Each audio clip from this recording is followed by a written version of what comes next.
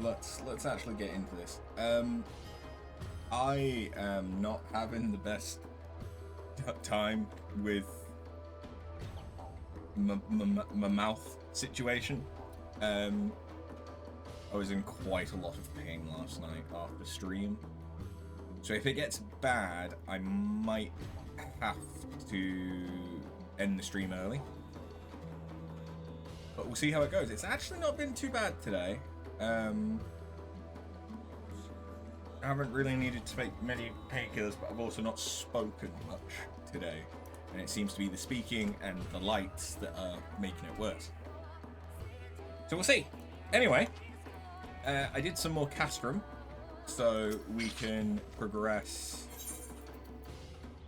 the warrior relic, which I need to do so that then I can accept the quest to start getting the time-worn artifacts again.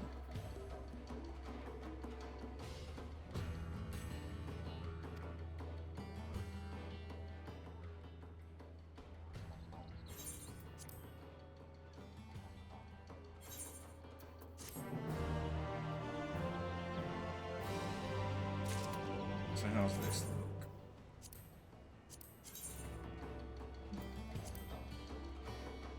It's chunky. I don't hate it, but I also don't like it. Why is it so chunky?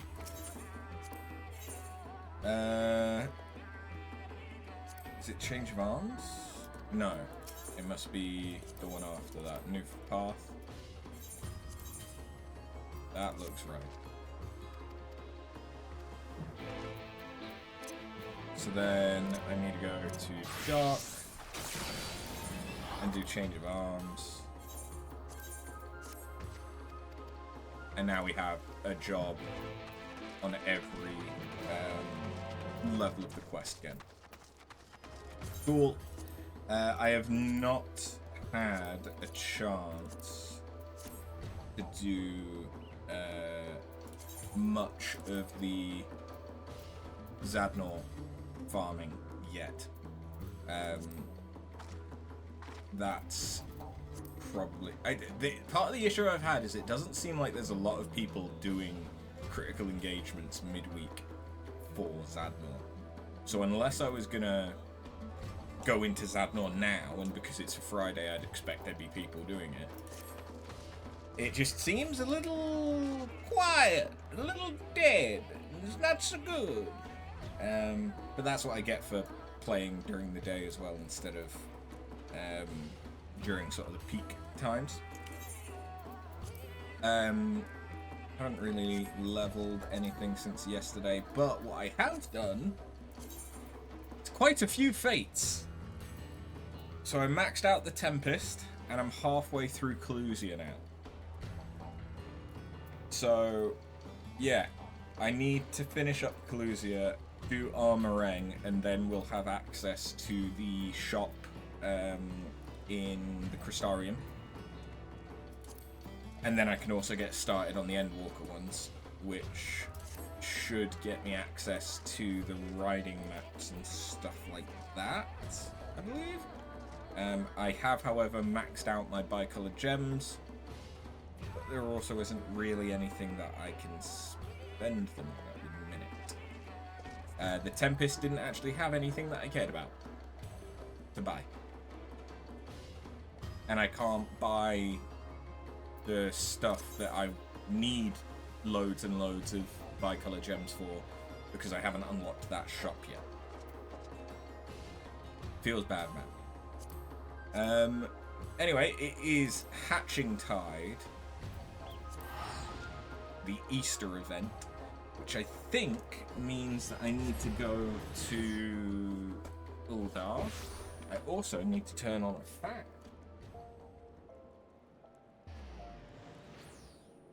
Because it's a little bit toasty warm. I mean, I think it's here. Either here or Gridania. If it were here, it's usually around there. Where is it? It's Gridania, you dumb fuck. I was thinking Petey, who I think was the reward from last year. Petey was in Gridania, but I could have sworn that I also remembered Gobu's in Uldar. But maybe that was a different quest?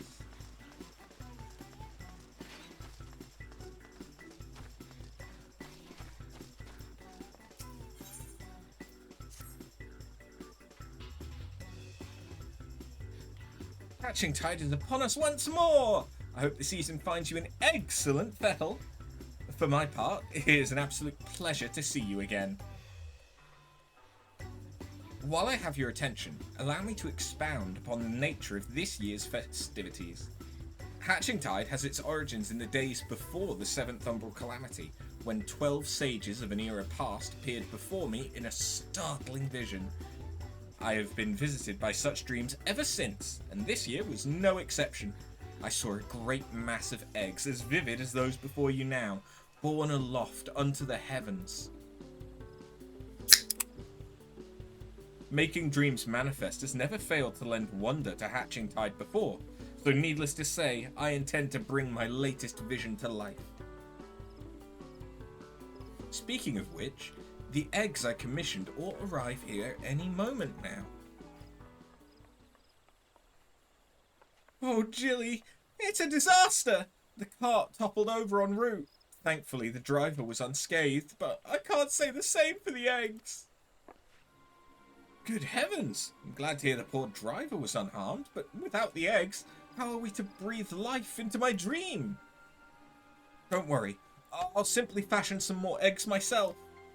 Though, to create the quantity required will take time, and we're already facing at least a minor delay at this point. If only I could assign someone to help you. Alas, the other dreamers are busy enough as it is, and I must see to the schedule alterations myself. But wait! After! Perhaps you'd be willing to lend a hand. After? How wonderful to see you again! Knowing what an exemplary assistant you are gives me cause for hope. If you're happy to help, that is. Thank you. The first order of business will be procuring more of the necessary egg supplies from the merchant. Our supplier should be in the market. He's a burly fellow, so he won't be difficult to spot. We can only hope he has enough stock.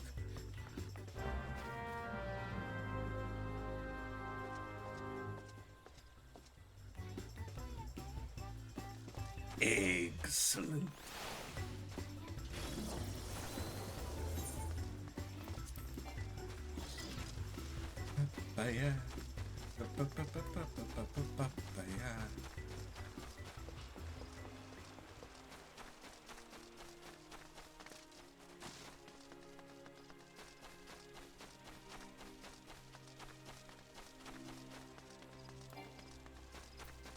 Oh, for a second I thought I was on Reaper.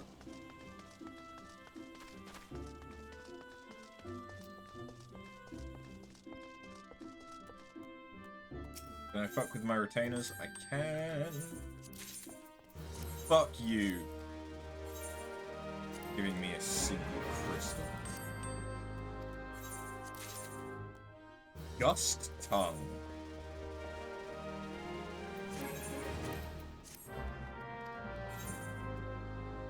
I mean... it's not great.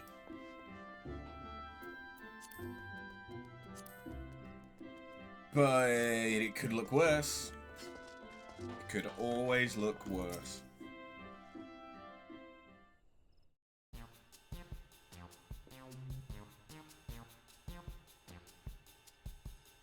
Huh? You're that dreamer who was here before, ain't you? Right on mess, to be sure. Afraid I'm all out of the supplies you need, though. Oh, is there really nothing you can do for us? Well, I do have some tatty old odds and ends, surplus wares that might be of use. If you want them, they're all yours.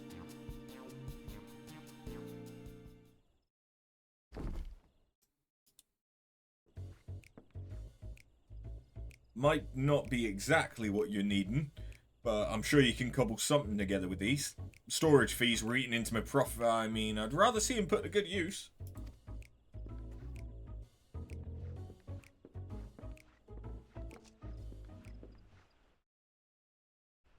When I ordered the initial batch of supplies, I remembered thinking what a kind fellow he was. You certainly proved me right. Any road, we'd better take stock of what he's given us.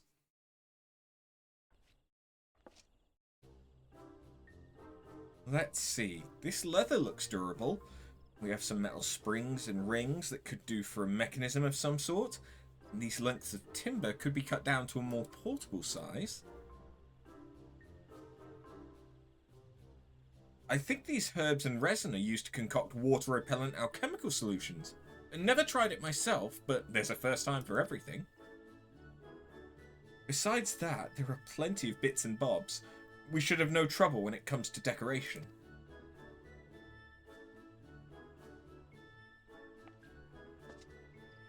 Unfortunately, we won't be able to recreate the eggs Jilly saw in her dream with these. We could make something far easier to get off the ground, though. Parasols!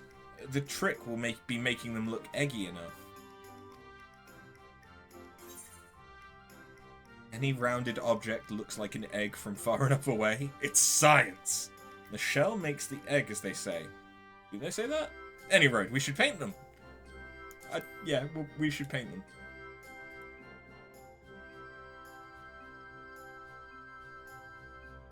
You're right. With some festive patterns on that outer canopy and a convincingly eggy structure, the parasols might just make for a worthy replacement. Parasols are a sight more fiddly than your standard egg, though. With just the two of us, production will take far too long. So we'll need to enlist further help, just as I did with you.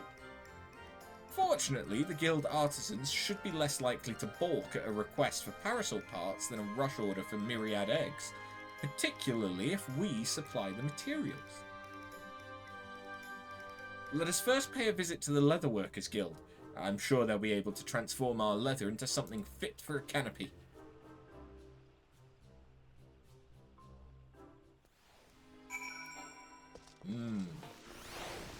Leather umbrellas. Thinky.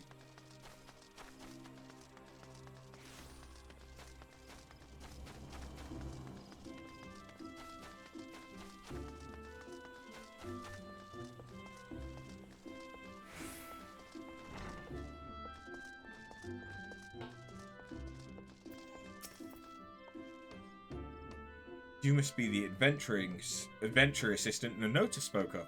She was just informing me of your plight. Many of our apprentices are looking forward to the Hatchingtide celebrations. You shall have the guild's aid, although I'm afraid we lack some of the resources needed to work your leather into parasol canopies. The material is water resistant to a degree, but nevertheless porous. Untreated, it will degrade over time and begin to rot, but our stock of coating is perilously low at the moment.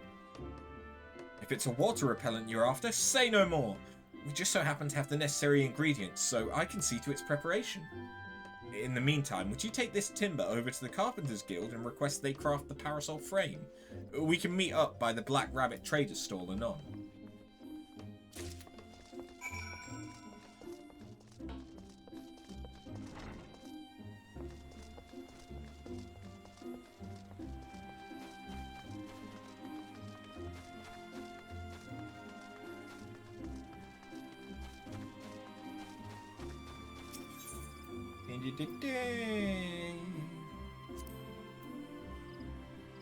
Yeah, there is a better one. Okay.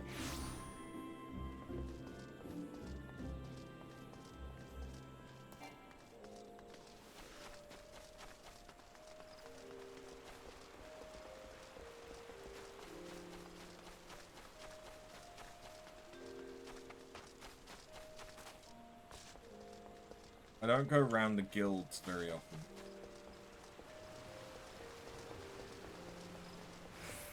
I'm an idiot.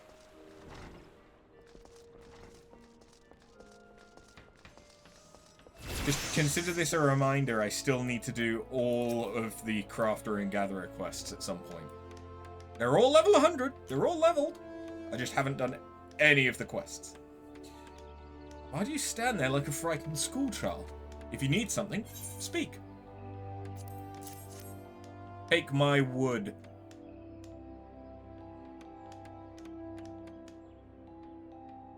And you would have us undertake this task with how little time left? Very well. Younglings in the Acorn Orchard await the festivities. For their sake, no effort will be spared in the Parasol's preparation. We shall commence work right away.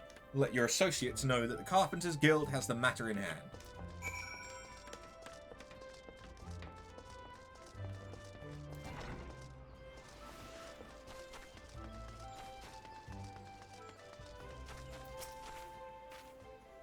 I trust everything went well at the Carpenters Guild? I've just placed an order for the alchemical solution and a few other things besides. The next step will be to piece all the parts together into a prototype parasol. I'll bring the prototype over to Jilly once I've finished, so you can go ahead and wait with her.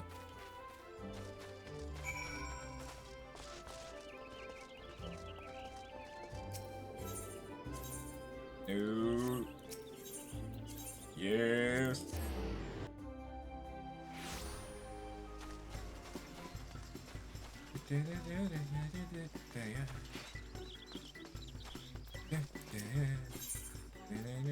Fuck you. Welcome back, After.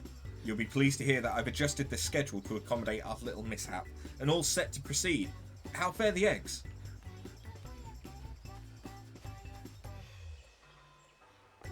Substituting parasols for eggs? What a wonderful idea! I can hardly wait to see what Nanota cooks up for the prototype. Though wait we must. Nanota will surely be along any moment now.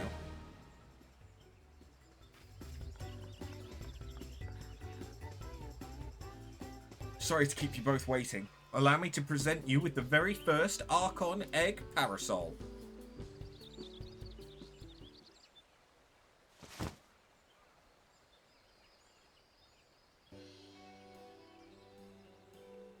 I mean, it's definitely eggy. It's a fine example of ingenuity. It's magnificent. I'm so glad you approve. With your blessing, I'll begin producing more to distribute.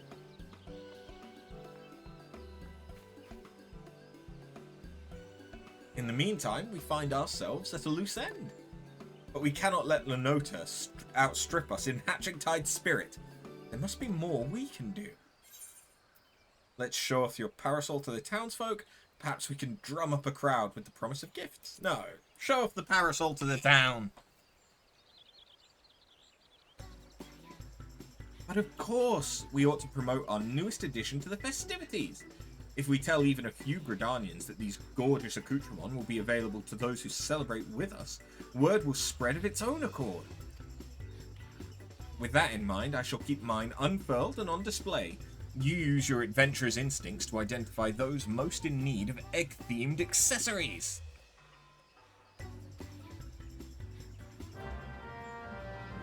Egg-themed accessories.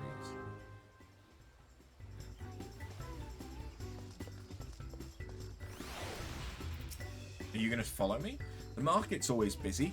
Let's look for... Yep, she's accompanying me. Okay.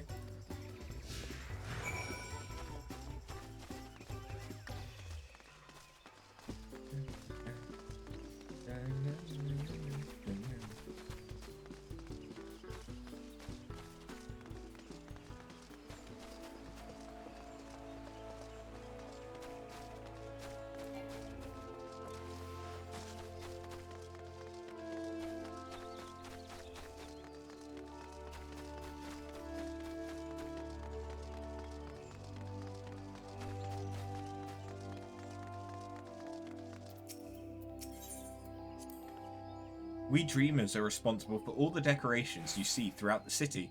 Take that basket over there, for instance. I came up with the idea and Nanota worked her magic to create the final product.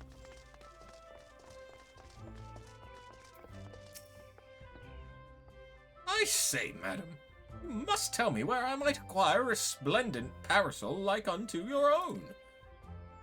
At our Hatching Tide event, of course. How about it? Will you join us at the amphitheatre? be delighted. As a true connoisseur of eggs, both decorative and edible, I attend annually in hopes of glimpsing ovoid perfection, and this parasol surpasses my every imagining. Such elegance! Such egginess! Uh-huh.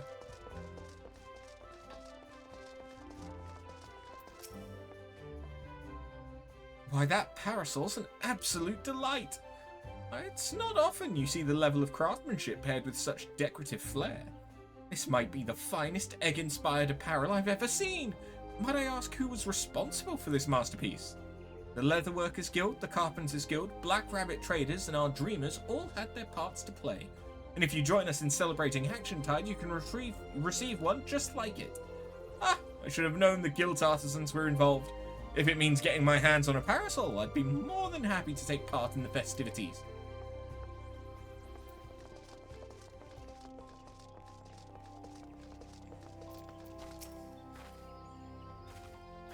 Heavens above!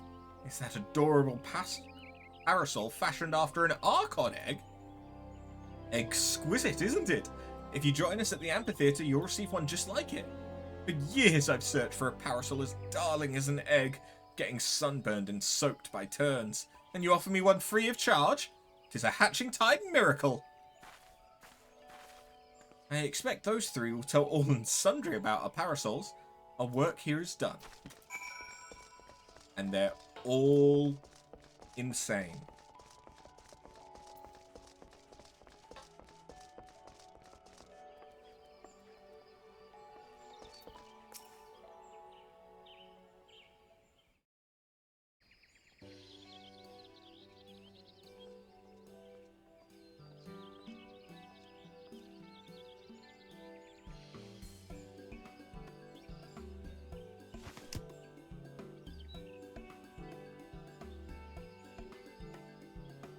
Well, that went rather swimmingly. You clearly have an eye for egg connoisseurs. I shall go and see how many attendees are gathered at the amphitheatre. Feel free to join us when you have a moment.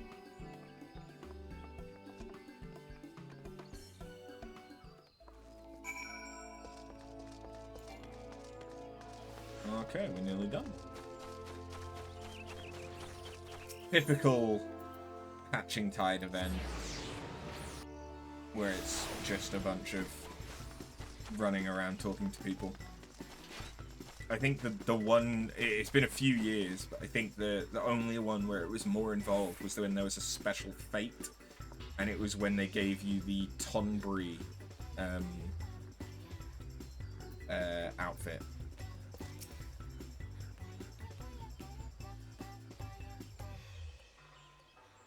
Look, isn't the sight of these parasols simply marvellous?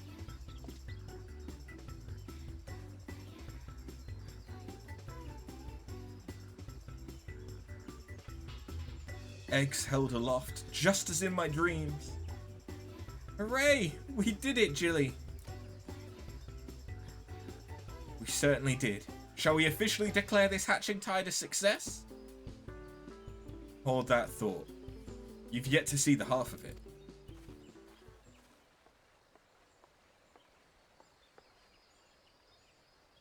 Messentia! I'm not quite sure I follow. Quite a few of my customers asked about your parasols. More than can comfortably gather here, in fact. Nevertheless, I took the liberty of handing out stock to those who came inquiring. With how many left my With how many left my store with a smile on their face and a parasol in hand, the whole city is awash in floating eggs. That's incredible! To think the parasols are bringing joy even beyond our celebration.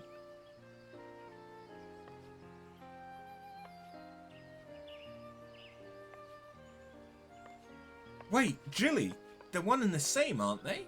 The celebration is spread across the city, borne by a great mass of floating eggs. You're right! I was intent on gathering people here, but the eggs in my dream were far too numerous to contain in one place. They were always meant to be seen far and wide. That our original plans met with misfortune was a blessing in disguise, for we've touched the hearts of more people than I dared to imagine. There's no doubt in my mind. This will go down as a hatching tide to remember. Black Rabbit traders shall continue distributing parasols to those who ask. They may be free of charge, but they're drawing business in spades. Yonota told me how to assemble them, so I can prepare as many as necessary.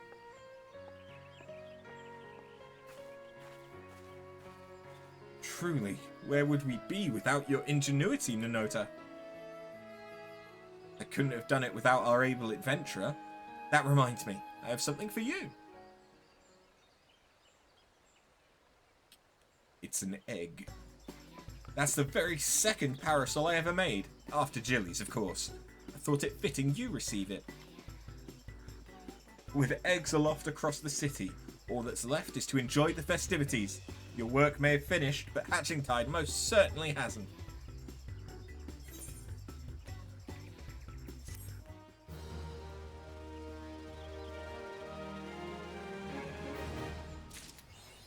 Thinking about it, actually, last year had PT, right? So that was at least slightly different. Because you ran around on PT. Yeah. Okay. We need to head to Old Charlian, in fact. That is something that I have done.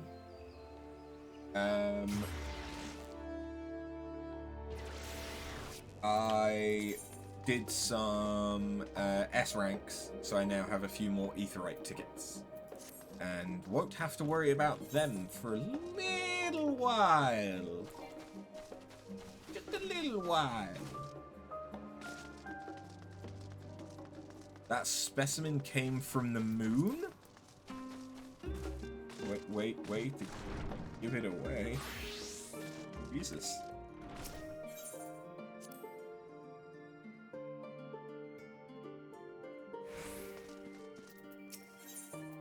Hold on, this isn't...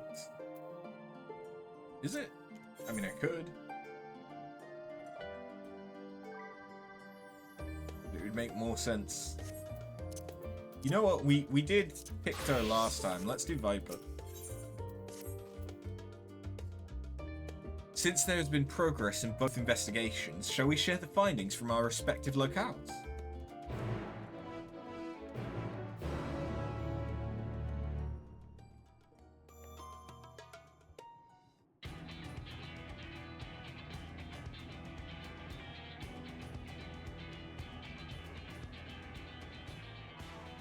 Your time in Thafnir has certainly been eventful. In my opinion, carrying out Vitra's request and assaulting the Tower of Zot should be our highest priority. I agree. While I still have questions concerning the Forum and their grand undertaking, we have all but exhausted our avenues of investigation.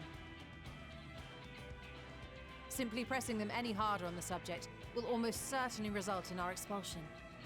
Therefore, I suggest we explore the ethereal sea connection by way of a letter to Master Matoya, then make our way to Thavnair. I wonder, even with the protection these talismans afford us, what can we hope to achieve once inside the tower? According to Orenvold and Fodola's report, they were unable to free the Emulger. Worse, their attempts triggered the tower's defenses, which led to a summoning of Luna Afrit. What does it tell us that the Spires even have such defenses? Simply pulling a prisoner from the wall is fatal, thus the direct approach is doomed to failure from the outset. Any further measures to dissuade such actions seem unnecessary. Unless, of course, there is a way to free the prisoners without killing them. Then it stands to reason that any intruders will be met with overwhelming force. The towers appeared throughout the world in but the twinkling of an eye. 'Twas by magical means these structures were raised, I surmise. A spire thus conjured must needs be maintained, and I suspect an arcane catalyst, some manner of core, doth lie hidden within. Destroy the core, and the tower ceaseth to be, thus liberating the captives without harm. That explains how the towers just kind of So we can hope. appeared. And I would prefer to enter the tower with a working theory than with no plan at all. Assuming Ishtola's reasoning is correct, the chances of the defenses remaining dormant are small to none. Any primals will have to be dealt with, and defeating one will likely only lead to the summoning of another. Our every victory will only compound the prisoner's suffering. May we not then divide our forces? Those proficient in healing will focus on sustaining the captives. That duty can be covered by Urianger, Kryl, Yostola, and myself. The remaining scions will proceed with the search for the core. Admittedly, this strategy puts both parties at greater risk, but it should bolster our chances of saving the Arcosodra by a considerable margin. Are you sure Alphino's in the right group? What of Alize? She knows a healing spell or two.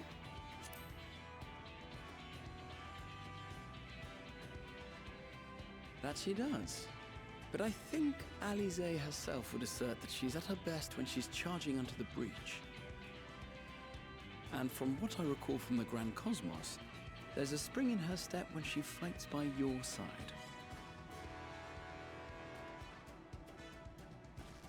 Ye gods, would you never let me hear the end of that? Rest assured that I will do what is asked of me, regardless of who I happen to be standing next to at any given time.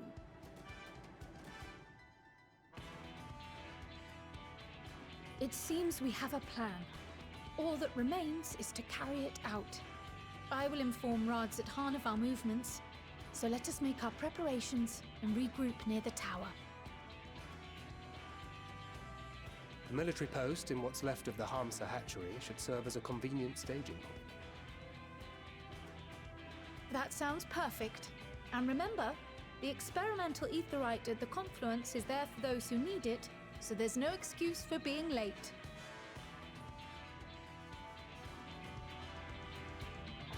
I'll just have to make sure we're waiting there with the lassies.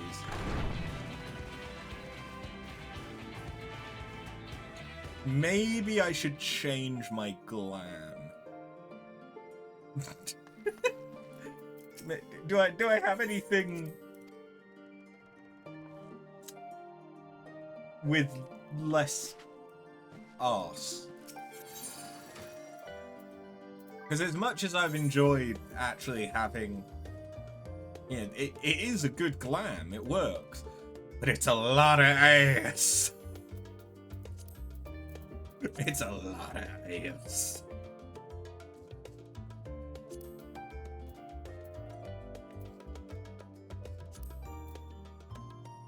But I really don't, that just doesn't look like it fits with that top to me. It just doesn't.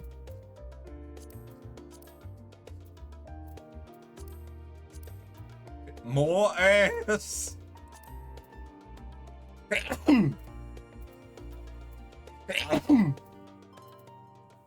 Oh, pardon me.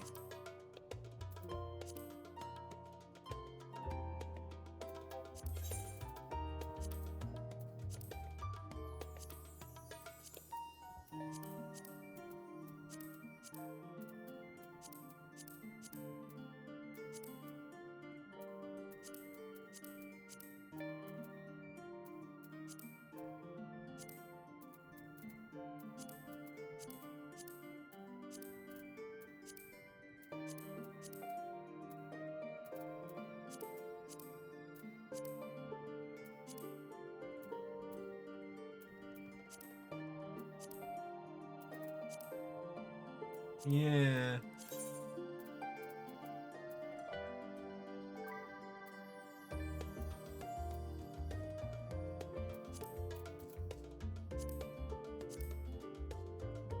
I mean, that'll be the set from this dungeon that we're about to go into.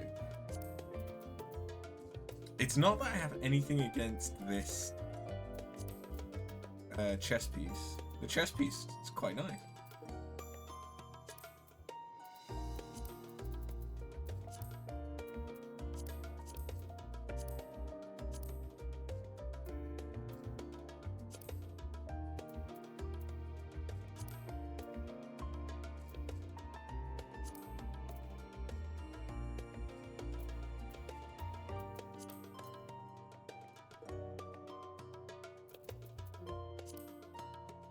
would work.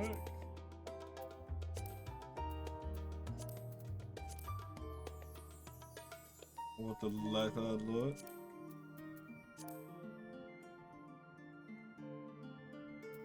That would work too.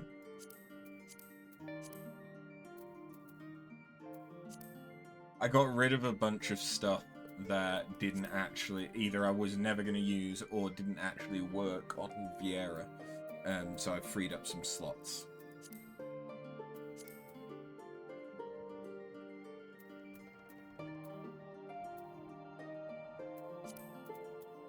These boots don't quite work.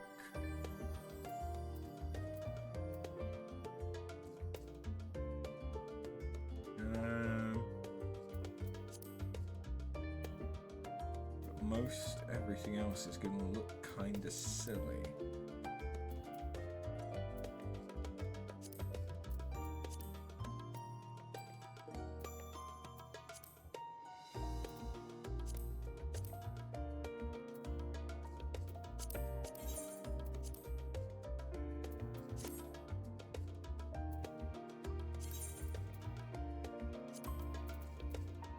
Fuck it.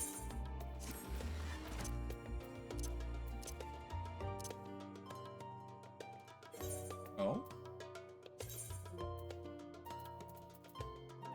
Not even linked to it, okay.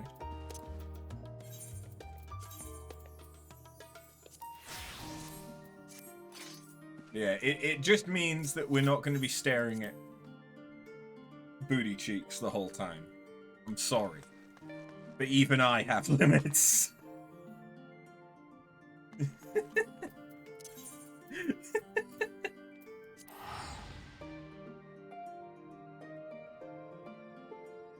Even I have standards.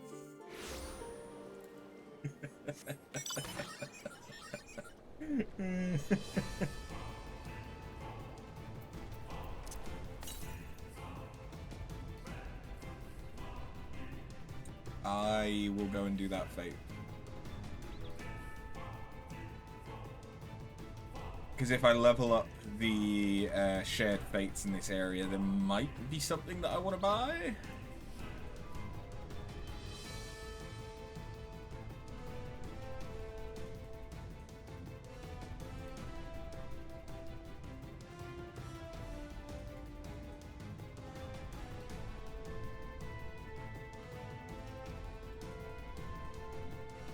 I doubt there'll be mount speed up, but actually saying that, is mount speed a level 2?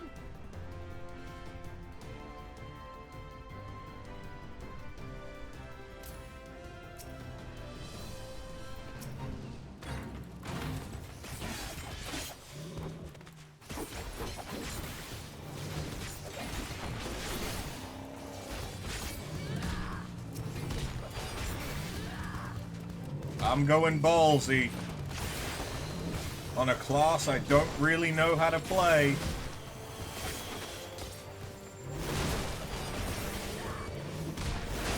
What could possibly go wrong?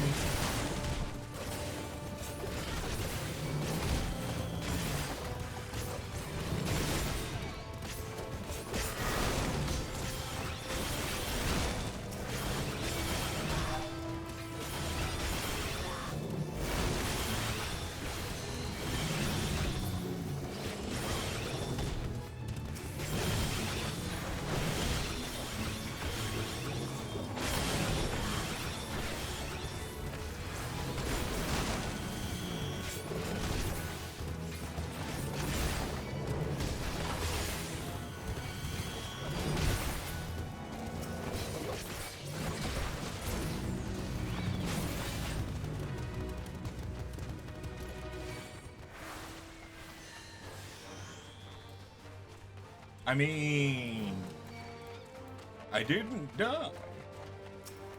You're going to die, huh?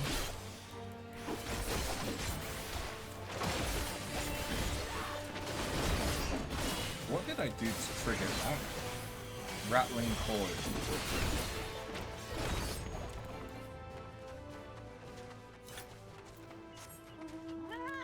Because I legitimately don't know Viper. At all.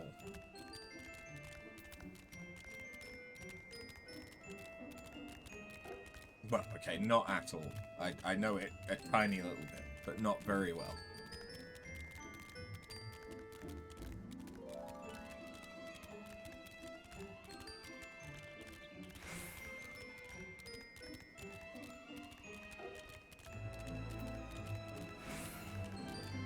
What triggers... What gives me a rattling coil?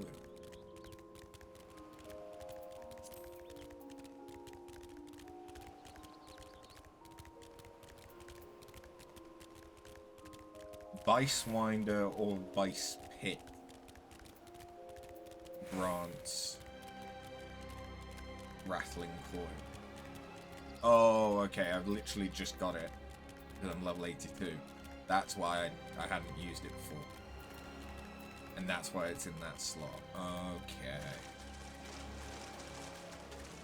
Yeah, I might need to move my buttons around a bit. That's a Gyuki. Okay.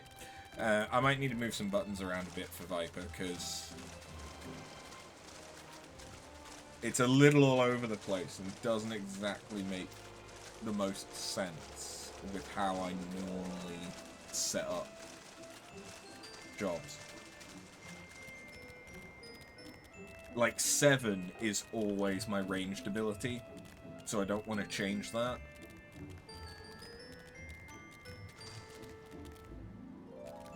And normally I would have my AoE combo be on 6.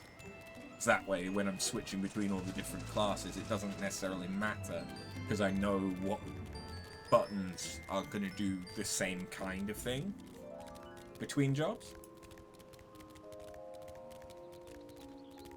I haven't done that so much. Ah, our friend from Eorzea. We've been expecting you. You and yours will lead the mission into the tower, I'm told. The warding scales will be delivered soon. Till then, please stand by at the boat we have readied. When your fellows arrive, I'll direct them to join you. We pray for your safety and success.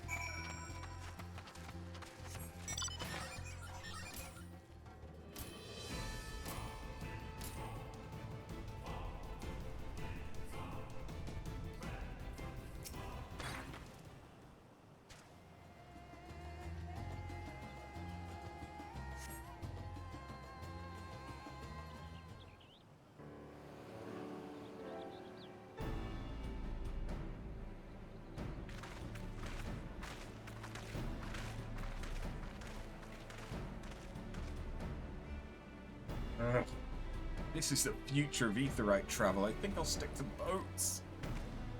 Aye, no warning, however emphatic, could have prepared me for that. On account of which, we are a little late, but fighting fit. Mostly.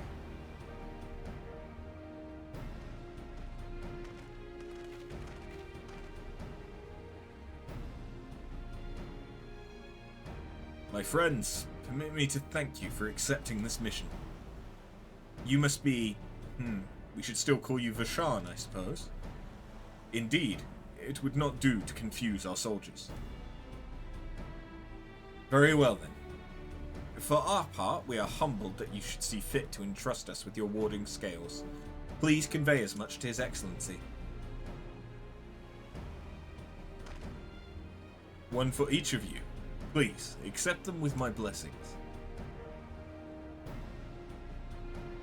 Well, thanks. With these, we can go anywhere those with the blessing of light can go. Not only for this operation either, but all the ones to come. We can finally break your monopoly on primals. I've been waiting for this day. Wouldn't mind carrying on as before, you know. In that case, they're all yours. They're all yours. From now on, I'll never deal with a primal again. But I'm afraid we can't let you retire just yet. You're the Scion's brightest star, after all. If everyone is amenable to it, let us review the strategy for good measure. As previously agreed, we will divide into 2 groups. Arthur and her band will break through the tower's defenses and locate its core. Meanwhile, the rest of us will tend to the prisoners, who will doubtless want healing due to the duress of repeated summonings. Primals which the tower bringeth forth shall be deities of Thavnarian myth. As we have no previous experience with such foes, pray exercise the utmost caution when confronting them. We commence the operation at your word, my friend. For the people of Thavner, nay, the entire world, we must prevail.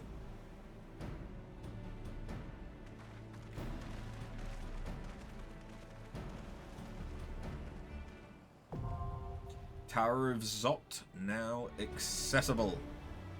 I could try... I mean, I could probably still solo this one. How long would queuing take? 10 minutes? Isn't terrible.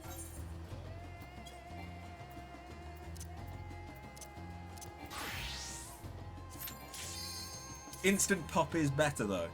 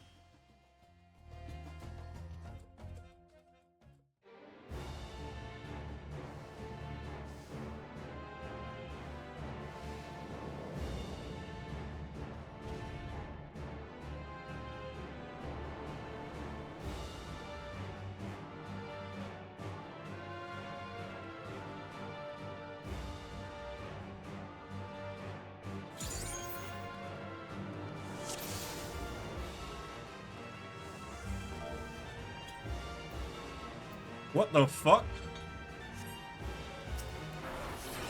Oh god. What's going on? The tank. It could be wearing.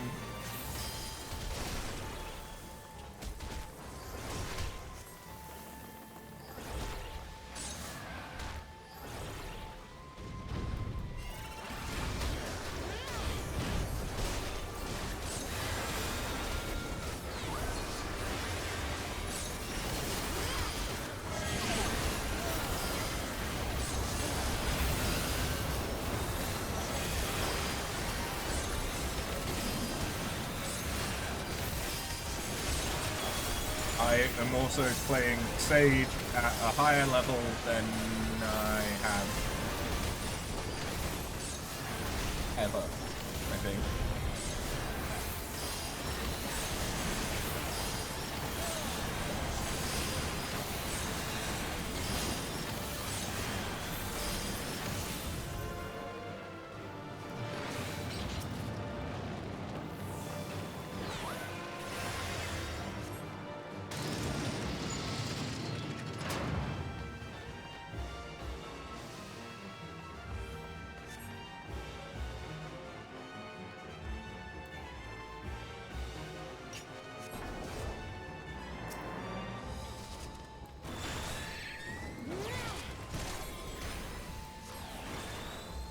I need to try and remember what all my buttons do. Because there are buttons I have never used.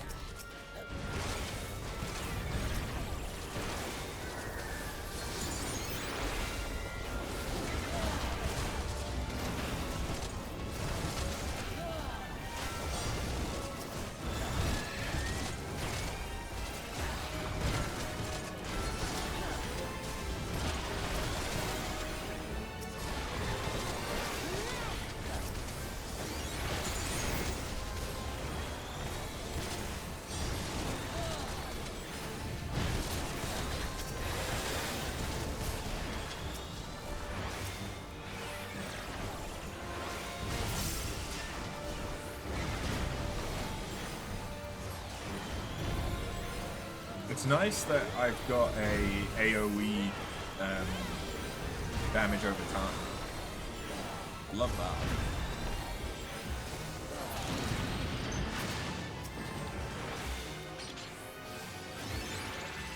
that. Okay, it's time for the first of the Magus sisters.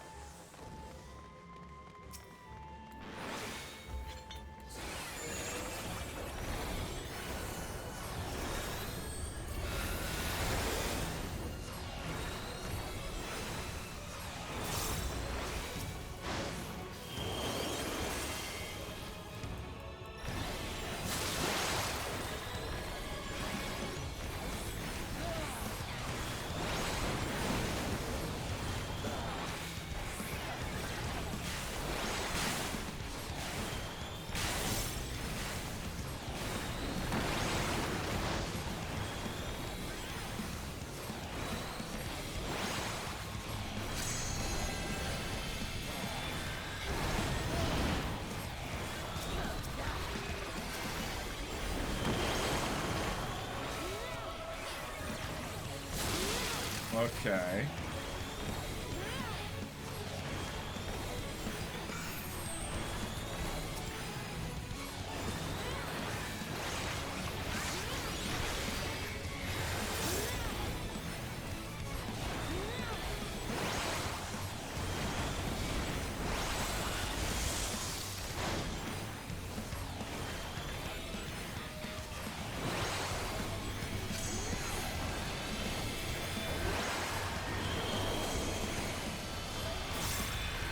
I didn't pay attention to which abilities were which.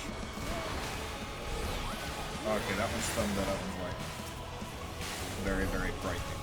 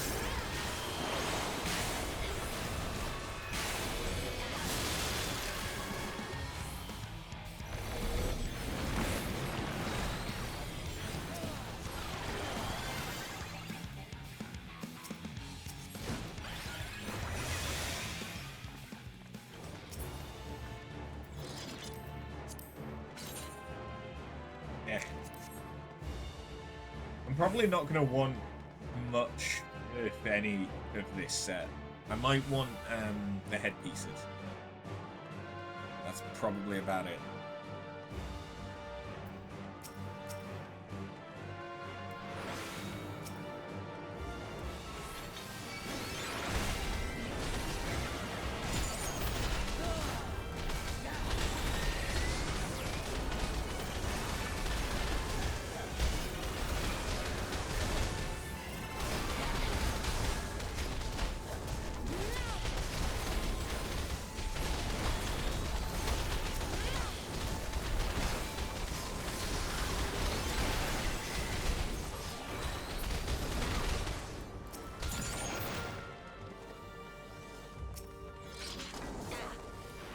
That's a new model, I think.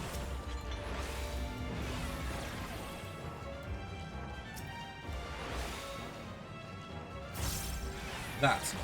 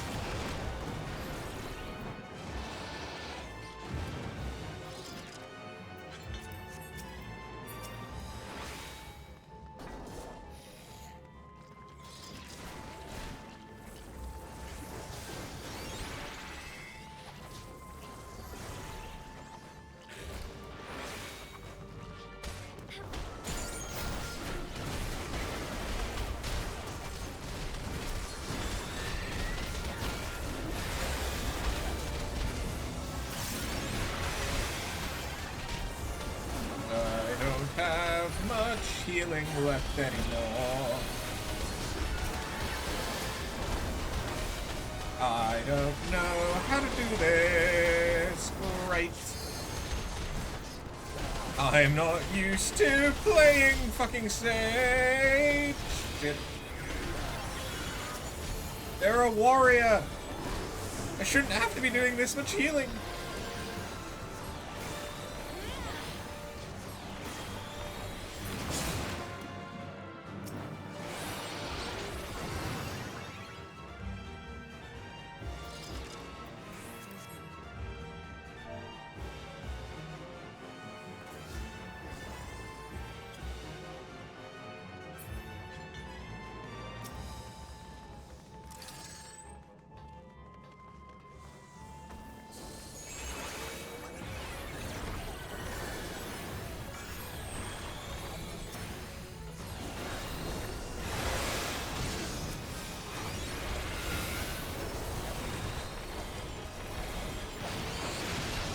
Okay, so you do lots of line AoE.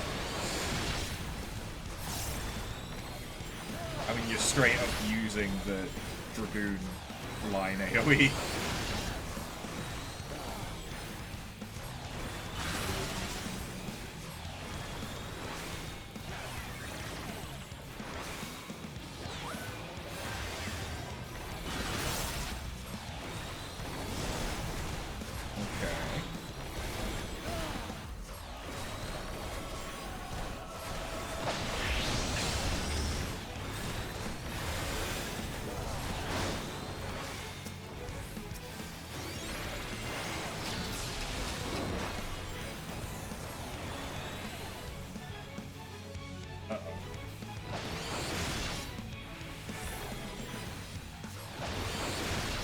Don't move, I assume.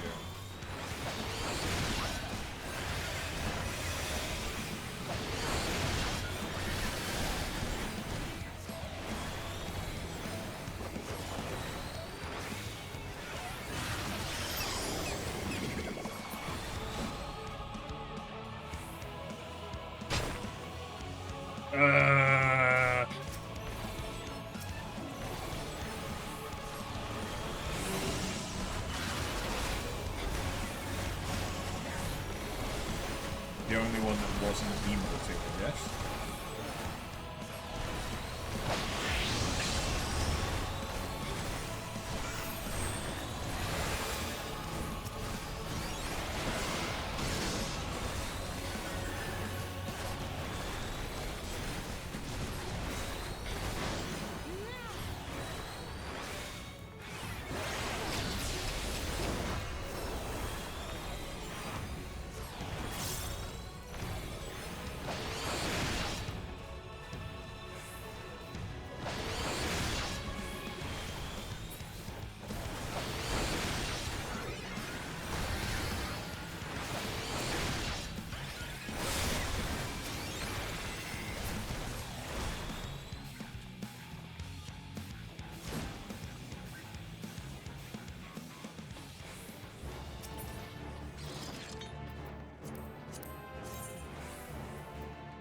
Scout, and I don't need it.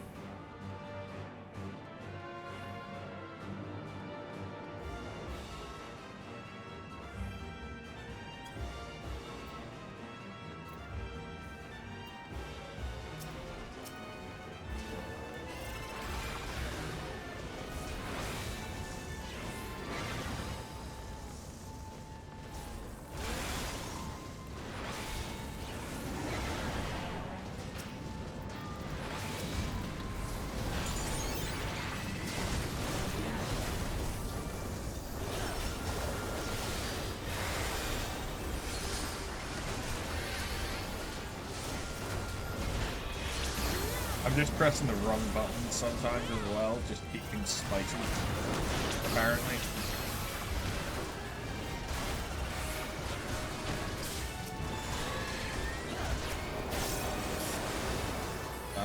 That's not...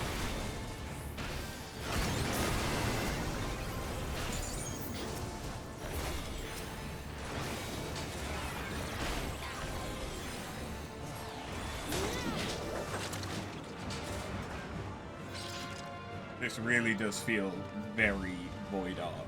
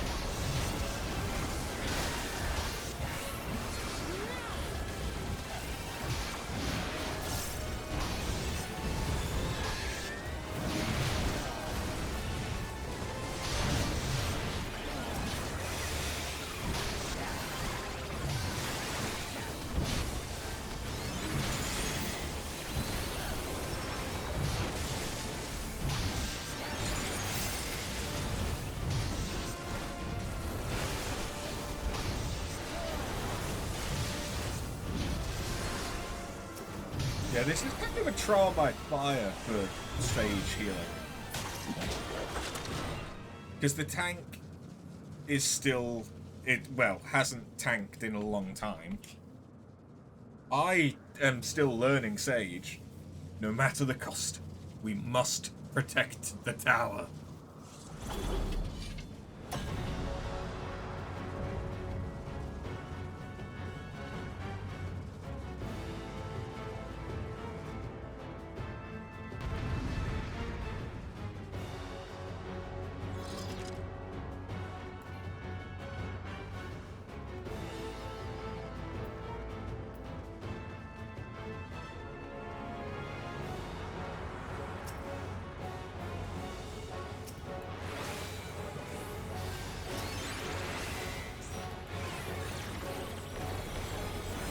Here we go.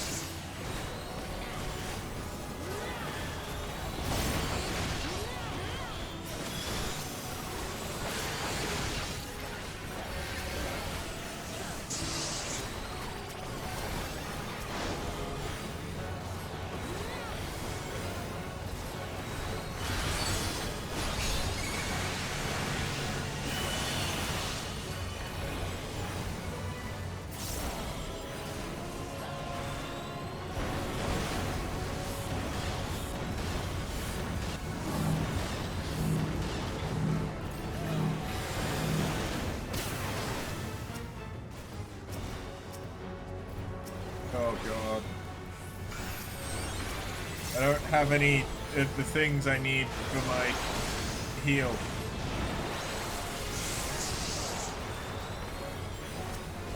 I know it's not my only heal, but it's the go-to one.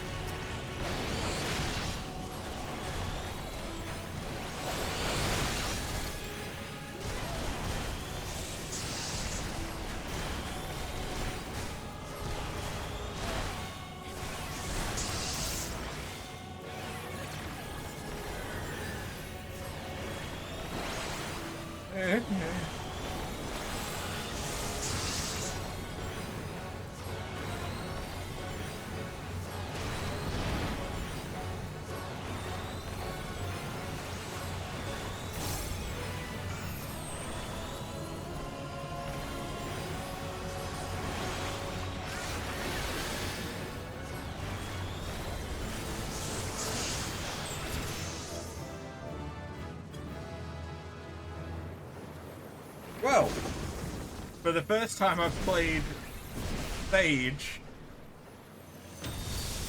at level 80, I think. At least without a co-healer, definitely. That could have gone worse. We didn't wipe. People died a couple of times, but...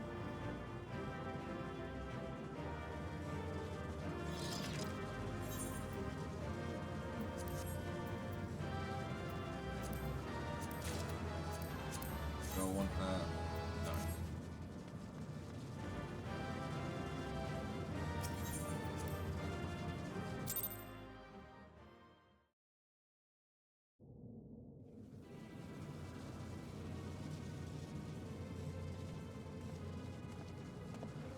It's kind of reminding me of the Is everyone all right?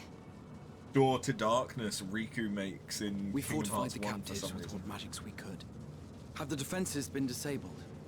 All appears quiet for the moment. The lower floors were disturbing enough, but this place feels wrong. The ether is heavy and thick, like wading through a quagmire.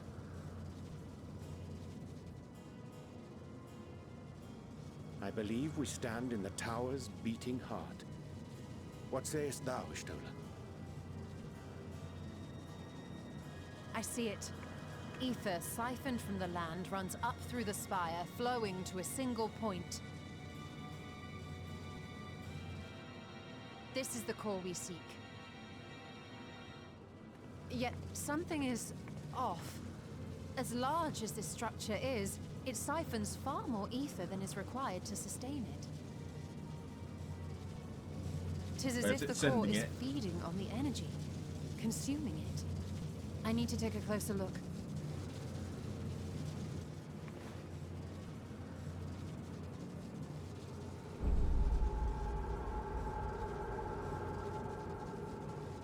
Curious. There is something there embedded inside the core. Uh-oh.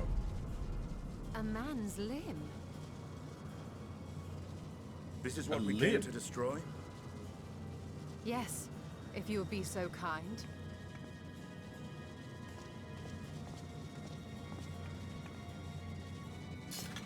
Xenosis?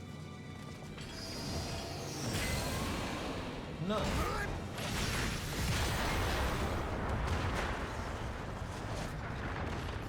Zodiac?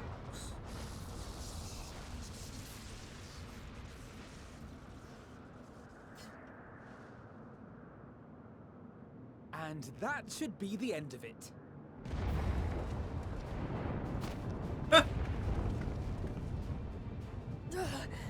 What now? My theory that the tower might come crashing down following the core's destruction doth appear to be correct. Bully for you! And how are we supposed to survive the fall? What the? What of the prisoners below?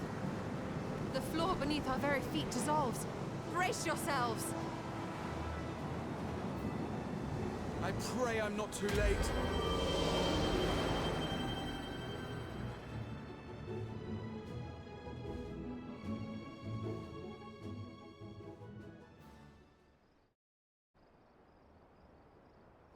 Looks like you did a damn fine job.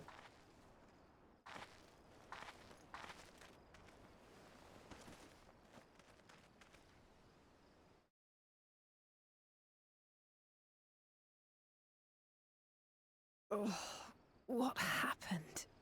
Where are we? Not in the tower, that's for sure.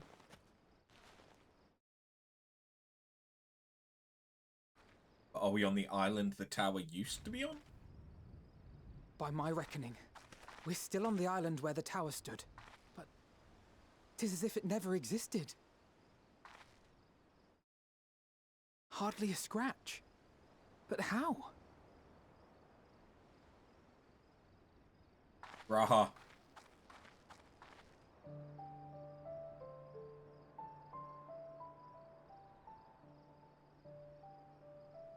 Graha wove a levitation spell at the last moment. Large enough to catch everyone, it would seem. Jesus. That explains the lack of obvious injuries.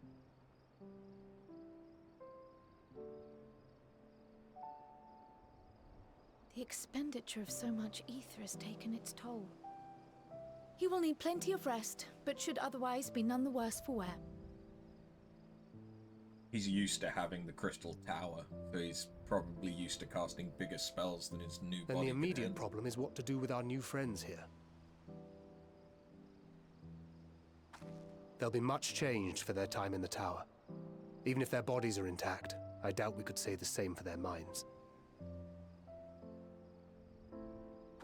Angelo?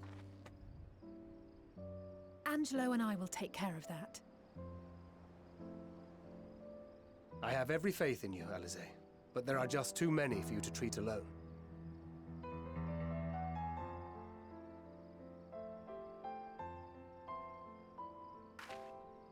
We'll send at once to Eorzea for more Porksies, and call on the local mages to lend a hand.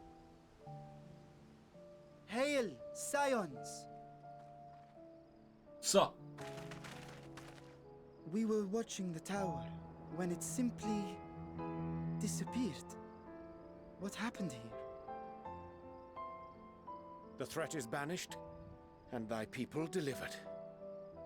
They are, however, in need of treatment, and we of a secure locale and helping hands to assist us in its provision.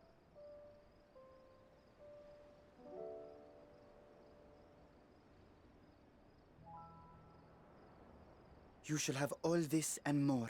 Come, let us convey these unfortunate souls to the city.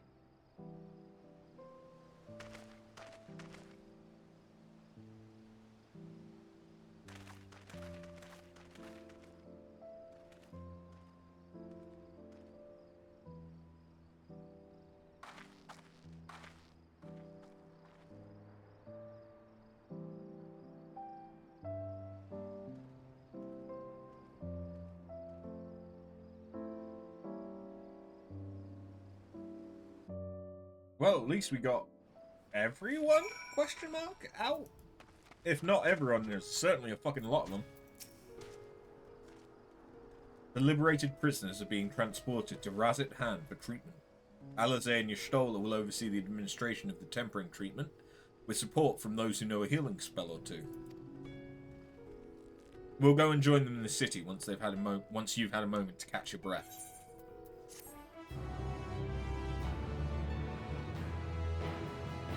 You may now use trust. Yeah. Had enough rest, have you? You never were one for being idle. Right. Vashan bade us come to Meguduta at our earliest convenience. The others will join us there once they have finished tending to the prisoners. Wait, on second thought, you and Estinian should go on ahead. I need to make a quick detour by the Great Work. We left Graha in the Alchemist's Care, you see. Best to fetch him before he's crammed into a specimen jar. Just you and me, then. The guardsmen at the gate should wave us through.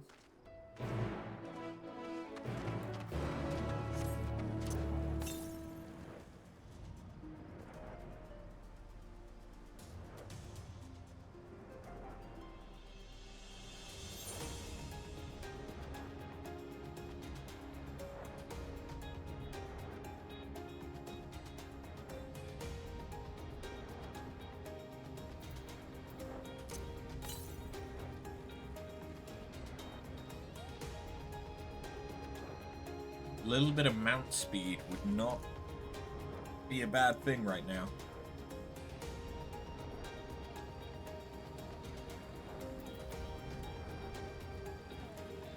Hello.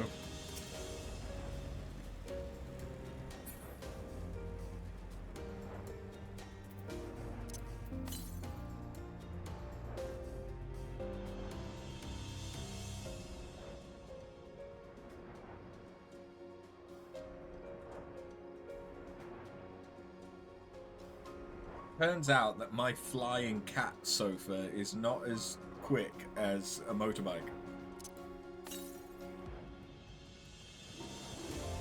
to the north.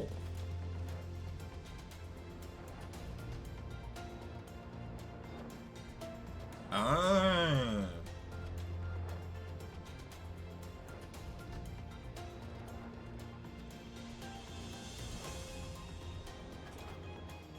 Okay. Sneaky.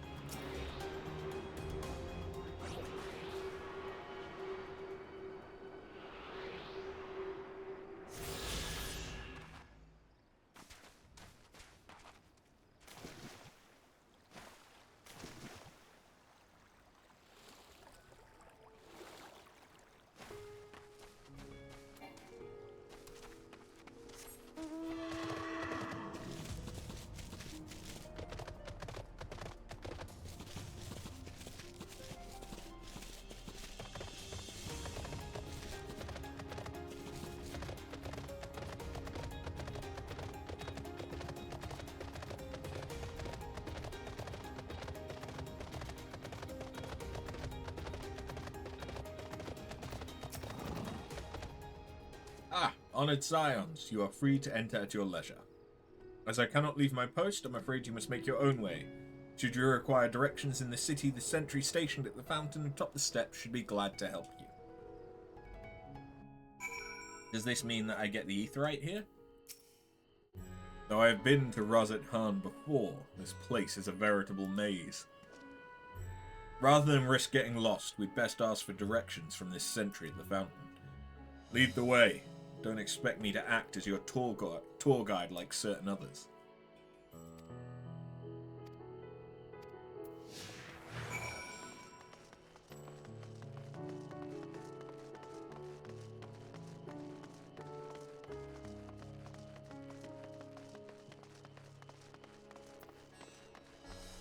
Oh, the House of Splendors, of course.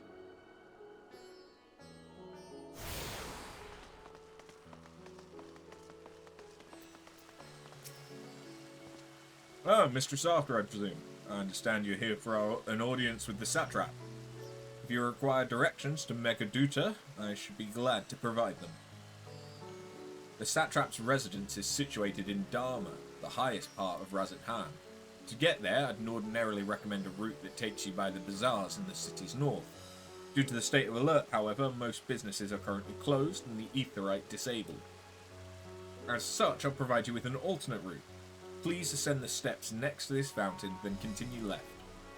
There will be more steps, and upon ascending them, you will emerge at Paxa's path. Proceed through the large door on your right, and you will arrive at Ruveda's fibers. Within you will find another sentry who will give you further guidance. In other words, we head up. Sounds straightforward enough.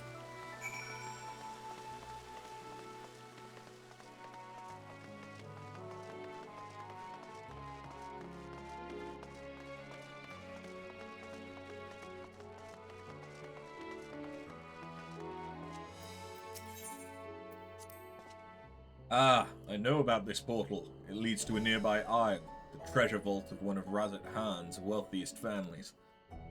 They took the God of Luck for their guardian, on account of which they occasionally open up a section of their vaults for aspiring treasure hunters to try their own luck, or so they say. There are also coffers hidden across the land that act as portals. Find one and you gain access to the vault. Treasure hunt. Something to bear in mind in case you exhaust your funds whilst on the road. It is a troublesome experience, as I can personally attest.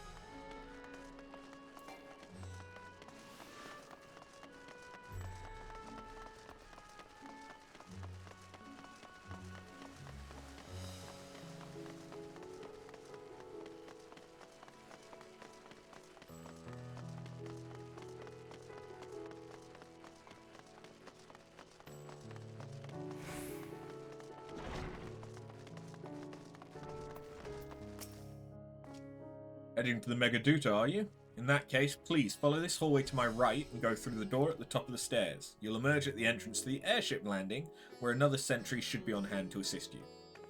Incidentally, if you ascend the steps to either side of me, you'll find the workshops of Ruveda's fibers. Though you're free to observe the artisans, take care not to lose your way.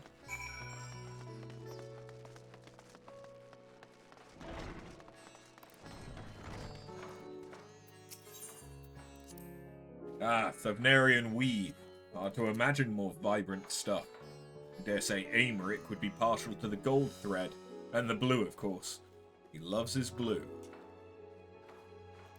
I have never put much thought into what I wear. A spare set of clothing's usually all I carry, and that is enough. And if that isn't enough, I can always obtain something locally.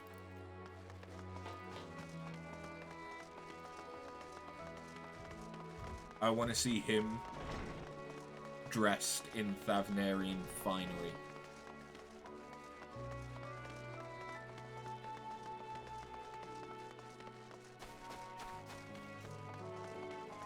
I think I went the wrong way. But it's fine.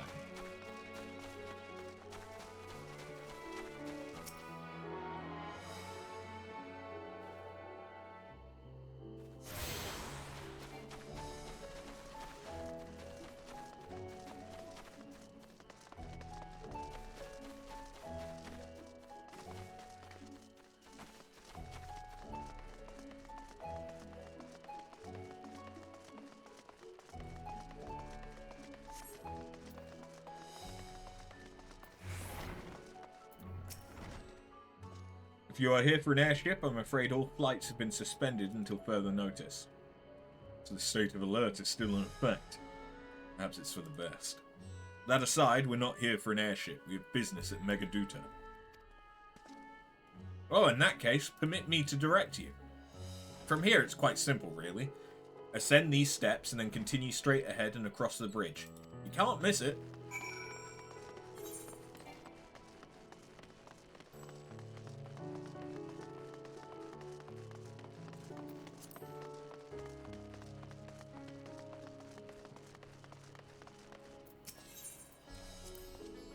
Ah, I remember passing by here with Bashan. The situation being as it was, he regretted not being able to show us the sights. Life has yet to return to normal here, but when it does, you ought to pay another visit. Though the city is confusing, the food is quite good. I'm partial to Hamza myself. The meat's surprisingly tender and flavorful. Squawk! Squawk!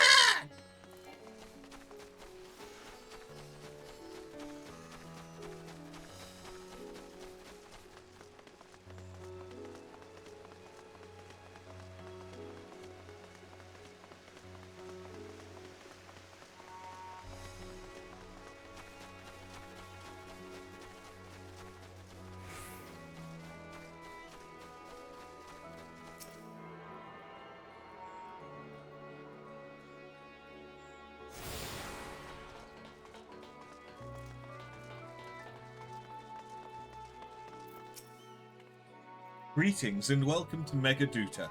May I inquire after your business? We are members of the Scions of the Seventh Dawn, come at the invitation of His Excellency. Ah, of course. We've been expecting you. I'll show you into the audience chamber. If you'd please follow me.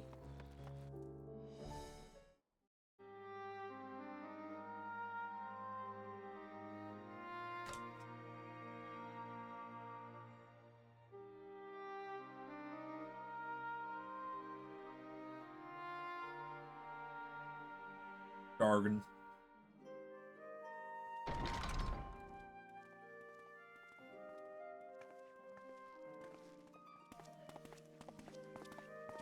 Isn't this Graha's first time seeing a dragon? Are we the last to arrive? I hope we've not kept you waiting. Not at all. Your comrade is feeling better, I trust. Much better, thank you. Harness remedies are certainly potent, in more ways than one. One becomes accustomed to the taste, although I hope you never have cause to do so. Pray, take your ease.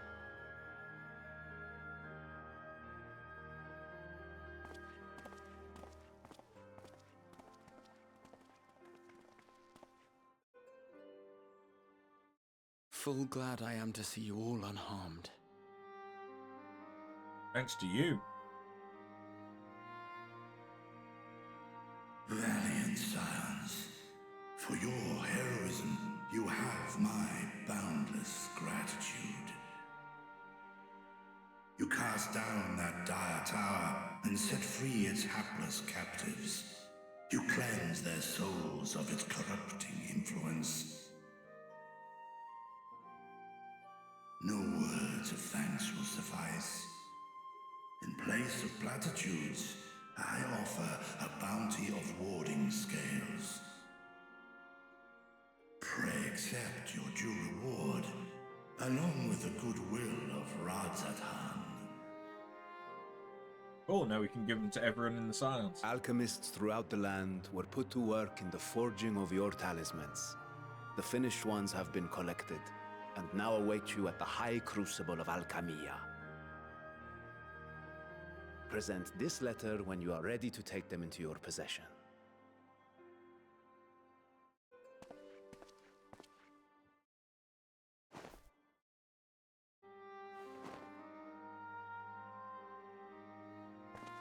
Some thick-ass paper. We are humbled by your generosity.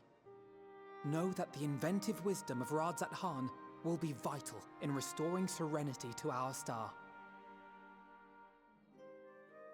Every single one of those scales came from you, didn't they?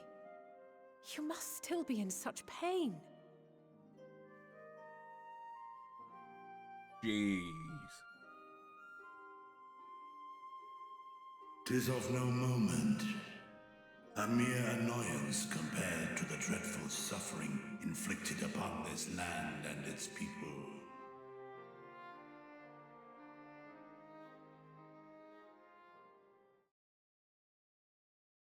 Albeit brief, my involvement in the Dragonsong War afforded me a glimpse of the myriad sorrows which consumed both dragon and man.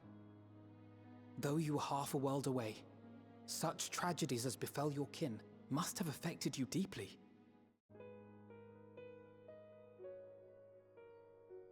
And yet, you chose to live among men.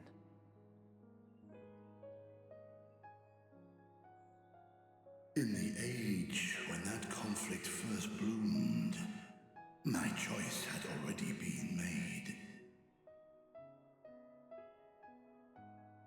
In some distant place, man slew dragon, and dragon slaughtered man. Yet no hate could I muster for those smiling faces which did look to me for guidance. Not even my brother's righteous rage could rally me to his cause. I huddled here, secret and still, hoping against hope that which I had built would remain untouched by the chaos and carnage.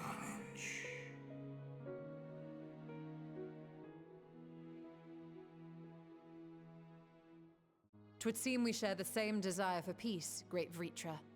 To that end, I wonder if we might trouble you with another question. The Telophoroi are intent on recreating the final days, an apocalyptic event which we know to predate the sundering of the star. As the longest lived among us, know you aught of this terrible cataclysm?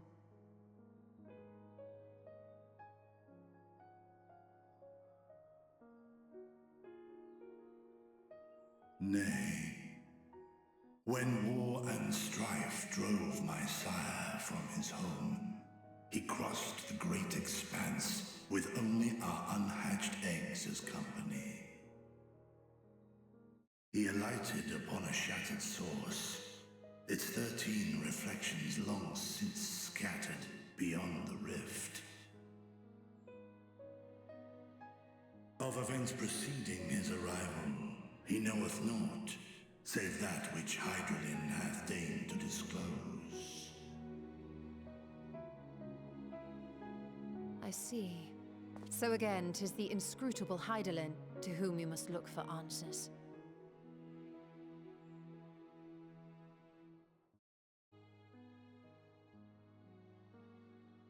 Seek you to divine the will of this star? If so, I have a tale which may afford you some small comfort. Go on. 'Tis a story from my youth, many, many years ago. To my sire, I once posed the question, Of all the stars in the sky, why didst thou settle upon this one? To which Midgardsummer did reply, "'Twas the last bastion of hope." He believed so long as Hydaelyn endured, so too might dragonkind. Solemn and portentous were his words.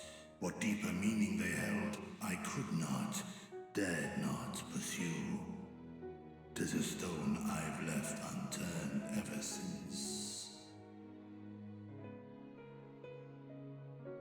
Yet take you solace in the knowledge that whatsoever Hydaelyn does strive towards, 'tis an ideal which hath earned my sire's conviction.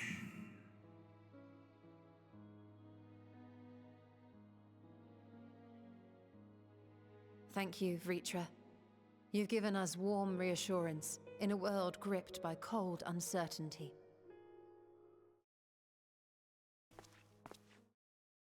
While I'm sure we all have a great many questions, I think it's time we collect the talismans and be on our way. Our fight against the Telophoroi is far from finished.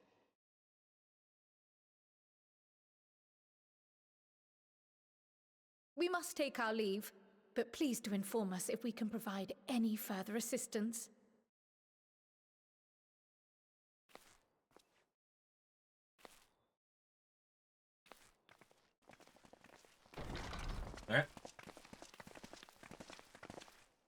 Prithee, a moment.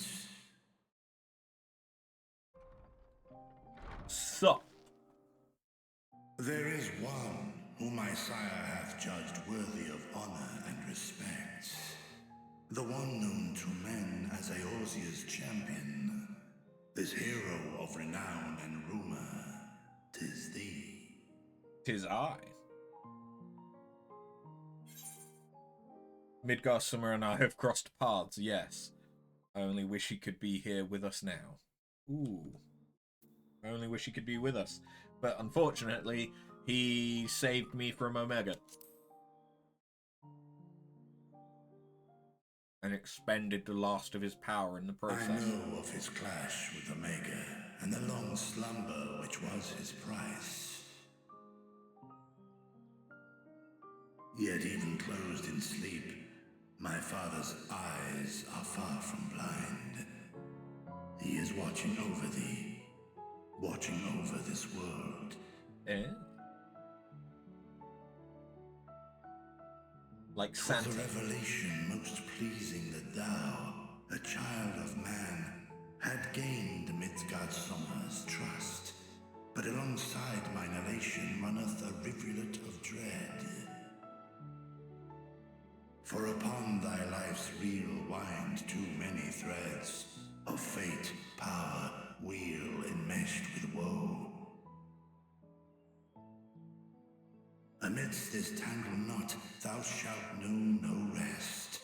'Tis an endless confluence of forces, a struggle without surcease.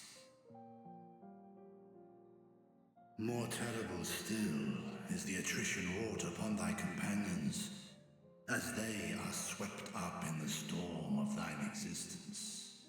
Hey, Quizzled. Yeah, true. The Mount and the Minion do say that he's still about.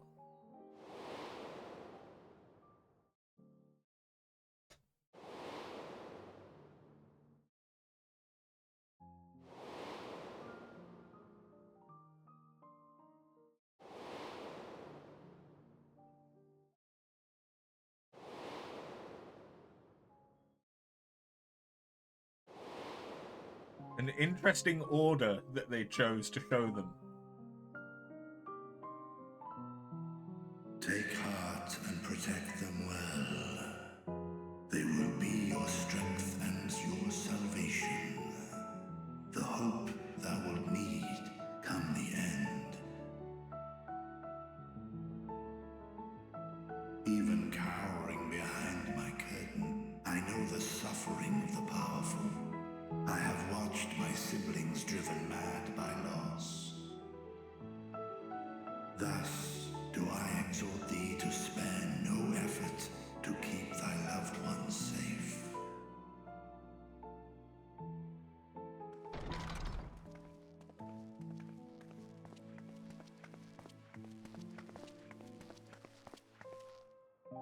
Apologies. We hadn't meant to interrupt. It's just that we do have a history of suddenly collapsing, and when you didn't follow us out... 'Tis I who must apologize. I have detained your champion overlong with idle chatter. Go. At war's end, I pray I welcome thee back into my hall, where together with thy joyful comrades, you may toast your triumph.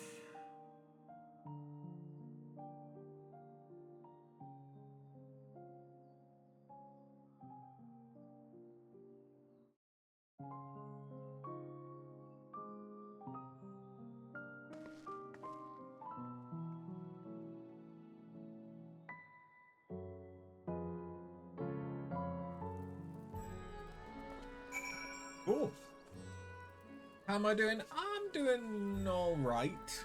Thanks for asking, Quizzle. How are you? I've been having some issues with my teeth and shit that has not been fun, but life goes on. Even if you don't sleep very much. So, what were you and Reacher talking about? You know, just shooting the shit. Nothing. Very well, if you say so. The others have gone ahead to the High Crucible. Let's catch up to them. Red. The attendant was kind enough to give me directions to the High Crucible. First, let us return to the mulberry orchard. Ah. So they're making silks.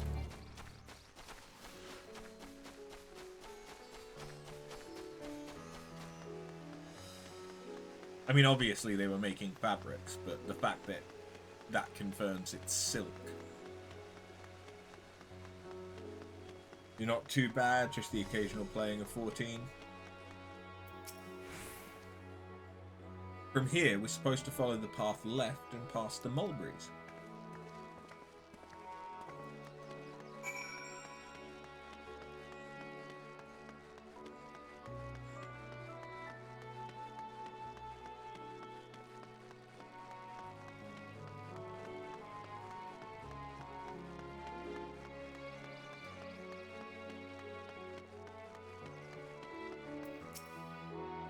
Where the street turns, enter the doors straight ahead, then descend the stairs.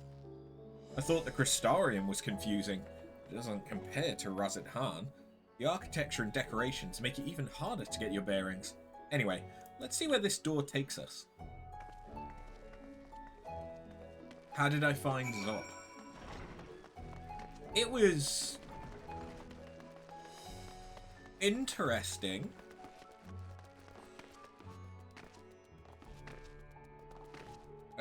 The bosses were kind of fun. And it was nice seeing the Magus sisters. I did it as Sage, though. And I really don't know how to play Sage above, like, probably level 70. So, that was interesting. And here's the Aetheryte Plaza. So far, so good. There isn't much further to go. From here, we just need to cross to the other side of the hall, then pass through the larger of two doorways. The High Crucible lies beyond. I suspect the others have already collected the warding scales. Come, let us join them.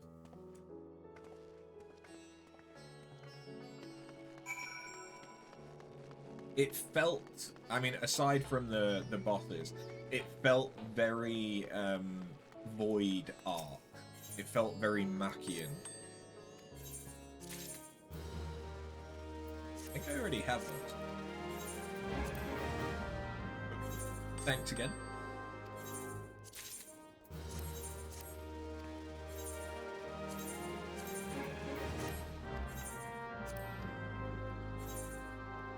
Was I saging for a quick queue? Yes. Initially I tried it. I tried queuing as Viper, but that was going to take 10 minutes. So then I was like, how? Because I was contemplating maybe soloing it. Because I could probably still do that. I could solo level 80 dungeons. But yeah, I tried Sage to see what healer Q was like, and it was instant pop. So, you know, can't complain too much about that. Oh, you must be Mistress. You must be after. Mistress Rowena's told me all about you. Says you're quite the renowned goldsmith. The name's Off Pilona? Off Pilona, by the way. The mistress charged me with managing her Razit Han branch. Looking forward to doing business with you. Which isn't to say I've got anything special to ask of you. All I mean is that your business is just as welcome here as it is at any other House of Splendors. Of course, I'd certainly prefer you to do more of your business here than anywhere else. Esteemed clients like yourself will attract even more customers, you see. And if we keep drawing in business at a good clip, before long we'll have to rebrand as Pilona's House of Splendors. That old witch won't know what hit her. Don't you worry about that last part. Just peruse our wares and buy something if it strikes your fancy.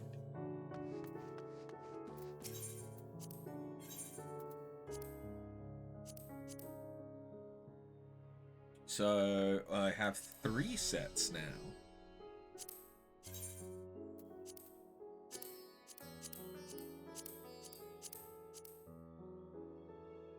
Okay. Carpenter's set.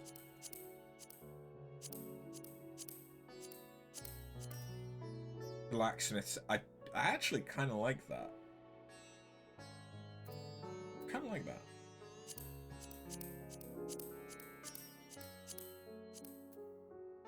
I like the helmet. I like the helmet for armor. Like a welding mask. Ooh, that chest piece looks quite sort of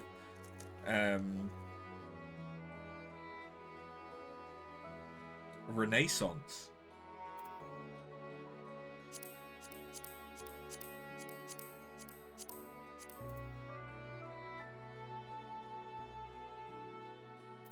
Yeah, again, I kind of like the chest piece on that.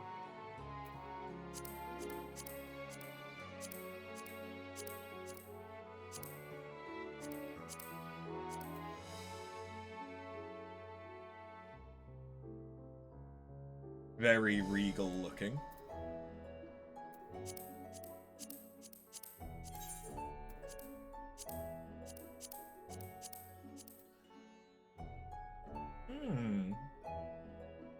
I mean, that looks a bit like something out of Bloodborne.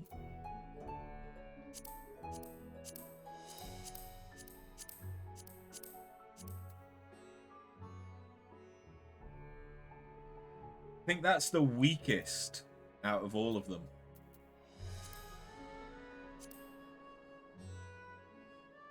Perfectionists set.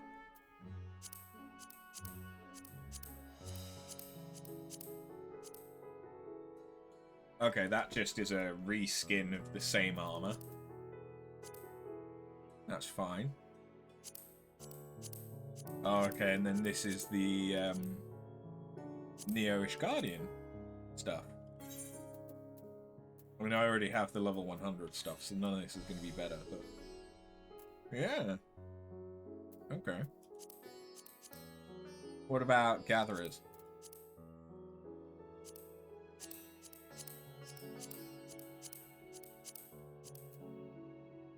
Ooh. Again, I don't hate that. Something that works with Viera? Oh my god! And I have a stick! I'm tempted to get this just for the sake of having a hood.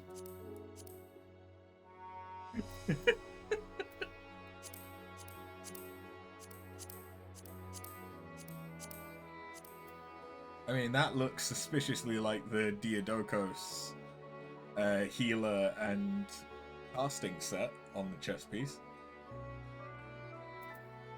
It's the same rig, just different colorings and stuff, I imagine.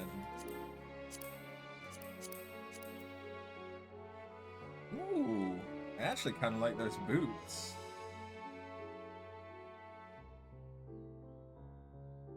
That's not bad.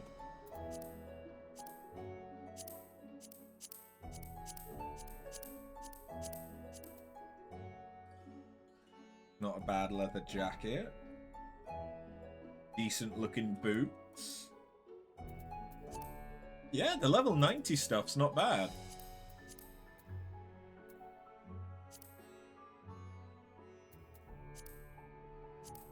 I still have master recipes I've not bought, haven't I? Yeah.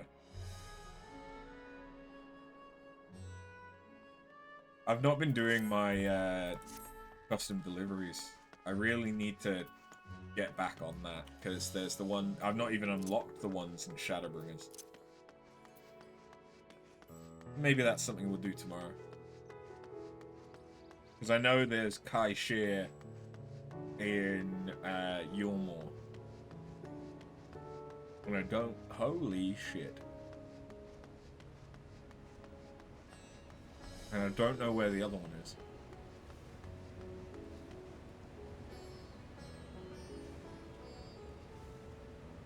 Why does this look like somewhere I'd fight a boss?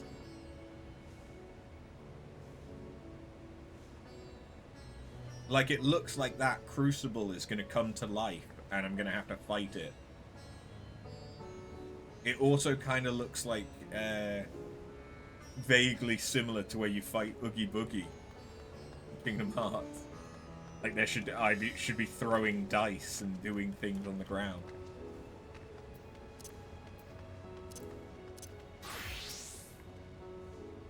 We're lost, of course, but at least we found the place.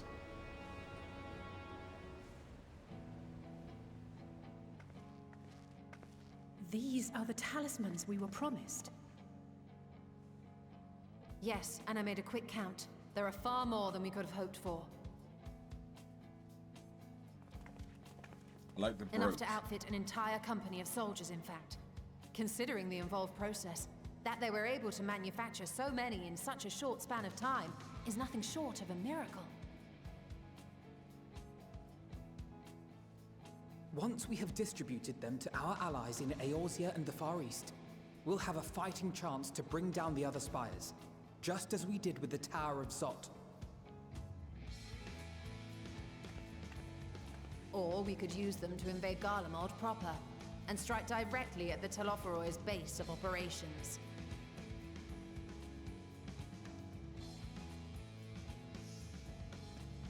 Find it odd we've not talked about the we would limb. need to consult with various more. alliance leaders before such a drastic measure could even be contemplated. To which end, I could set out forthwith and present the idea to each of our allies in person. Pray allow me to undertake some few of those journeys. I find myself restless and in need of purposeful duties. I can head eastward. Bosnia and Dalmasca are just a short hop from here. And Doma's shinobi network should come in handy for passing on the word. We shall share the burden then. Meanwhile, I think it best that you and the others take the talismans back to the Baldessian Annex. We must keep them safe and secure until we've decided upon a course of action.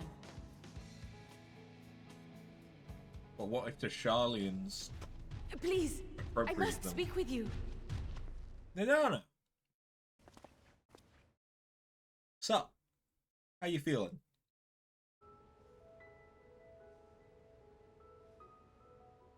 Nidana, you're awake. Yes. When I spoke with the carer at my bedside, she told me that one of the scions, a young woman, had cleansed me of the tower's corruption. It seems I'd been asleep ever since the treatment. But when I awoke and learned you were all still here, I knew I had to come.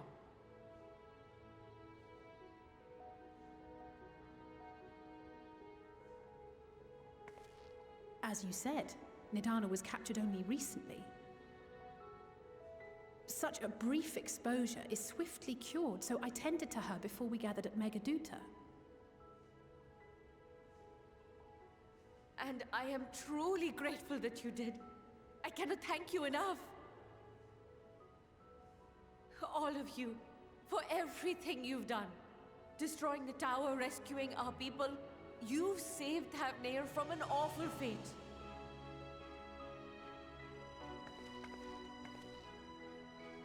It's cute to be thanked so early into the MSQ. Yet who hath truly saved whom?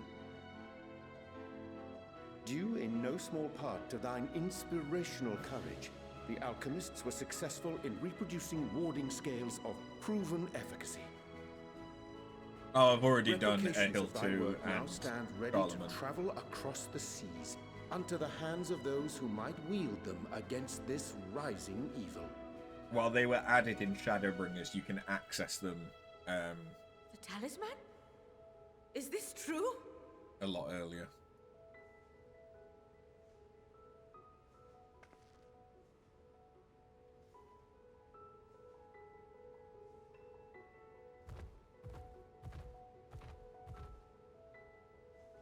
Oh, I was so groggy from sleep. I didn't even think to ask. Oh, our great work sent across the seas. It was worth it. Oh, it was all worth it. Oh, bless her.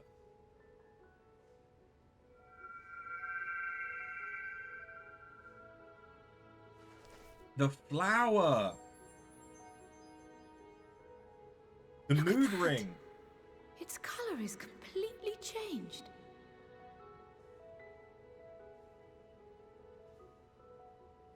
What do you have there?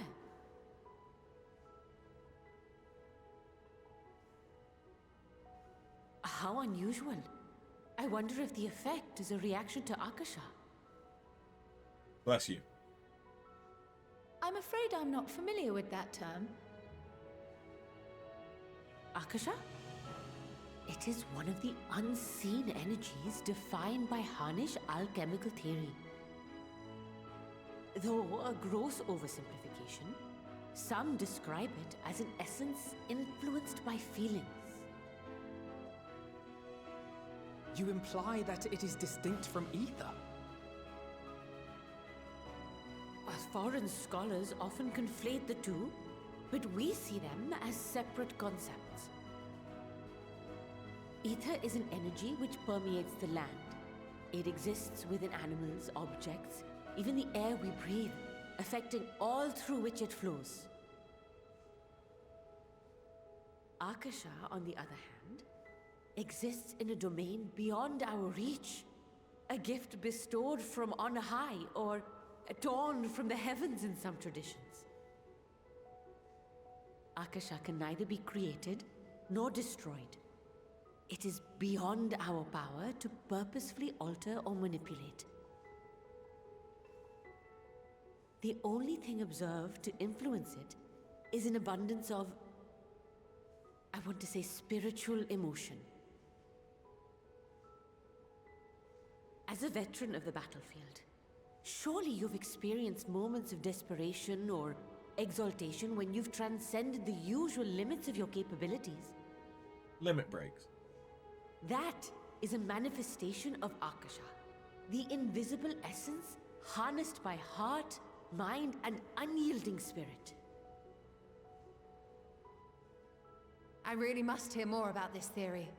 Our disciplines are based entirely upon the idea that ether is the fundamental form of all energy. I'm glad my haphazard explanation has piqued your interest. But even for us, Akasha is a somewhat abstract field of study. A lack of practical application lends itself poorly to formalized research. Which is why my analysis of your flower can amount to little more than idle speculation. I am sorry. Nonsense! You have nothing to be sorry for. Your insight is much appreciated.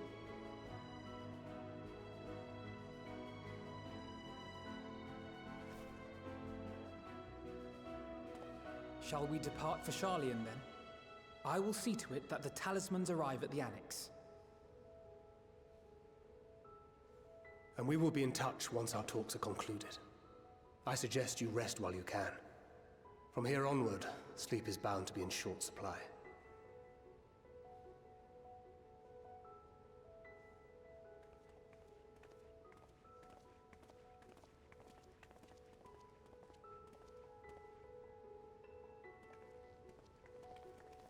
You think there's 3 custom deliveries in Endwalker too? Possibly, I don't know. There's one I know of. Margrat, I think her name is. I know of them because of Cider Spider. But I don't know of any of the others.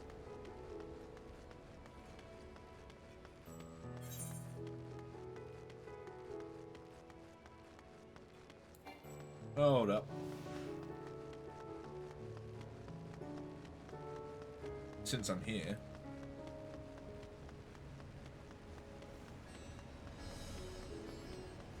But yeah, I think there's 2 custom deliveries that I still need to do in, well, to unlock in Shadowbringers. But it is Kai Shear and whoever else from the actual Shadowbringers zones.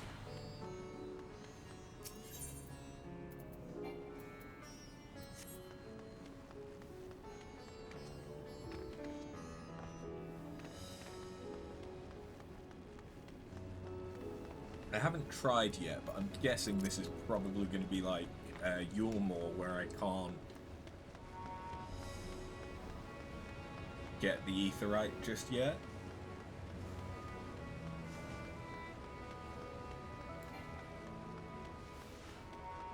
But maybe I can now that we've dealt with some stuff.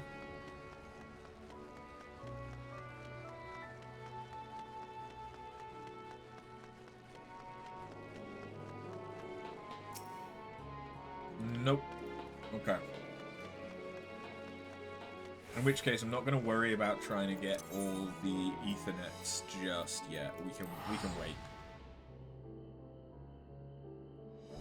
It doesn't really mean anything until I've got the Aetheryte anyway.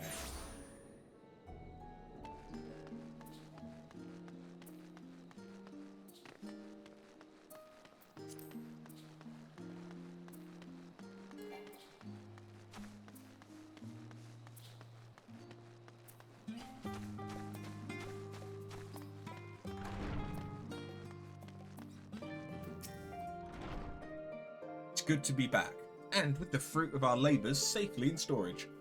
For now, we have but to wait for the others to return from their respective meetings with the Alliance leaders. As Thancred suggested, you should get some rest in the meantime. Welcome back. Prowl has apprised me of your recent accomplishments. What an amazing feat to eliminate a tower, and pave the way to deal with the rest. While it isn't much, I've changed your sheets and plumped up your pillow. After all, there's nothing like collapsing in a nice, clean bed after completing a major milestone. Be it penning a thesis, or defeating deiform entities. And I spat up a little bit of dried mango. Because I'm a smart boy. So, would you like to take a look at your new and improved lodgings?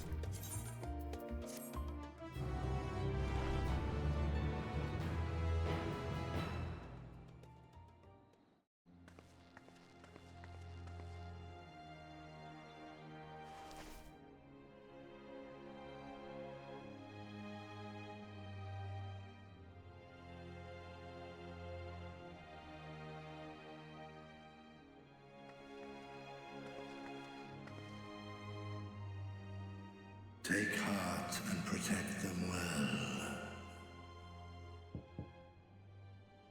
Who's that? What you want? I'm sipping.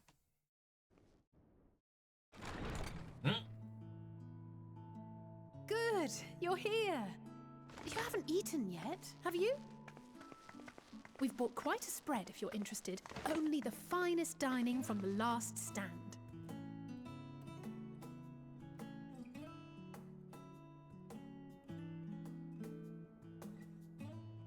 Fresh mango is good. Dried mango is convenient. I love seeing Kryl without her hat. Burger!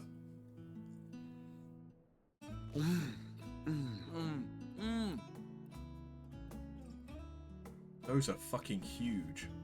Oh. Alize doesn't like pickles. Oh god. God, I could go Lest for you a wonder, burger. we invited Estinian as well. Hold on. But he refused with a rather grim-faced, "No, thank you." I suspect Charlian cuisine is not to his liking. They're having burgers, side salads, Oh, I don't know about that. pizza, Perhaps our lone wolf just needed some time apart. cookies. What? To perfect his brooding stare? Next time, I'll drag him out by the ear, sit him down in front of a Charlian feast, and see that he eats every last bite. An excellent idea. Of all people, warriors must take proper meals and rest if they are to maintain a healthy constitution. Poor Estinian, beset on all sides.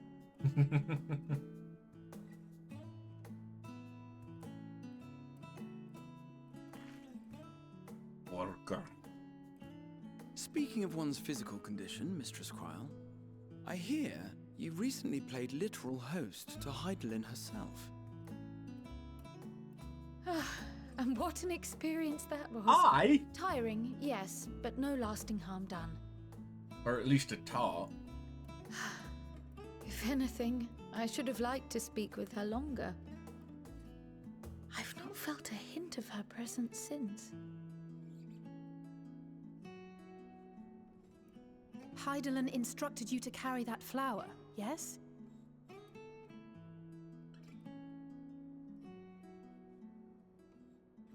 Twill be your guide, test and proof of your conviction. And then something about seeking joy in darkness, was it? Come to think of it, isn't that what happened with Nidana back in Radzat-Han? The flower did seem to radiate a joyful glow, as if reflecting the elation we all felt, the relief of a people with renewed hope. Indeed. And in turn, I felt buoyed by that radiance. 'Twas akin to spotting a beacon and knowing we were on the right path. I know we've not yet triumphed over the Telophoroi, or learned the full breadth of the Forum's plans. But even within the midst of our struggles, we find small moments of joy to sustain us. Rare and hard-won perhaps, but it is this pursuit of happiness that gives us the strength to carry on day after day.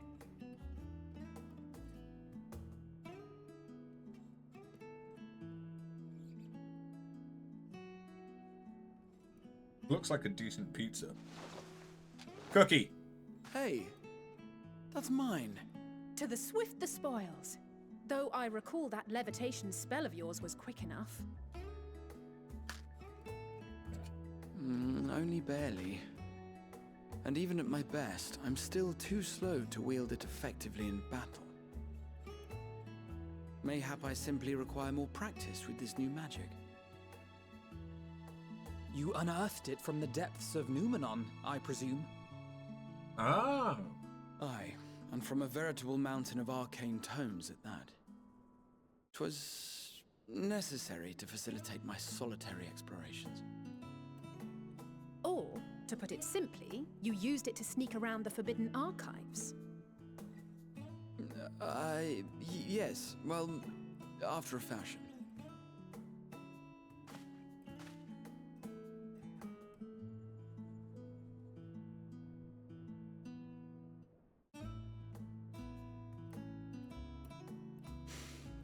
at all, you see. The shelves, they're too tall for me.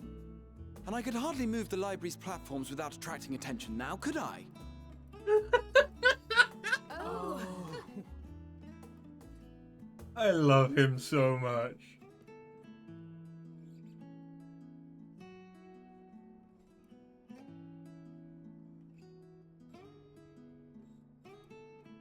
I think Graha is one of my favorites.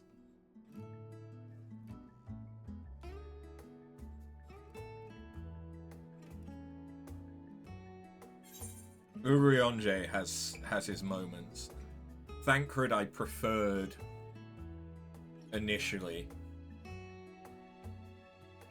Like, out of the original Scions, I think Thancred was my favorite. But his character kind of changed after a while. Saved everyone from broken bones, still can't call dibs on a biscuit. True. True. Are we pushing on until dawn? Shall we call it a night? You do know these are my quarters. Why else did you think we were here? Surrender to thy fate, O champion. Damn it, Kryl. Oh, they demolished the food.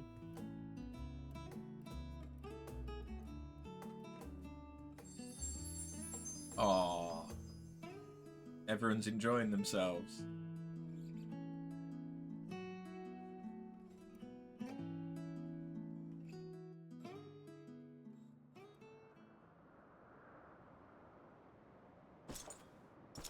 Hey, Xenos. You fucking Ruby wannabe. Having a gun scythe. Ah! Enjoying the bracing cold, I see. Do you not own a warm coat or a cloak? Something in fur? Or fashioned from the skins of your enemies? Or... well, never mind that. I come to you once more as the bearer of bad news. Our tower in Thavnir has been toppled, and I need not tell you by whom. Given how many we have at our disposal, the loss of a single spire is hardly fatal to our plans. It does, however, slow the rate at which we siphon the ether. If they continue to preoccupy themselves with the towers, then all will be well. But should our foe prove bold enough to strike at us here, then the timing becomes questionable. His voice seems different. Our foe is bold enough. Of that, I can assure you.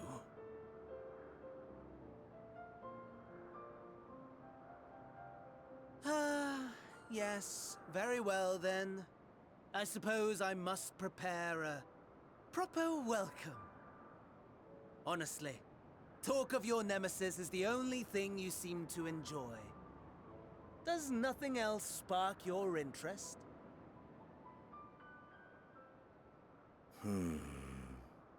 No. All else is... equal. Equally tedious. Equally disappointing.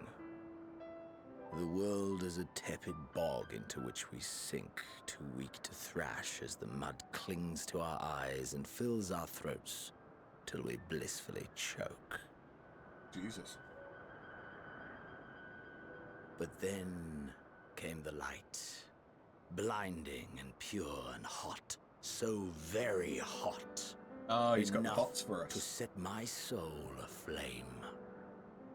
I basked in the afterglow until the void yawned once more.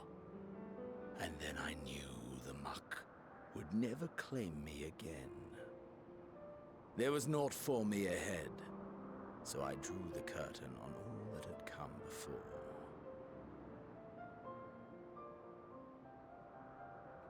Burn. Burn. Let the whole star burn. I will have my contest. I will reclaim my moment.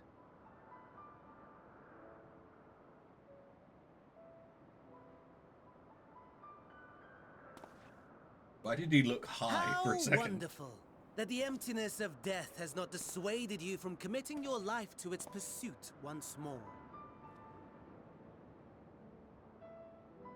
I don't know whether to envy you or pity you.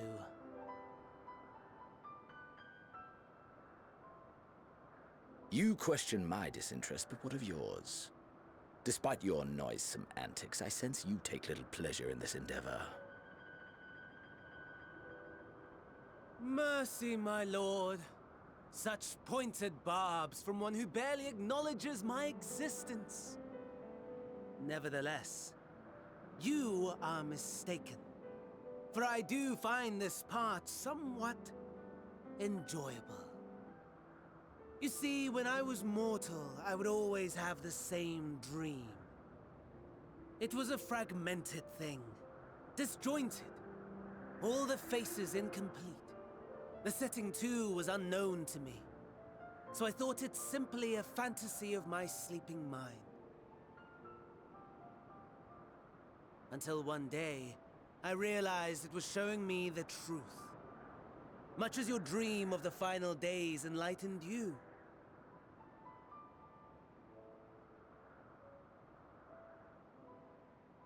And soon, very soon, the rest of the world will see the truth of my dream, too. The community labeled Xenos a combat Yes. sexual.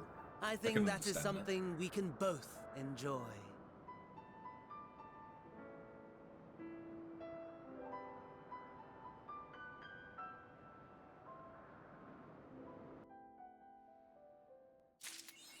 Oh, okay.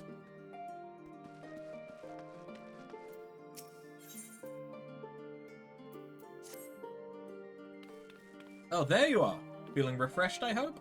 I was about to make my way to the studium as it happens. I wanted to try and speak with Scholarch Montecane and thank him for coming to our rescue in the Rostra.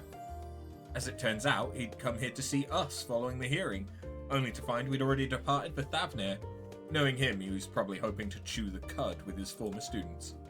Since we're still waiting for Y'shtola and the others, I thought now the perfect time to pay him a visit. Care to join me? Then it's settled. The twins will be coming too, assuming Alphino can tear himself away from his new toys.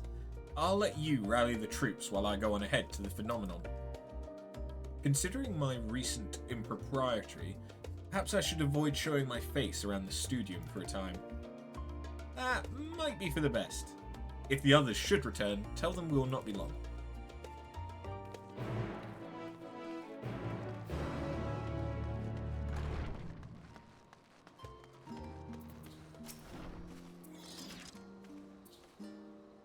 Heading out for a stroll. The Scholarch himself was here. In that case, what are we waiting for? I too am eager to see him, though I somewhat dread the thought of visiting the studium. I dare say our notoriety precedes us. Alphino of all people worrying over his reputation. And at our alma mater, no less. Wonders never cease. You'll understand soon enough. Off we go.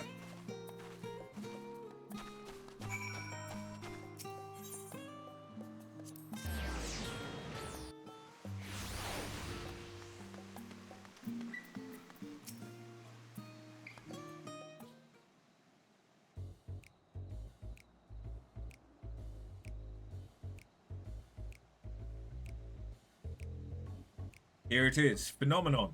While I expect you made note of it before, one can hardly miss it. This is the first time you've been here on official business, correct? While most of the space is taken up by the expansive auditoriums, it also houses numerous laboratories, testing grounds for experimental magics, and a host of administrative offices and so forth. As the centre of what would later become the studium, It was established to promote the study of etherological phenomena, hence the name. Though with ether being a fundamental aspect of nature, its scope expanded to include every conceivable facet of life, and even the universe itself. And then, in the 432nd year of the 6th Astral Era, Phenomenon was decreed complete and the studium officially opened as a place of learning. With a long and storied history, it is without question the world's leading authority in etherology, the arcane, the occult, astromancy, and countless other fields, standing proud as Sharlayan's foremost educational institute. You always did enjoy giving the grand tour to new students. Indeed. I've long since lost track of how many times he's recited that same foppish speech. Such is his undying love for his old stamping ground. He was in top form back then, youngest to enter the studium, graduated with highest honours in magical arts and etherology, undisputed champion of the debating chamber. Hold on, you both joined the studium at the same age, yes? And from where I stand, you're equally prodigious scholars. Nice of you to say, but Alphino actually entered half a year before me, nor did I do well enough to graduate with honours, and I am certainly not the studium's most notorious master debater. In all respects, have I ever been in his shadow? If nothing else, just remember that this was where the legend of Alphino Levileur began. We should expect everyone to be fully aware of our recent escapades. Hopefully we'll be somewhat more welcome here than we were at the last stand. I know better than anyone the adoration the student body has for Alphino, and with a bit of luck it might work in our advantage. Well, there's no time like the present. First things first, let's look for Scholarch Montacane.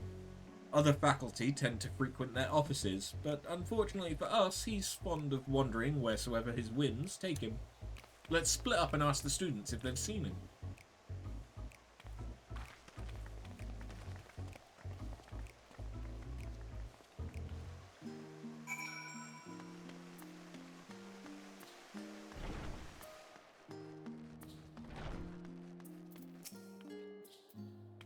That was Alphino Levileur, wasn't it? The Alphino Levileur? And he's with his sister and Master Baldessian's granddaughter? This can only mean one thing. An event of epoch-shattering proportions is fast approaching. Spread the word! Oh, sorry. You said you're looking for the Scholarch, yes? Knowing him, he could be anywhere, but Miss Aliapos should have a better idea.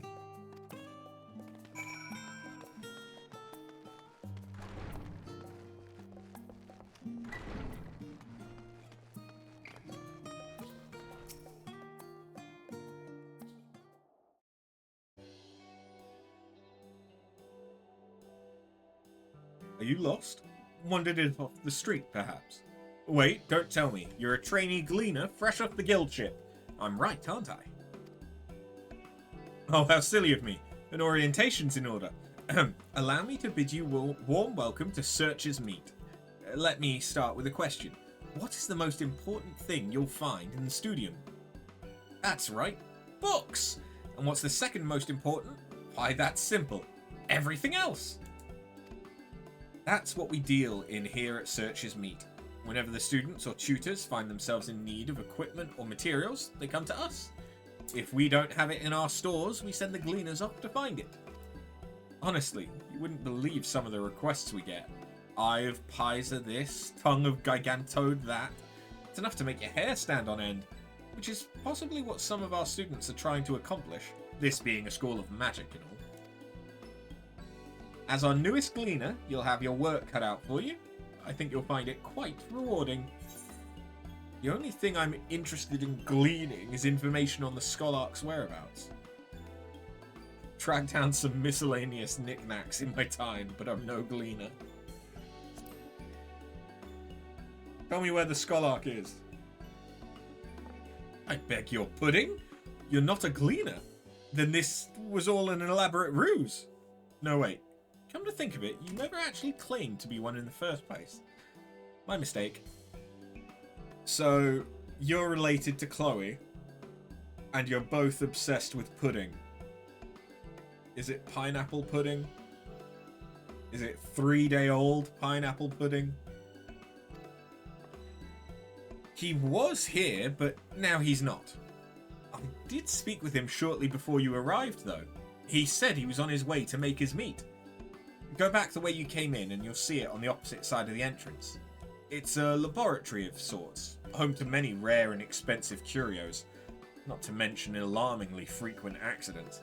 If you lose your way, just follow the blood-curdling screams. In the time it's taken me to tell you all this, the Skolark's probably already left. Best of luck finding him. I have a feeling you'll need it.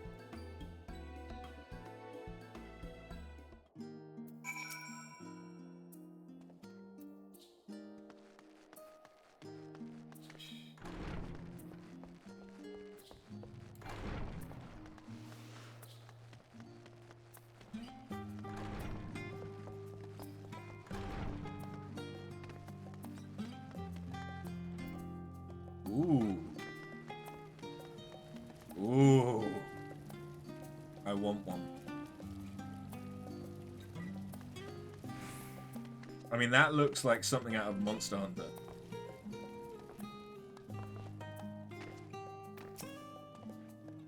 Yes, the Skolark was here a short while ago. He offered me advice on my current research project.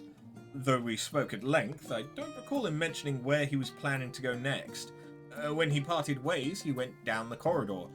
Perhaps to one of the auditoriums?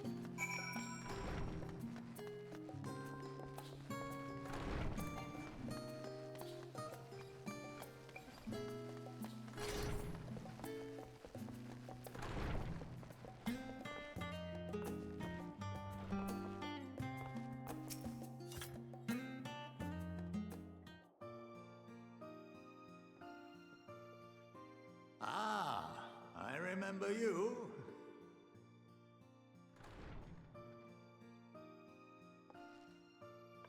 I pray we have not caught you at an inopportune moment. We wanted to offer our thanks for your kind words in the forum.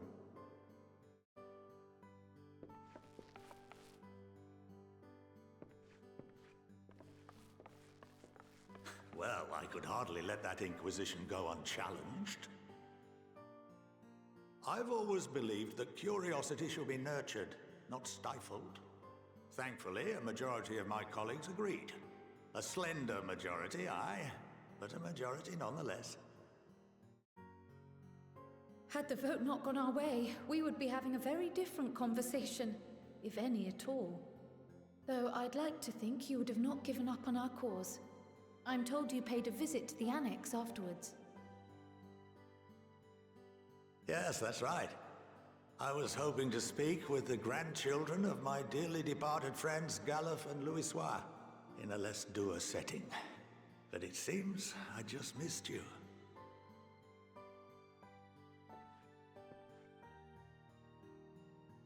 I still can't believe how much you've grown. If only your grandsires could have seen the way you presented yourselves to the Forum. Why, it fair brought a tear to my own eye. Not Grandpa. You must have the patience of a saint, putting up with this lot and their antics. Never mind Matoya's prize student.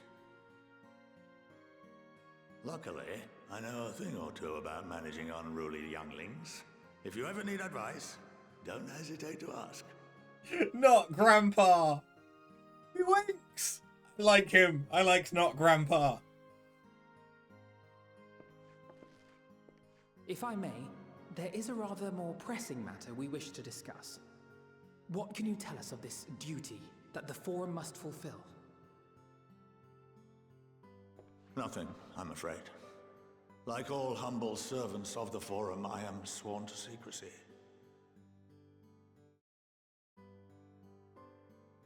Or rather, I couldn't tell you if I tried. Our duty is of the gravest importance. Furthermore, if the particulars were made public, it would incite widespread panic. As such, those entrusted with this duty have been bound by an enchantment which prevents us from speaking of such matters without the express permission of the Forum. How is that even possible?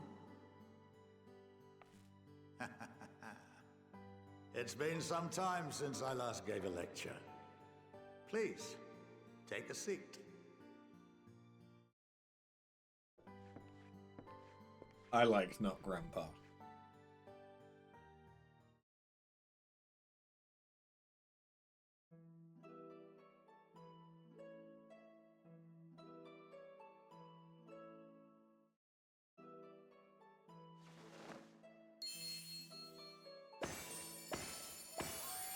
Bippity boppity boo.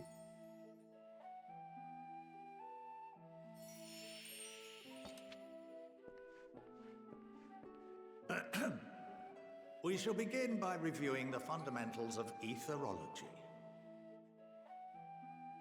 The ether, which imbues us with life, can be categorized into 3 forms. 2 are of the incorporeal sort, the soul, and the memory. Can anyone tell me the third?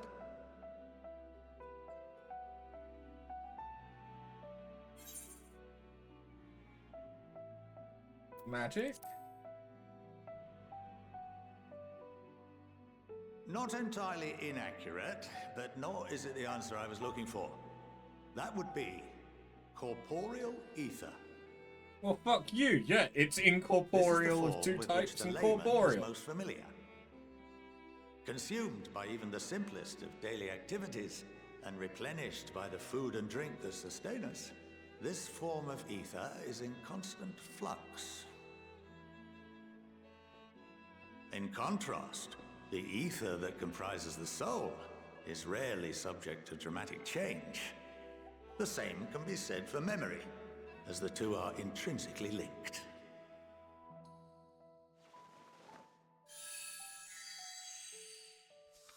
We know something of soul and memory ether, given... Picture the soul as paper, and memories as words written upon it. Welcome to the studium?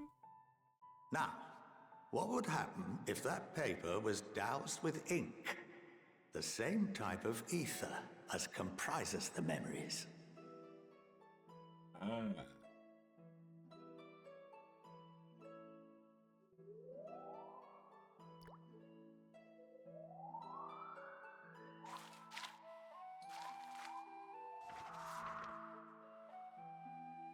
It would blot out everything that was written.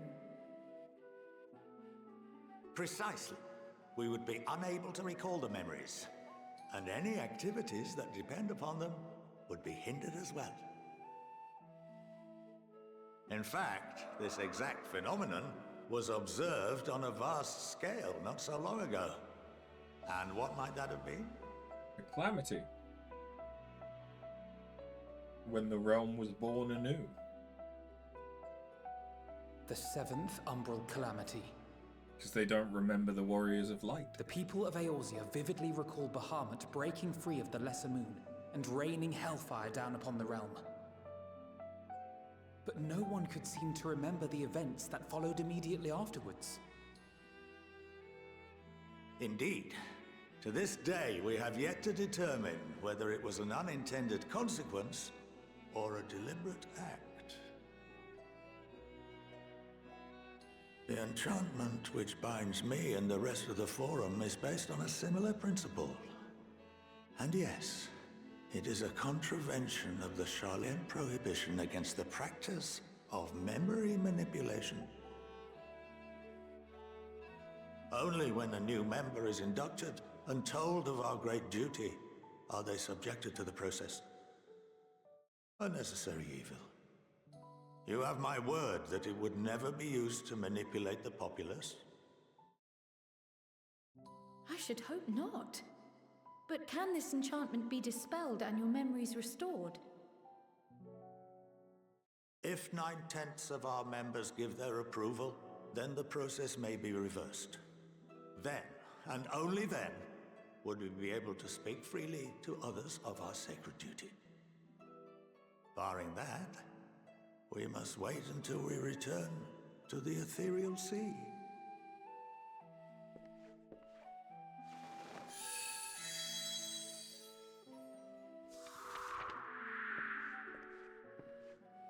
For there we will be purified, the blots upon our souls washed clean.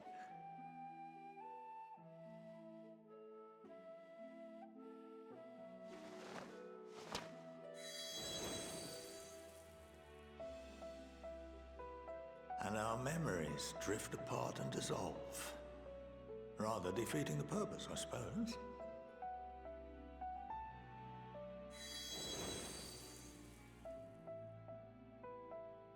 But there are those memories that are indelibly etched upon our souls, some believe.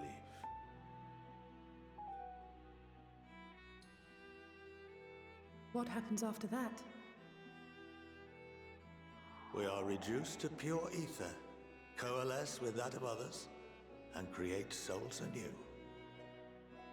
Alternative schools of thought assert souls remain whole and return to the corporeal world, reborn into another form.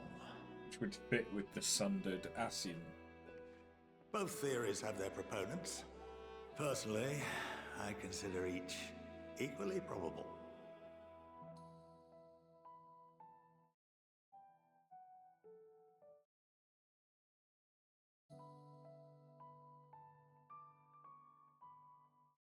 Well, I think that's enough education for today, now that I've given you some food for thought.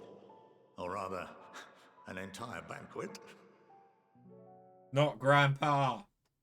I love you!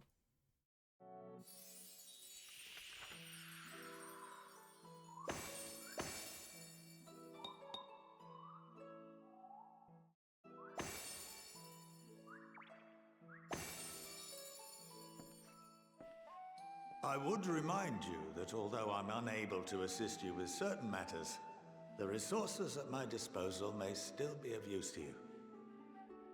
I'll arrange for you all to be given the run of Phenomenon. Of course, as associate to our alumni and the students of Baldessian, this privilege is extended to you as well, my friend. Thanks. Oh, and I suggest you speak with Ki Aliapo. She's well known among the artisans of Sharlayan, and her network of contacts may prove useful in your search for knowledge. I wish you all the best in your pursuits, wheresoever they may take you. So she's probably going to be a custom delivery at some point, isn't she?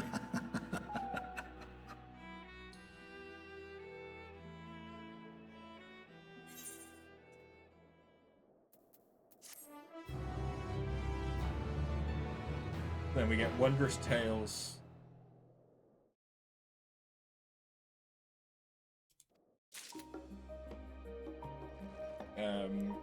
Custom deliveries and whatever this new Aliapo will do. The faculty. Okay, yeah. Well, that's given me much to mull over. I feel as though we're one step closer to understanding the Forum's true motives and the mysteries of life itself for good measure. It's funny. I came here with the intent of expressing my gratitude, only to leave more indebted than before.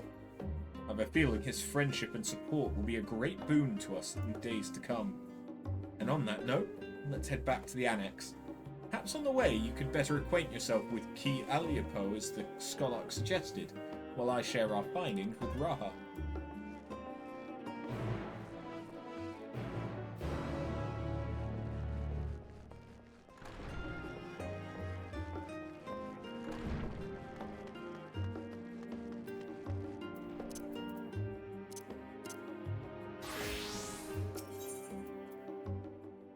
What the fuck? Oh, wait, no, I know what this could be. This could be the crafting role quests. Just similar to how there's no specific job quests, it going back to role quests, like Shadowbringers, I believe. There's going to be similar to the Crystarium Mean quests in this, right? It's you! You're the one the Scholark was telling us about. After, yes? Brilliant. Just the woman I was hoping to see. As I'm sure you're aware, the Studium is the most prestigious educational institution in all Sharlayan. As such, we make a point of only working with the best educators and students. The gleaners we employ are also held to the same high standards, of course, which is perhaps why it has been so difficult to find the assistance we need of late. Surely you understand the trouble of finding competent and capable help. That you come here suggests you're willing to lend a hand, no? I'm certain you would have much to gain from working with us, if so. Do let me know should you commit to lending your services to the Studium. I should warn you, however, there is much I must explain ere you begin. So, please be certain you have sufficient time to prepare. Now, allow me to explain our work here. Professors and students from our many faculties gather in Searchers Meet in order to do business with and recruit reputable individuals such as yourself. Allow me to briefly introduce those here at present. Here we have Boric from the Faculty of Archaeology, He works as an assistant to one Professor Rarusha and is currently seeking a skilled metalworker to help restore an ancient relic. Then there's Jude, who belongs to the Faculty of Astronomy.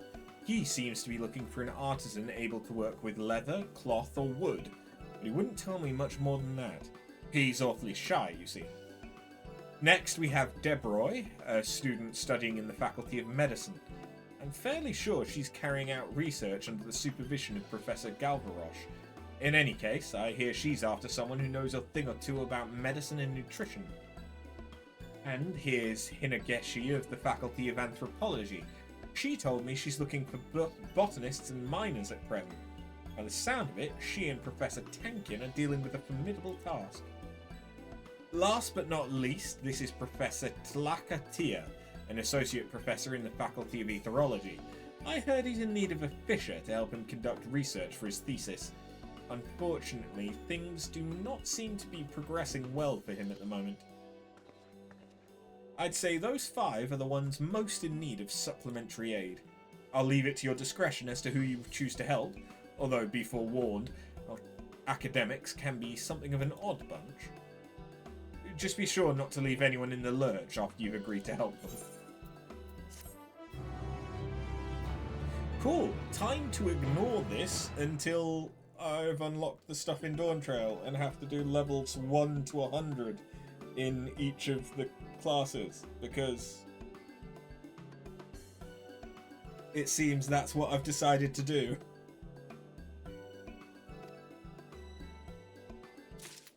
I mean, I don't think that Shadowbringers and these ones are going to be too difficult, because they're more streamlined than like the Realm Reborn and stuff ones, I think. From what I remember of doing some of the Crystalline Mean on my previous character.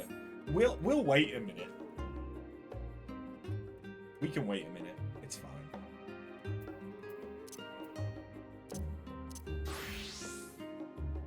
In fact, I'm going to use this time to pop to the toilet. I'll be right back. I could also use another drink.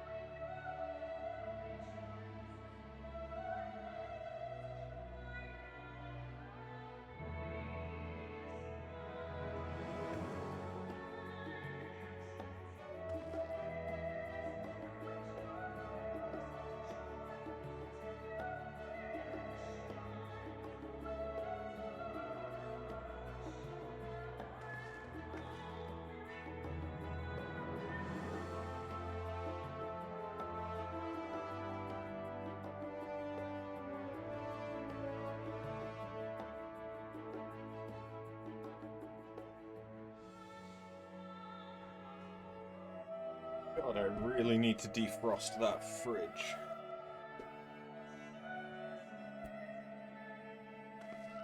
In fact, hold on.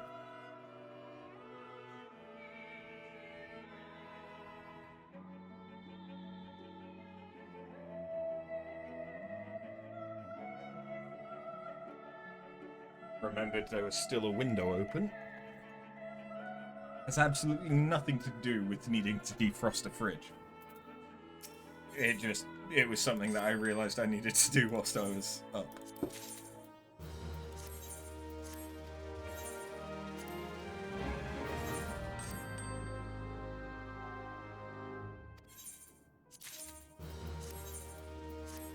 Okay, those weren't great. You know, as much as I like having them around, let's go for something a bit cuter. That'll do.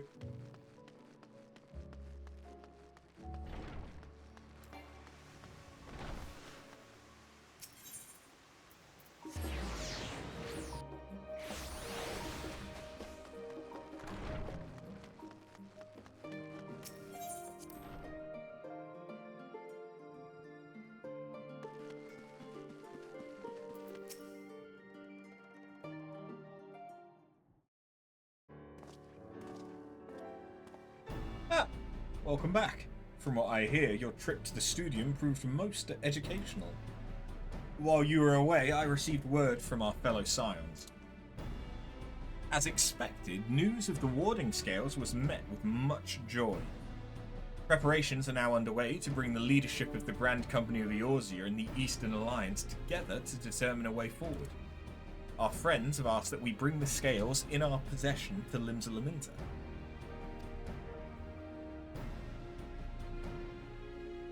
Time's come for us to go on the offensive. It's too early to say for certain, but that does seem to be the way the winds are blowing. I, for one, can think of no reason to oppose such a plan, but let us see what awaits us in Vilbrund. Let's start by getting the scales out of storage. Give me a hand, would you, Estinian?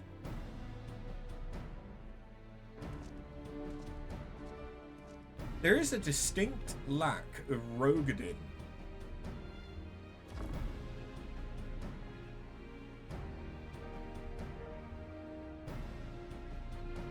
In our immediate, scions. Although saying that, there's also a distinct lack of Aura.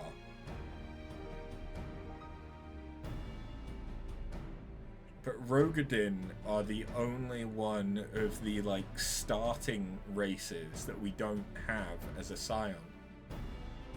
The closest we had was Moonbreeder. I mean, I suppose we have Hoary Boulder. But... Yeah.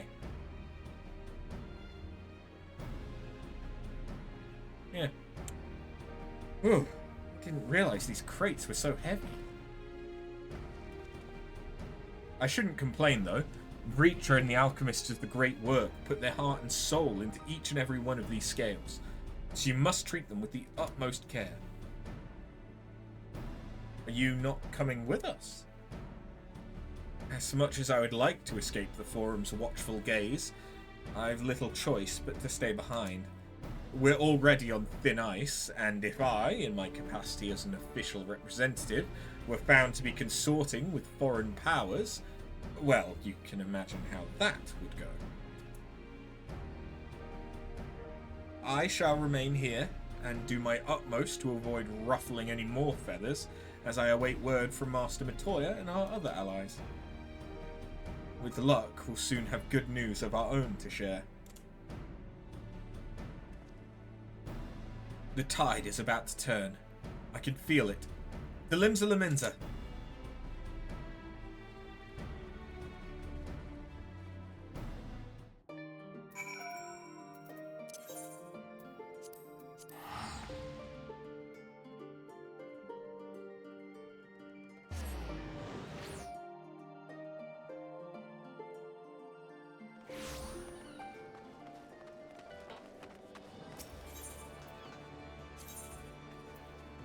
Oh, I need to get to the command room. Okay.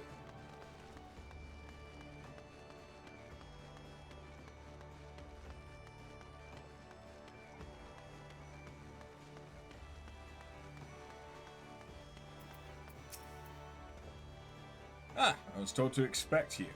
As you may or may not be aware, the Admiral's at present entertaining the Elder Seedseer and the Sultana, 3 of the most powerful women in the world in one room. Do you need a moment to prepare, or shall I show you to them? They're all my friends, it's fine.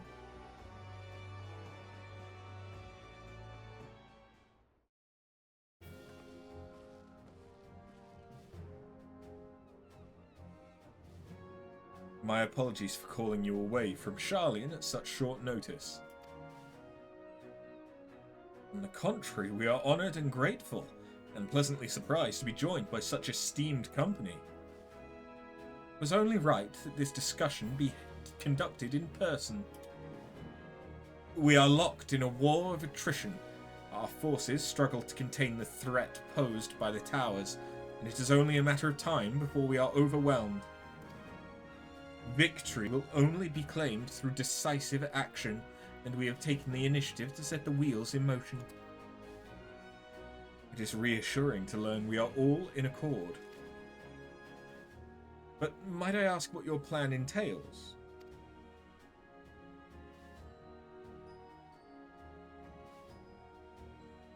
It hinges entirely on the warding scales and our ability to utilize their potential to the fullest. During your time in Charlian, the allied nations have been engaged on separate fronts, with no end in sight.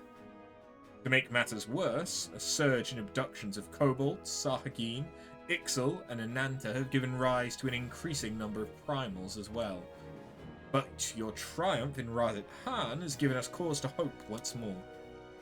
The time has come to free ourselves of this menace, and it is you, the scions of the Seventh Dawn, who have shown us the way.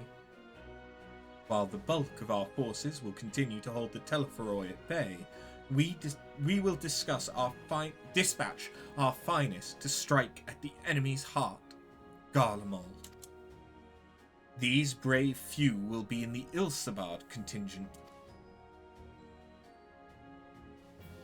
To think such progress has been made in so short a span. Its objectives are twofold. The first is to provide aid to the people of Garlemald.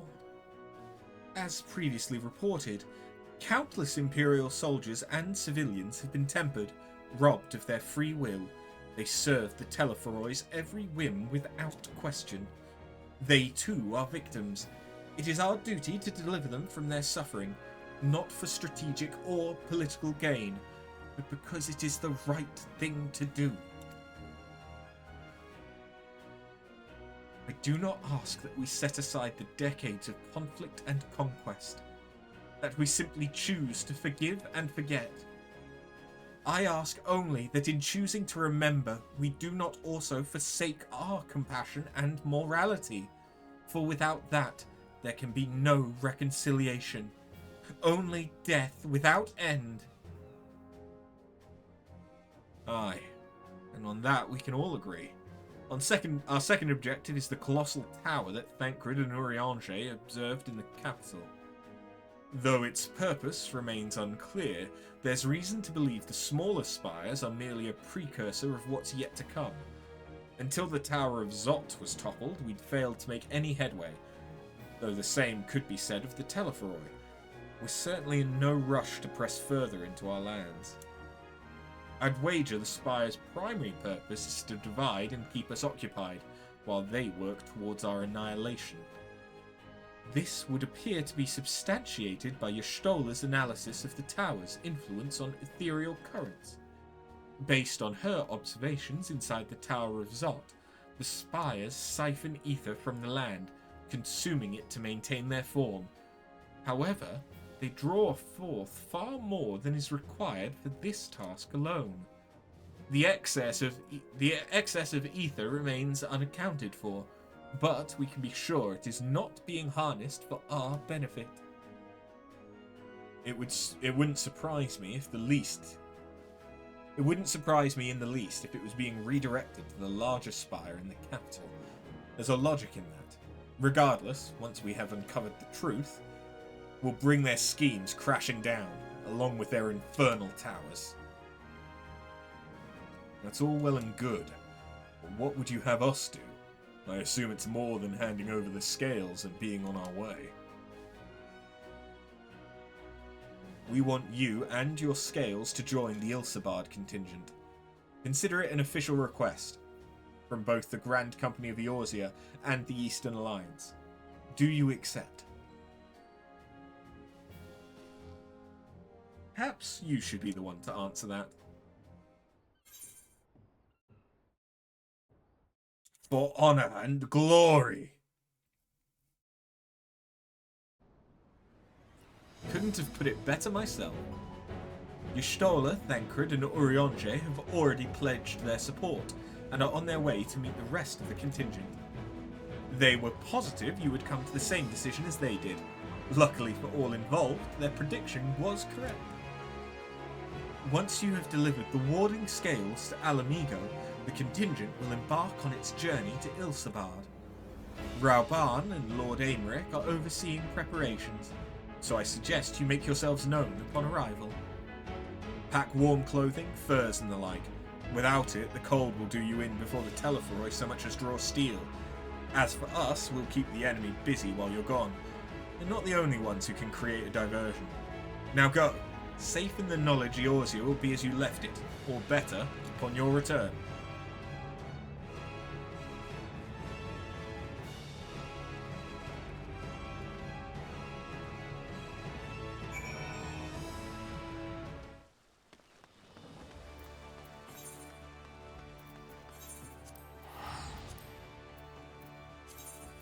My inventory is filling up.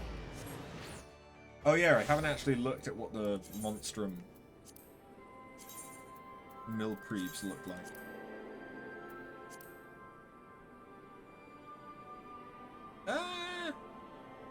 Not bad. Why are there people looking for party? Oh. So this would be Stormblood, which is Centurio Seals. Don't need it.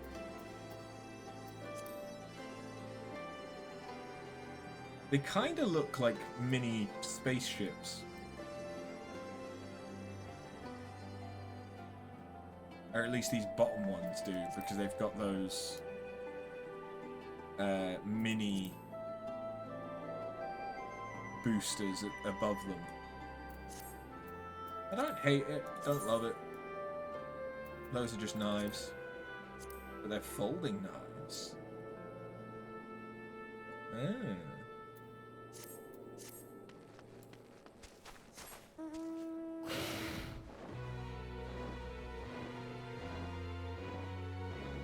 I need to look at what the rewards are from Eden Savage. I know that one of them is Eden.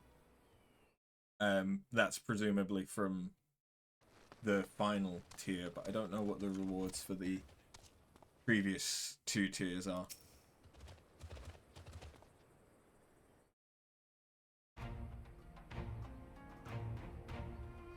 Ah, the Wanderers return. You've been busy, bringing down a tower and producing the keys to destroying the rest of them. You should be proud. Those warding scales of yours are what's made this whole venture possible. Will you and Lord Aimeric be leading the contingent? Regrettably, no. Our role is to organize the various delegations into a cohesive unit. Once we've seen you all off, it's back to our respective posts. We dare not neglect our duties for too long, lest our defensive efforts fall into disarray. And just between us, there was a fair amount of opposition to the formation of the Ilsabard contingent.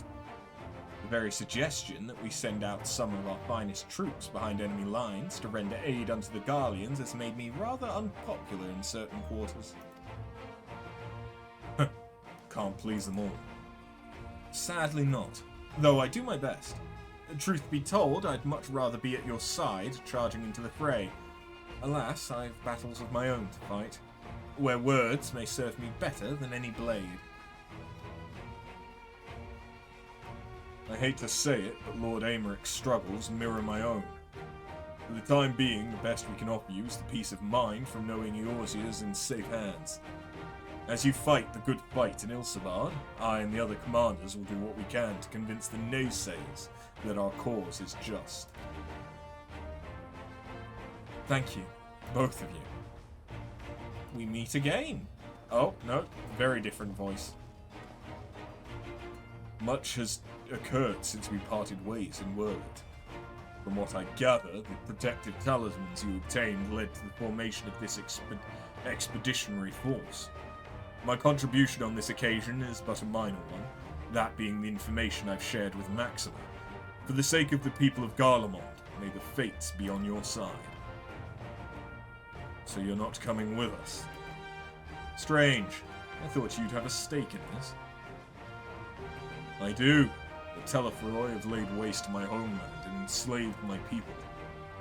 But though every mote of my being cries for vengeance, I cannot be the one to deliver it.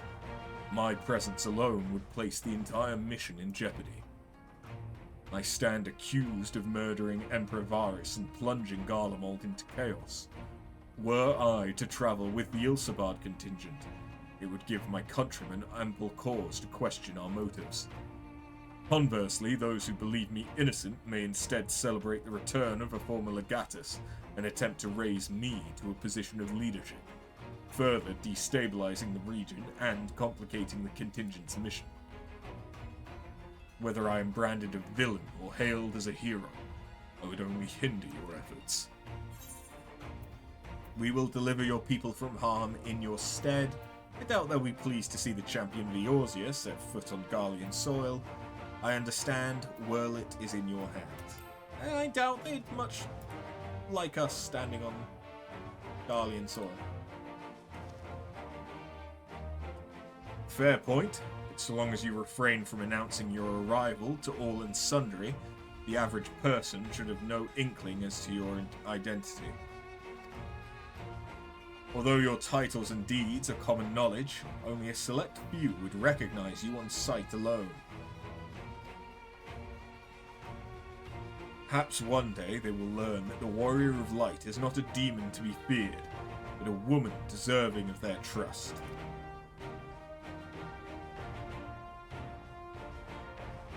In light of Gaius's rather unique circumstances, I instead will assume the role of your guide. Although I may have defected for political reasons, my love for Garlemald endures. I would stop at nothing to protect her and her people. Well said. Might I ask you to escort our friends inside?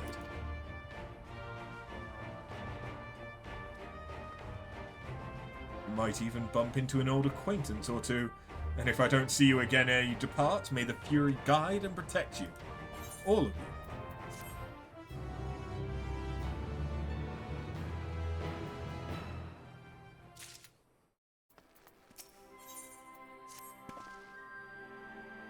The other members of the Ilsabard contingent are gathered in the Royal Palace. I shall inform them of your arrival, so please make your way inside as soon as you are ready. Ah, the remaining members of the Scions. Your friends and most of the Ilsabard contingent await you within.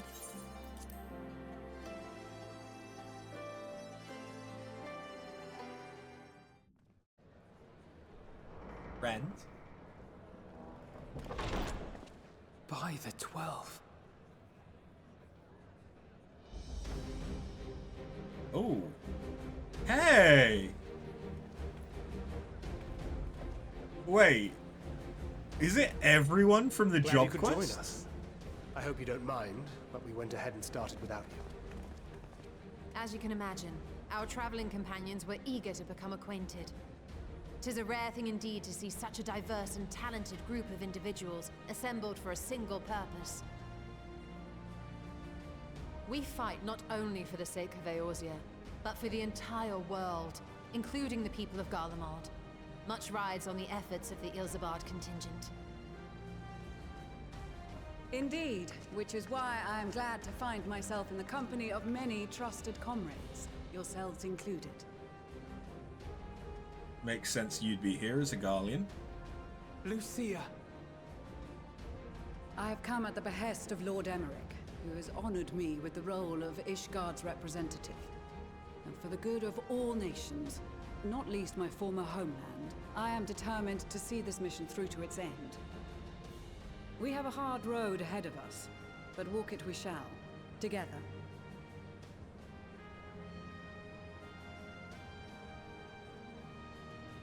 We too welcome this opportunity to work together once more. I have faith that, if there is a way to resolve this conflict, we will find it. Allow me to introduce you to the rest of our company. Everyone! If I may have your attention.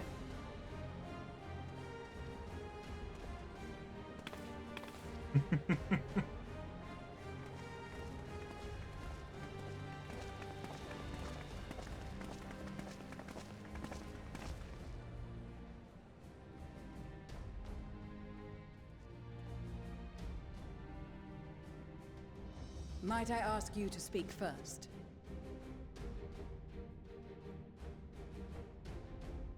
If I must. I am Arun Senna, spokesman for the Gridanian delegation, here on behalf of my esteemed sister, the Elder Seedseer. We shall provide support and protection to those in need during our time in Garlemald. To that end, I am joined by healers selected by the Conjurers Guild, with the Order of the Twin Adder's Finest serving as our escort.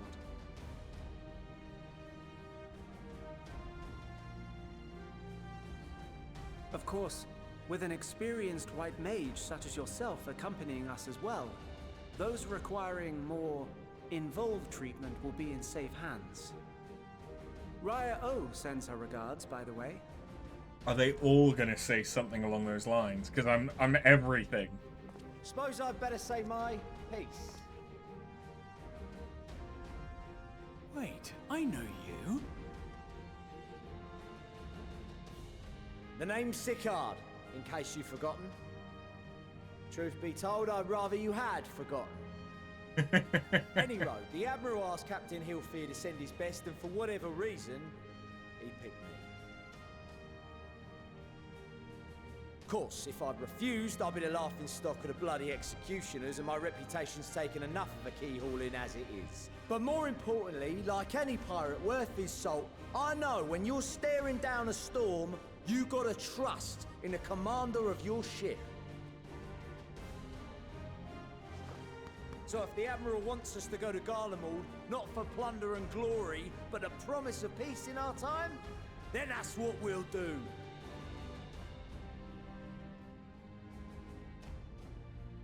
Since we all know how much the Empire loves its steel, we thought we'd bring along a few smiths to make the most of it. Give them a pile of scrap and they'll cobble together anything you fancy. Of course, just like the Gridanians, we got fighters of our own. We might have come with a more constructive purpose in mind, but we're more than capable of cracking skulls, believe you me. Well, you're certainly raring to go. But then again, so are we.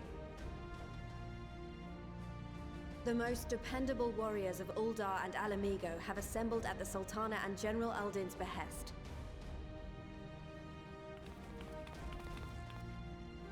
If Garlemald has truly fallen, then the whole place is likely to be crawling with Telophoroi. We'll need plenty of troops to clear and hold a path for others to follow. That's where we come in. Naturally, Marshal Tarapin and I will be leading from the front. She looks like she's leading a fucking daycare outing.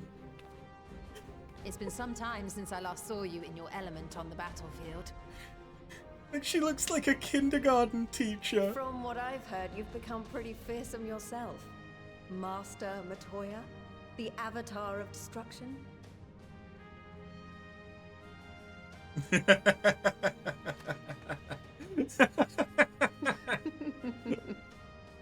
With comrades like these, I know we'll succeed, no matter what awaits us.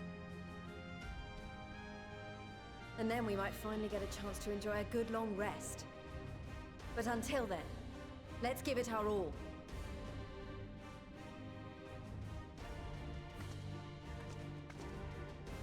As for Ishgard, we Temple Knights have come in force to uphold our nation's commitment to the peace and welfare of our allies. The bitter cold of Garlemald is a formidable enemy in of itself.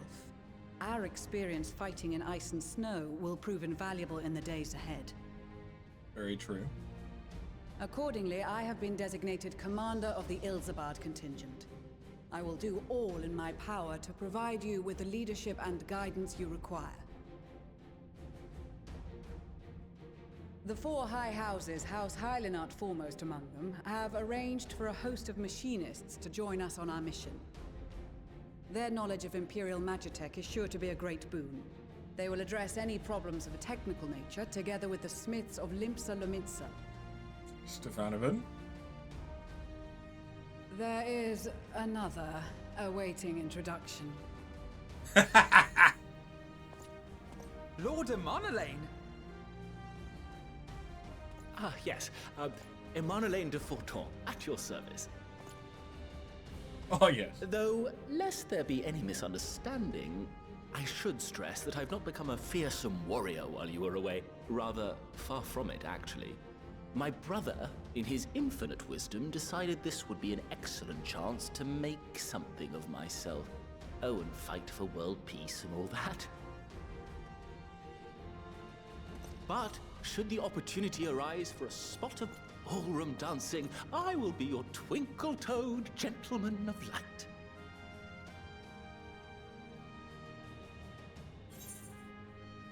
May your graceful prancing lead the way to victory! I dare say your fancy footwork may be all that stands between us and certain doom.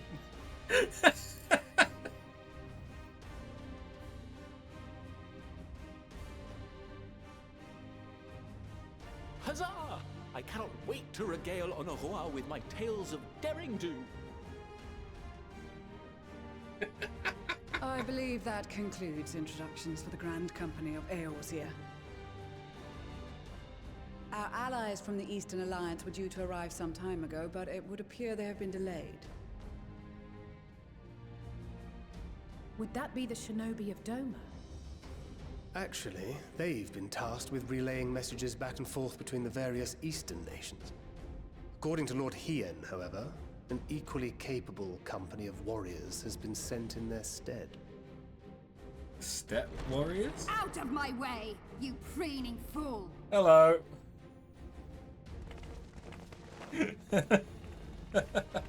Oh, and the Bosnians.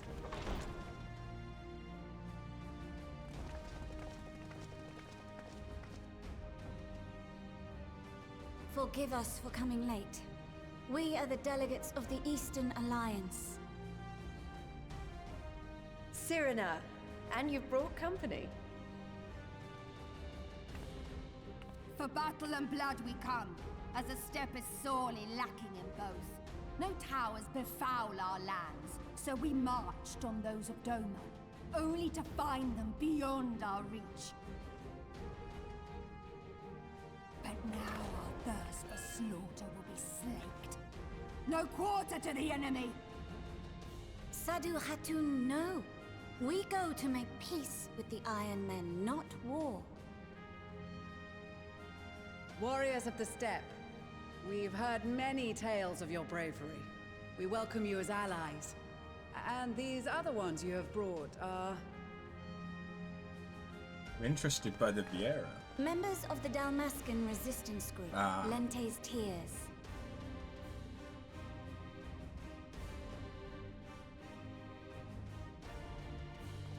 And the Bosnian resistance. Between them, they have a wealth of experience in espionage, and are particularly adept at infiltrating Imperial facilities. Which is fortuitous, since Garlemald's domain is so vast that I could never hope to handle reconnaissance duties all by myself. Dalmasca, Bosnia, Alamigo. All lands which have suffered the tyranny of the Empire. I would never presume to question your motives. Nevertheless, I must reiterate that our goal is to aid the victims of the Telophoroi, the common folk of Garlemald. And they are victims, make no mistake. though I understand that many may struggle to see them as such. You're more right than you know. For every one of us that answered the call, there were a dozen that refused. Not only in Alamigo, but everywhere we went. And who could blame them? The Empire's always been the enemy. But after seeing what we've seen, fighting and working against and with Garleans, there's no denying the simple truth. Where's Sid? They're just people. No different from you or I. They've got their share of liars and murderers, but so do we. So do we all. Fordola, who once swore herself to Garlemald, has proven herself a trusted ally time and time again. Every Eorzean here knows Sid Garland, the Imperial defector who shared with us countless technological wonders.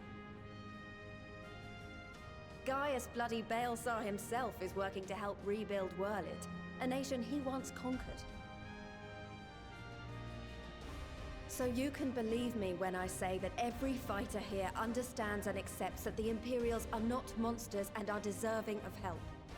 Or at least that they were able to put aside their feelings for the greater good. It won't be easy, but we're all determined to make this world a better place.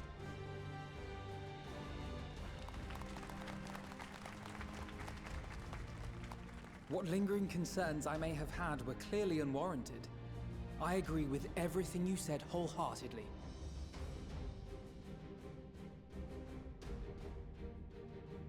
Then we are in accord. Now, let us review our strategy. To reach the Garlean capital in northern Ilsabard, we must cross the central mountain range. Fortunately, Garlond Ironworks can provide aerial transport, sparing us this most treacherous part of our journey. However, attempting to fly any closer to Garlemald would attract the attention of the Telophoroi. As they appear to have seized control of the majority of the Imperial military, we must assume that includes its fleet. In addition, Garlemald possesses devices that can interfere with airship navigational systems, further discouraging an airborne approach. Given the circumstances, the closest we dare deploy our contingent is an area between the range and the capital, the Magna Glaciers. From there, we must travel the rest of the way on foot. We will also need to bring the airships with us to ensure we can withdraw with haste. Although much of the terrain will be blanketed in snow, we should be able to make use of local roads and shipping facilities. The vast ice field will afford us an unobstructed view of the surrounding area.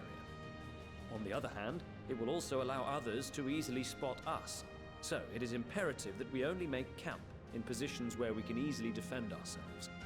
And the airships, which must be kept safe at all costs. We cannot account for every possibility, so we must be prepared to think on our feet. We will be tested.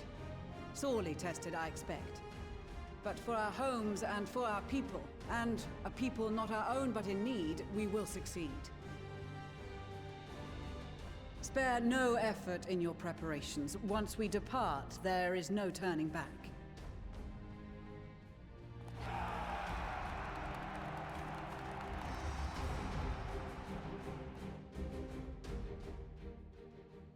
This is getting pretty epic, huh? Besides the delegates assembled here, the Amalja and several other tribes offered to send troops of their own. Unfortunately, due to their physiology, many would struggle simply to survive in the harsh climate of Ilsabard. They would also likely prove tempting targets for abduction by the Telophoroi. All things considered, they can better aid the cause by bolstering our defences in Eorzea, though their eagerness to do more has been noted. We few shall have to suffice. Ere we embark, we must distribute rewarding scales to our comrades. Care to do the honours? Warding scales for the Ishgardian delegation, I take it.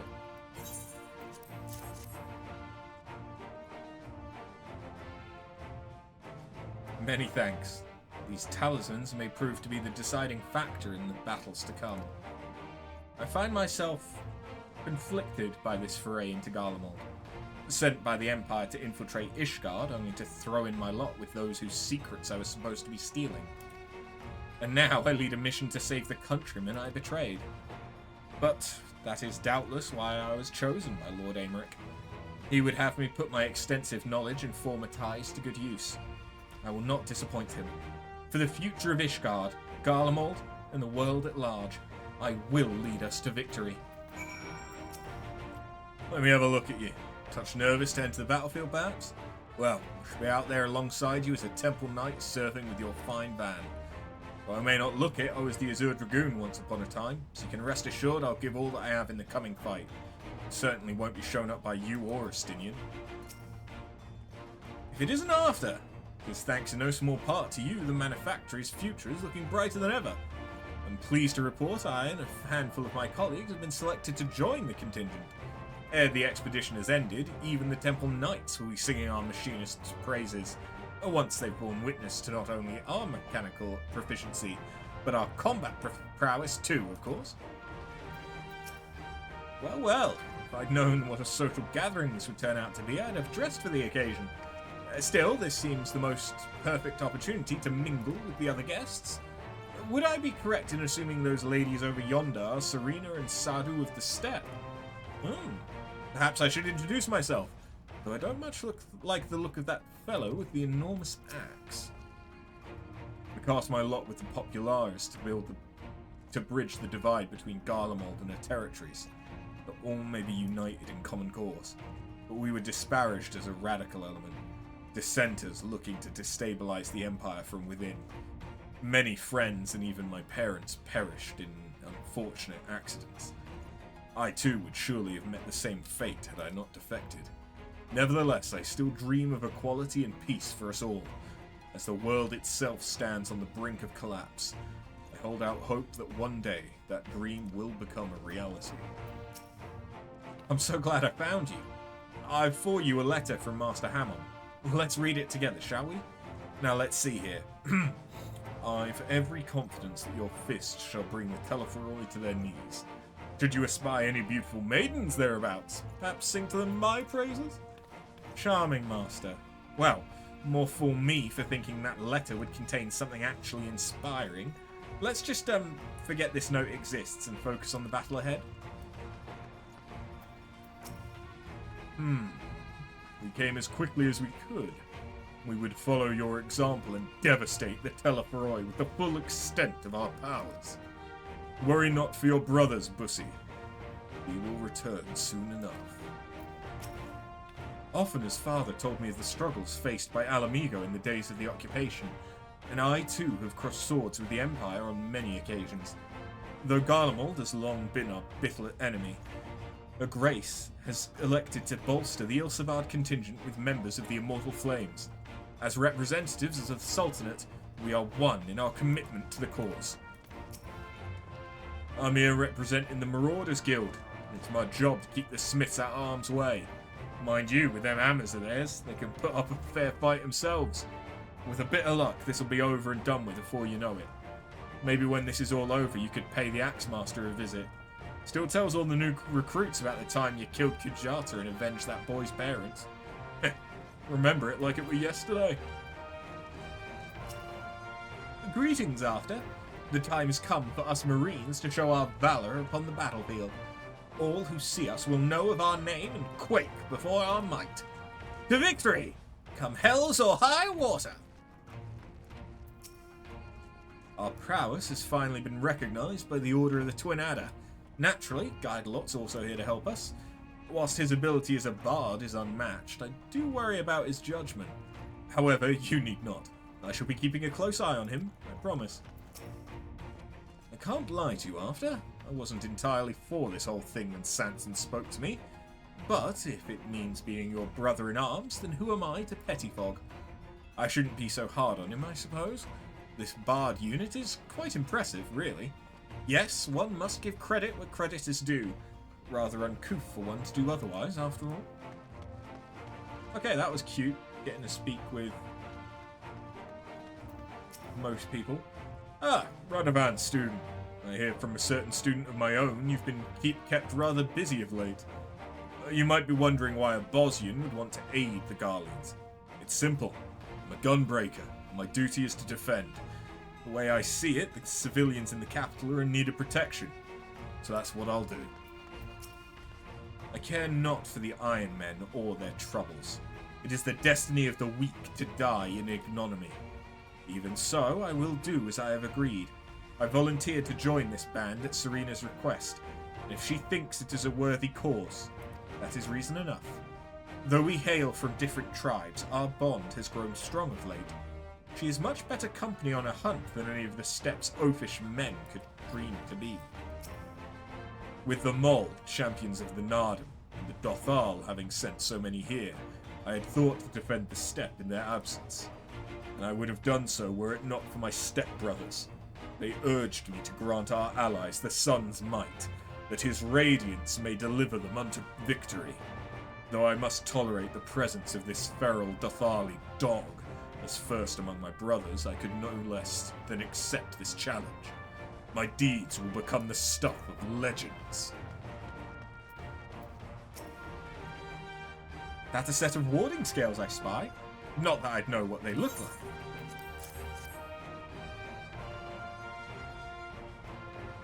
Wow, look at these! Even a layman like me can tell they're bursting with ether. All the better to fend off the tempering waves? Is that the right term? Anyway, these will give us one less thing to worry about, which just leaves the other mountain of whatever else is waiting for us in Garlemald. Only one way to find out though, eh? And know this or not, I'd march through all 7 hells if it gave me a chance to put Xenos back in the grave where he belongs. I hear you got something for us. Ah, them scales everyone's been talking about. Pretty little things, ain't they? Reckon they'll be worth a gil or two when this is all over, but we'll hold on to them for now. And one more thing, I know what you're all thinking. Why didn't they send Einzar instead? Buggered if I know. All the Admiral and Captain Hillfield told me was they needed someone to help safeguard the future, and here I am. Can't say they haven't got a sense of humour. Of course, some of you might be wondering what good a pirate is on dry land in the middle of the sudden snow of all places. Well, me and my crew will do whatever needs doing. So let's set sail, or however the saying goes on airships. Yes?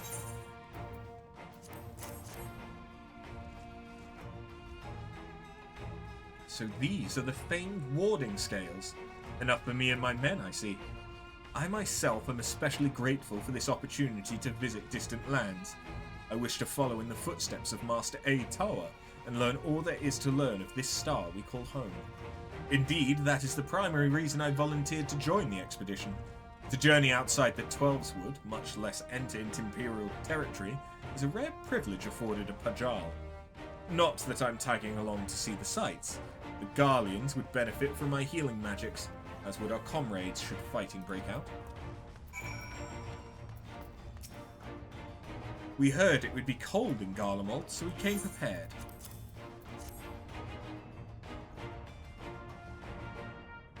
Oh, the talismans!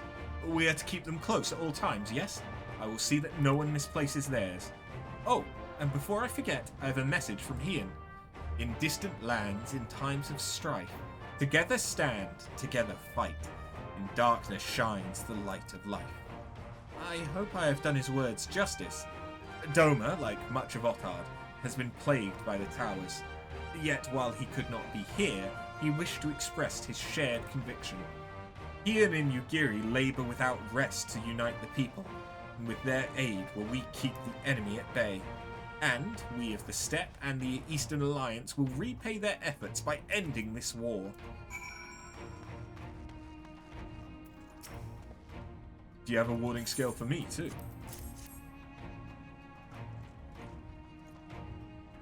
Thank you for this, and for going to such incredible lengths for the sake of my people. Though I have little to offer in return, I would impart some advice, if I may. You've been told by many to wear the cold of Ilsabard, and I cannot stress enough that this is no token warning.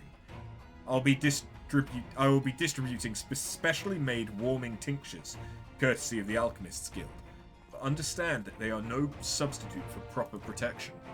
I leave the provisioning of said protection to your discretion. Now, Let us proceed to the Alamegan Quarter. While you make your final preparations, I will have the pilots ready the airships.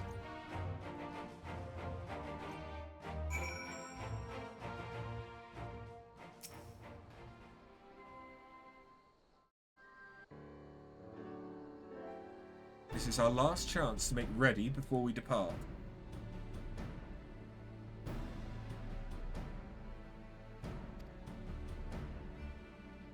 You needn't worry about Urianger and I. We still have what we wore in Garlemald before. Stinian claims to be quite warm and toasty beneath his armour, and since he spent a fair bit of time up north recently as well, I have no reason to doubt his words. Most of the others will be borrowing Grand Company stock. The rest of you could do likewise, I suppose, provided you're not overly concerned with style. Not to put too fine a point on it, but I wouldn't be seen dead in one of those ridiculous overcoats. If only I had time to find something to my liking. Hark! Is that the cry of scions in need of a tailor, I hear? Tataru?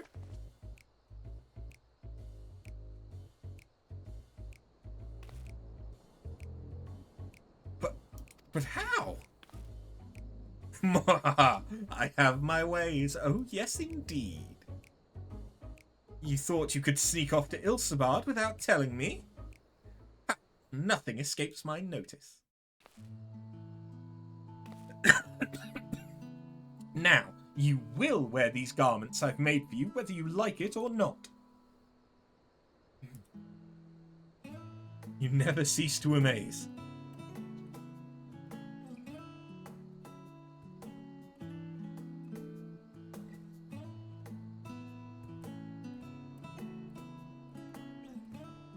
But why do you need a new outfit as well? Wait, are you coming with us? What? No, of course not, silly. It's all in the name of fashion. Rather, the pursuit of the highest quality fashion. Besides, how can I expect others to wear my creations if I've never worn them myself?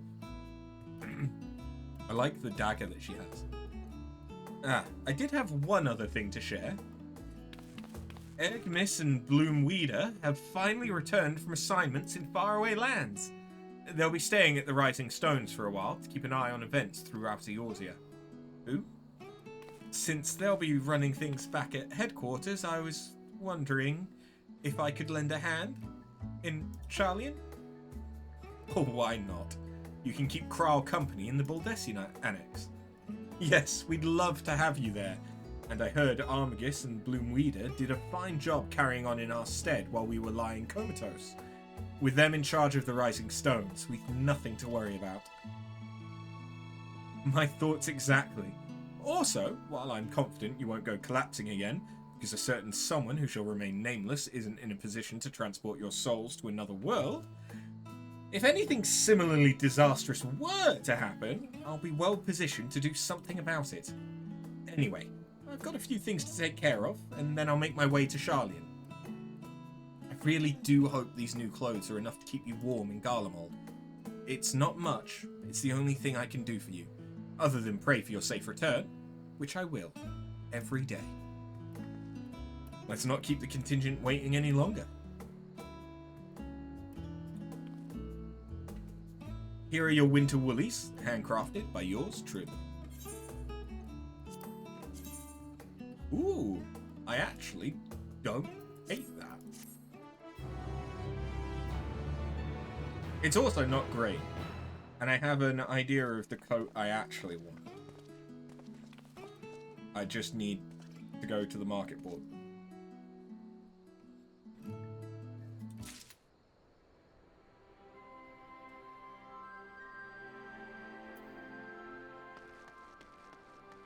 So, yeah, 1 second.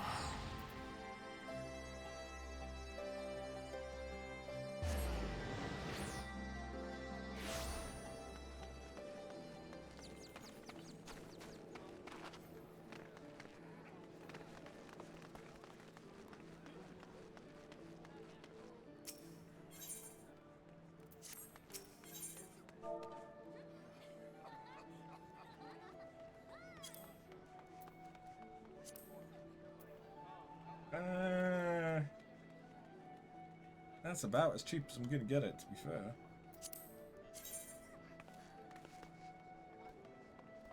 Do I prefer that?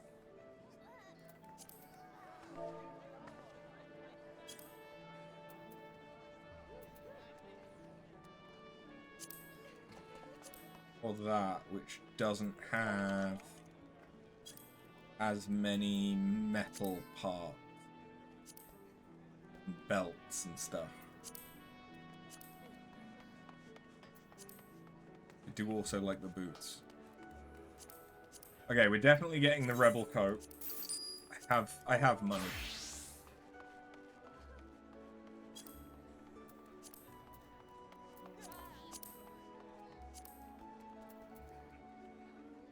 Are the urban boots?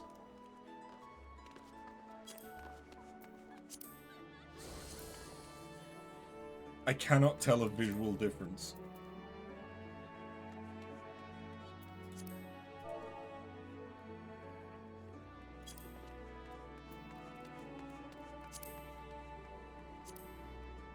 I legitimately cannot tell.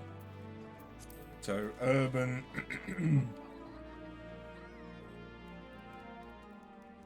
Urban boots are selling cheapest 500 and...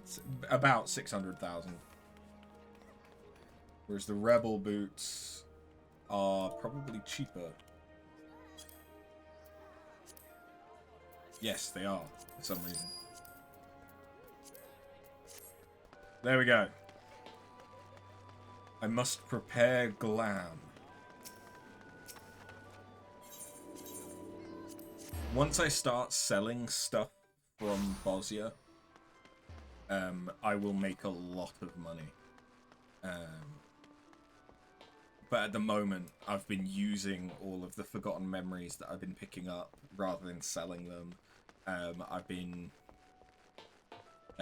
if I do get a piece of the, like, rarer gear that's used to augment your stuff, like, I need to use it. I can't just sell it. But when it does come to the time where I no longer need it and can just sell it,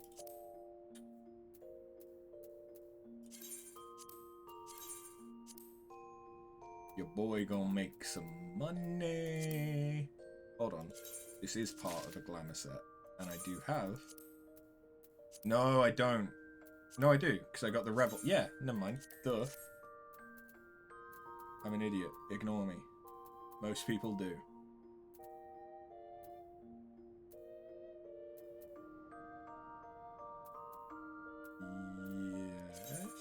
Yes. Yes. Yes.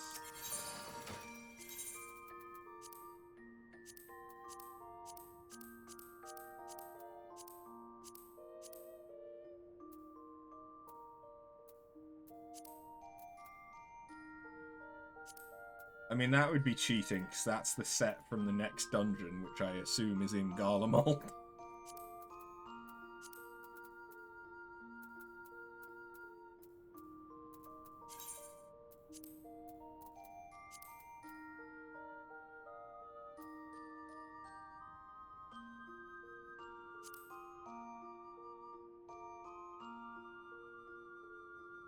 Where? There it is.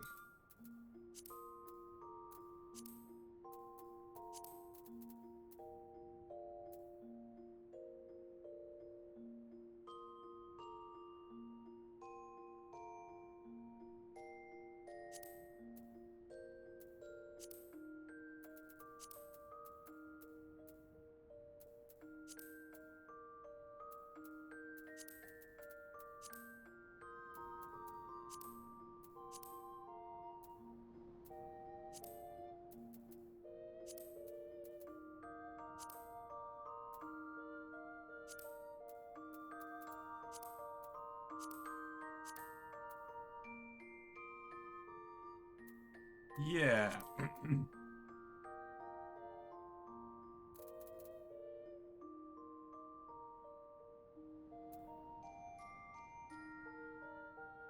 go with something like that.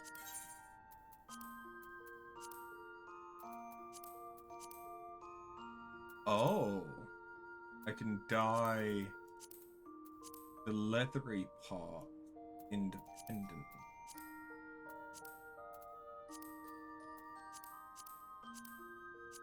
Interesting.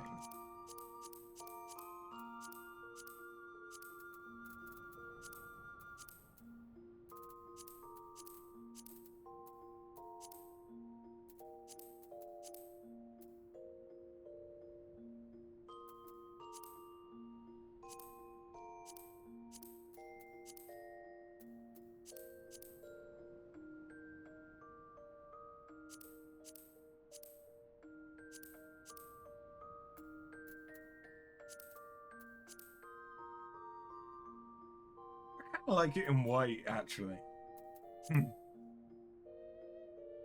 Although grey... Jesus, my throat. It's a sign I should probably finish up soon. I kind of like it in the like whitish grey. I think I'll go with that. And then I could do that. Or I could just have the soul.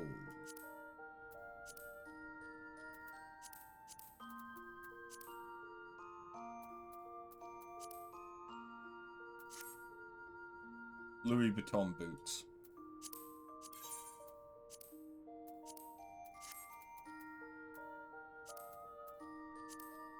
I mean, I could merge that in with it so that it looks like the hood. I mean, that doesn't work, does it? Okay.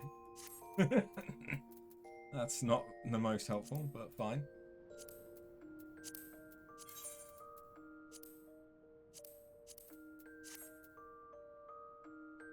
Yeah, I think it'd need to be a little darker like that. Okay.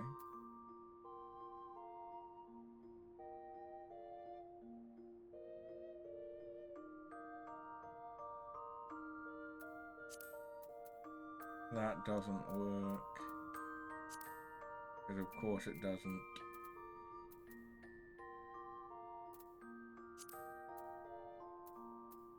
Yeah, there isn't a great deal of hats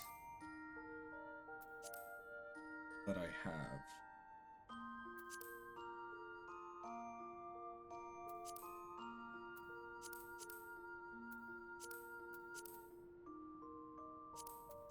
Like, if the beanie worked, it would be perfect.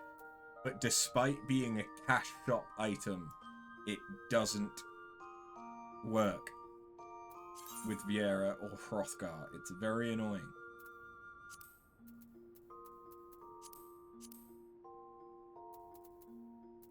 The beret looks fucking pathetic.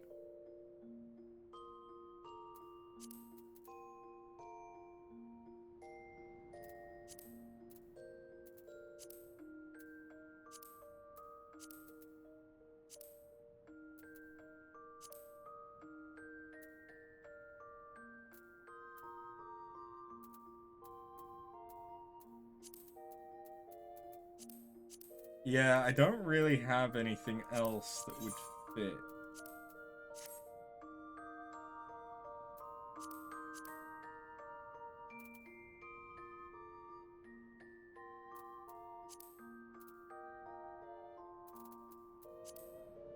Which is annoying the shit out of me.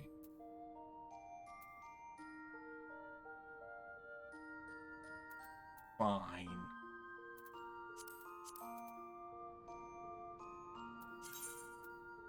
We'll go with that.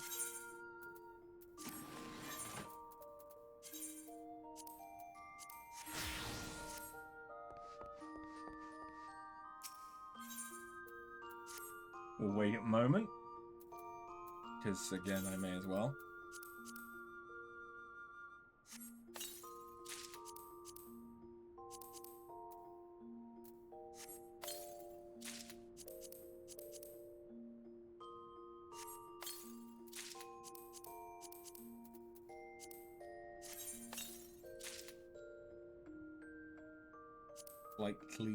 Slightly worse. Good. I need to clear out some of my inventory.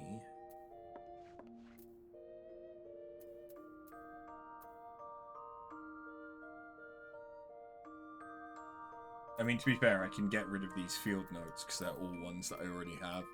But I may as well convert them into lockboxes to see if I can get anything half decent. Even if that's just dyes, because I've got a reasonable little collection of some dyes.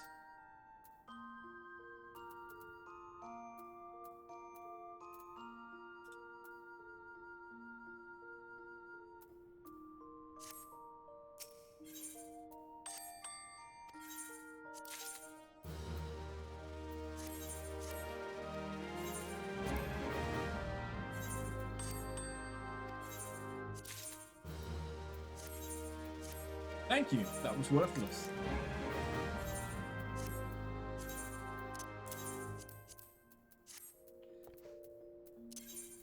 Back to the Alamegan Quarter.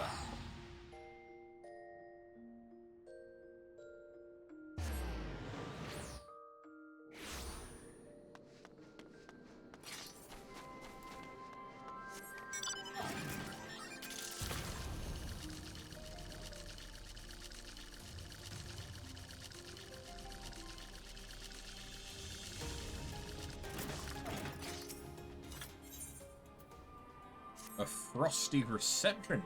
I'm told the airship pilot has been sent to meet you. Ah, there he is. Alright, this is where we go our separate ways. Do be careful, won't you? It's an honor to finally meet you. We of the Garland Ironworks will be ferrying you and your contingent across the mountains and into Garlemald. For many of us, it will be something of a homecoming. Our illustrious founder was only our most notable Imperial defector. For that reason, the company is committed to the success of this expedition. Our resources are at your disposal. If there's aught we might be able to do or be of further assistance, please do not hesitate to ask. Fuck, my brain is turning to mush. I need to finish the stream after this. If you are ready to depart, I will ready the engines.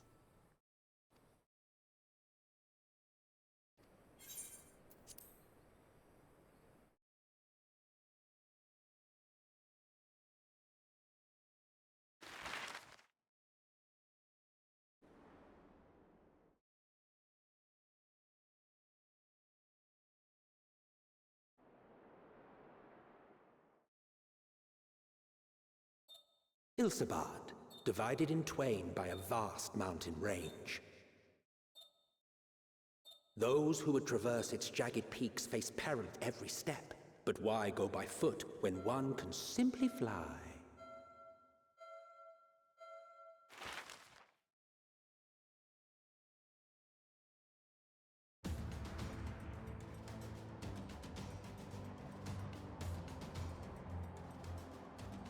On the outskirts of the Imperial capital, in the frozen wastes of the Magna Glacius,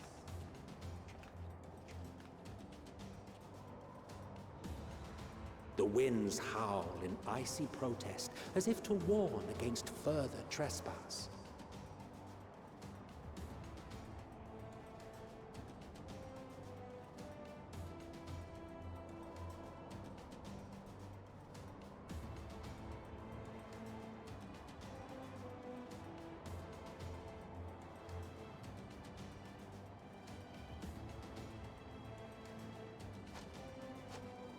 We've received word from Thancred's reconnaissance party. They've sighted a detachment of heavily armed Imperials. Survivors of the Civil War, perhaps? Perhaps, but there is more to it than that. Maxima reports that they are led by Vergilia, legatus of the 3rd Legion, which comprises the bulk of their number. However, they are also joined by several members of the 1st. From what I recall, the 3rd Legion fought for Nerva in the War of Succession following Varus' death. The 1st, on the other hand, were under the direct command of the Emperor and rejected Nerva's claim to the throne. These legions were enemies. Indeed. In fact, our sources claim that it was a conflict between them that sparked the Civil War. Yet now, these former foes cooperate to defend a ruined Garlemald from invasion. Then it is all but certain they have been tempered. So, what's the plan? If me and my crew is out reaving, we charge straight in, no messing about. But that ain't what we're here for. Quite right. Soldiers or no, they are people of Garlemald, the very ones we have come to aid. Direct confrontation is unavoidable. Nevertheless, we must make every effort to limit casualties on both sides. Rather than kill them, I would remove them from the field. How so? Savage beatings, disarmament, and imprisonment? Not impossible, but easier said than done in the heat of battle.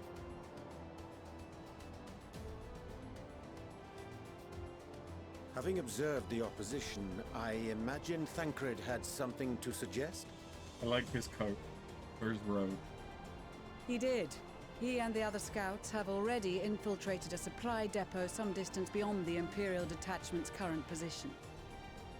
Stored within is a stockpile of Magitech armaments, and once we give the signal, Thancred's team will destroy them all. In so doing, we will deprive frontline troops of materiel, and likely force the detachment to send men to investigate. Divide and conquer. Not a bad idea. Once the scouts have finished their preparations, we will split into two groups. A match with Graha! The first will form the vanguard, while the other brings up the rear with our supplies. Alizé looks cute. I like how they've got matching coats. As for the Scions, I ask that you lend your assistance where you deem it needed most. I would prefer, however, that you accompany the rearguard and be prepared to join the van at a moment's notice. Kept in reserve as our trump card, so to speak.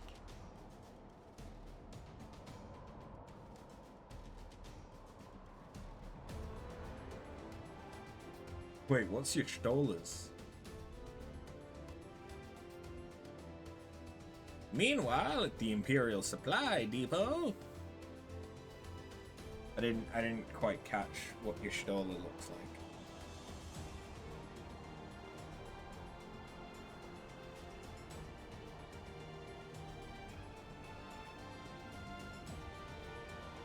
like. Ooh, wearing the Bosnian armor.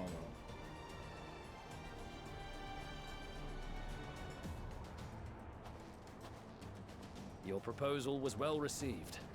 More specifically, they asked that we destroy the Imperial's toys in as spectacular a fashion as possible.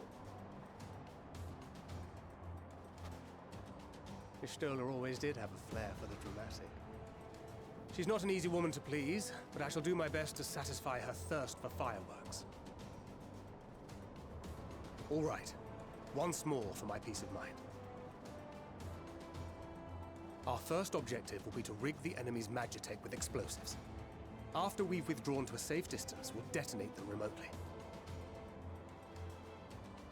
Our second will be to issue a deactivation command to the automated units via the control terminal.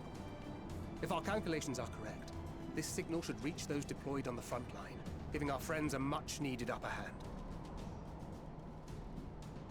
The blizzard will help us stay hidden, so let's aim to get in and out before it passes.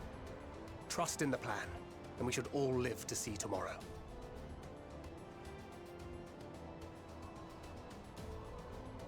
In the meantime, I will relay messages back and forth as the situation unfolds. You'll forgive me if I ask again, but are you certain you wish to play the lone wolf? Wouldn't have it any other way. Call it foolish and reckless if you like, but I'll get the job done. I always do. Very well. I wish you the best of luck.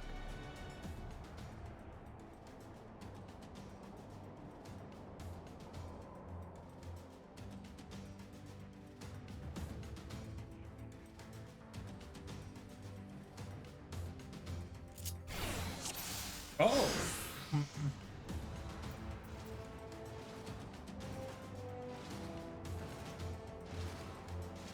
I'm gonna have to fight guard dogs, apparently. Okay, so I got that. Got hide. Silent takedown. Okay, so we actually can be stealthy. Assuming there's nothing else you wish to confirm, we may commence the mission as soon as you are ready. Keep your wits about you. It's time. We only have one shot at this, so let's make it count.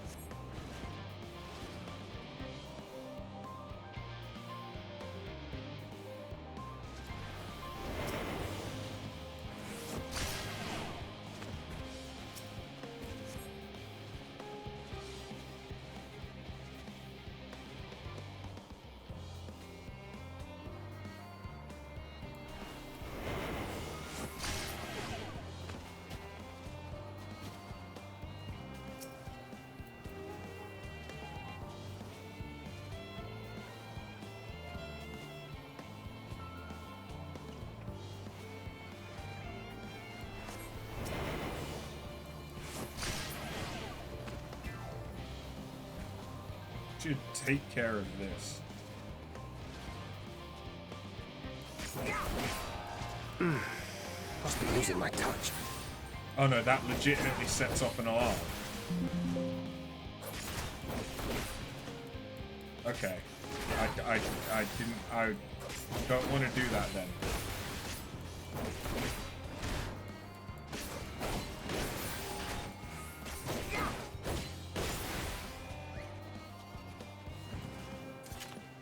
Or never mind, that might be fine. I guess there's a threat awareness, but I'll be more stealthy from now.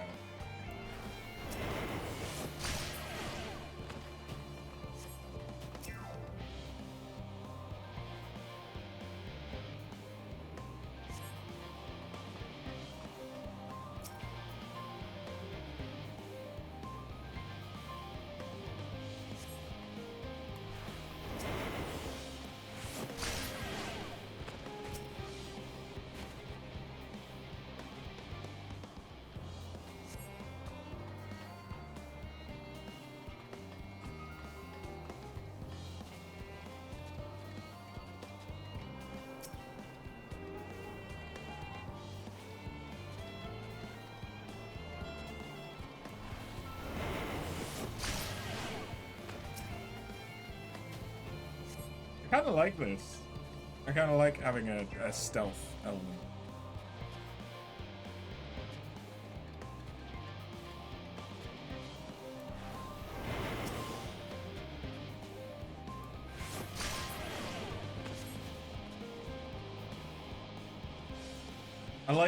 I know they're tempered, but I like how oblivious they are.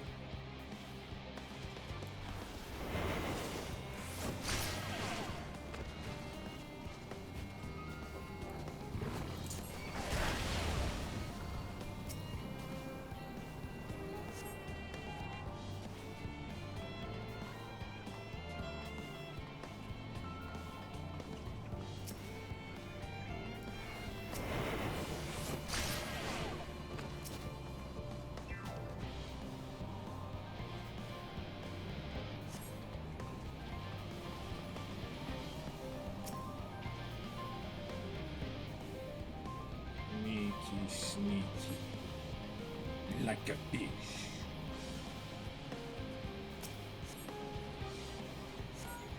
This is Thancred. The explosives are in place. We're Solid Snake? Very good. All is proceeding as planned. Head to the control terminal. It should be to the northwest. Understood. Have the others wait at the rendezvous point.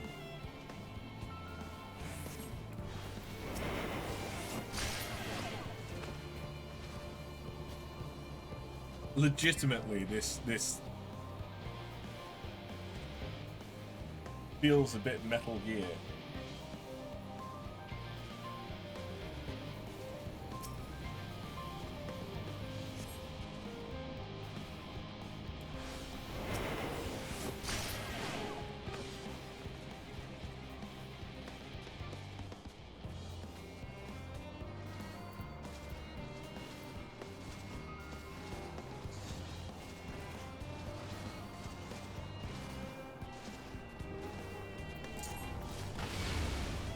Seven hells.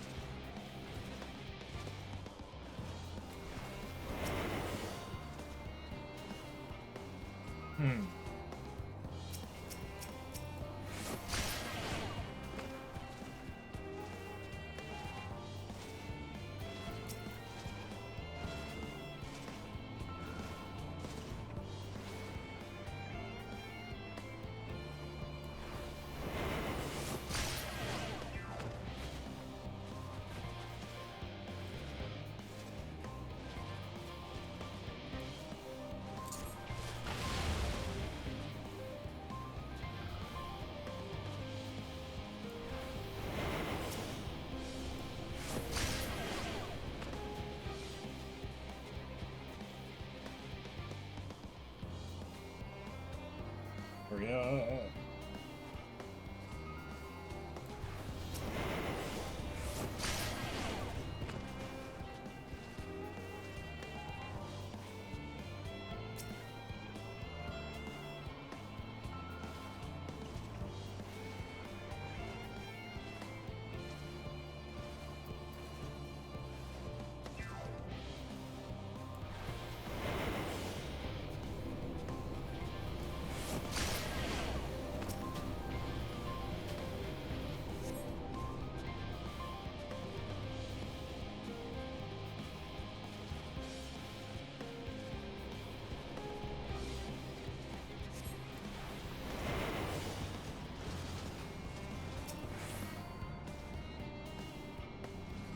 Sneaky, sneaky.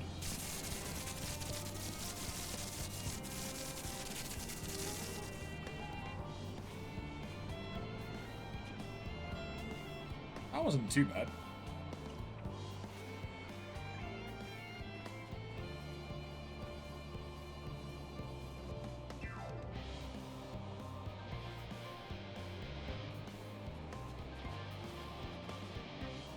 You are returned, and none the worse for wear, to my considerable relief. What news from our comrades? They stand at the ready. Excellent. Then let the fireworks begin.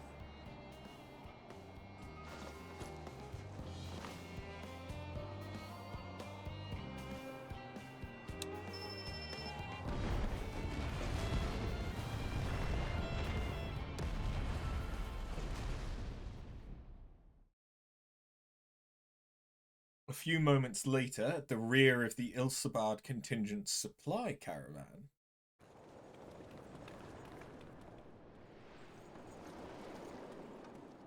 Those roads look an awful lot like the ones from Death Stranding. The blizzard's beginning to clear. The Vanguard should be engaging the Imperials any moment now, if they haven't already. Ishtola and the others are with them, so I'm sure they'll be all right, but...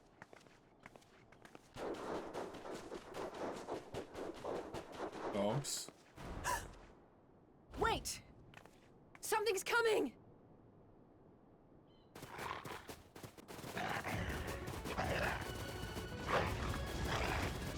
Oi, oi! Looks like we ain't the only ones who sent out scouts. Keep them away from the carriages! We lose those, and we're as good as dead!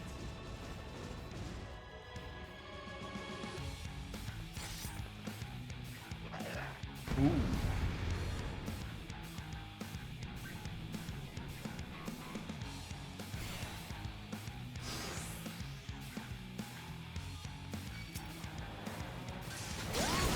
Fighters! Protect the others!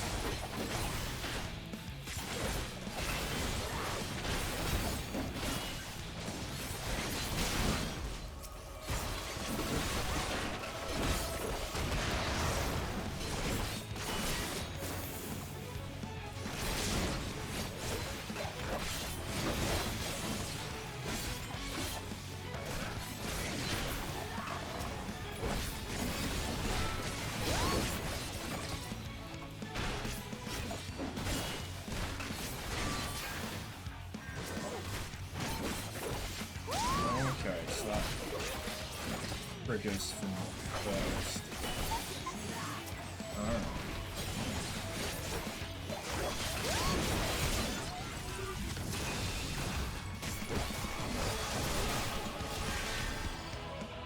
A brief respite, but stay alert. Keep the carriages I can see Alphino doing, yeah.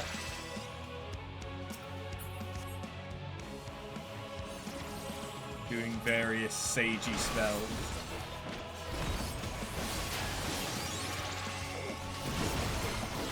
Look what impossible timing! Fear not, friends! The savior of Ishgard is here! Where is he? Oh no, he is here! Evelyn? Elaine? Please don't die. I don't know what I would say to your dad.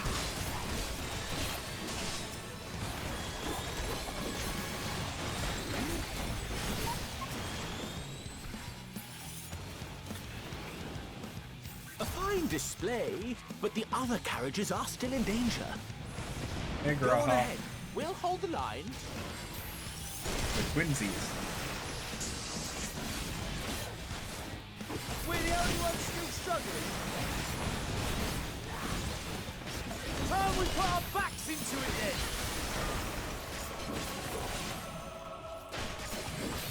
I've been itching for a good scrap.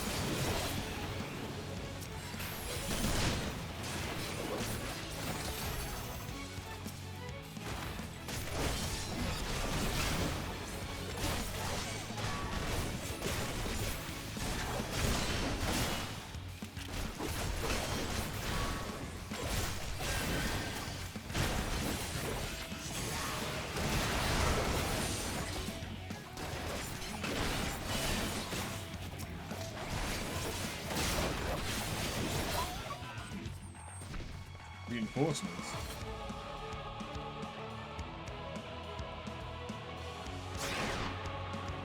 Big bastard's going straight for the carriages. Stop it in its tracks.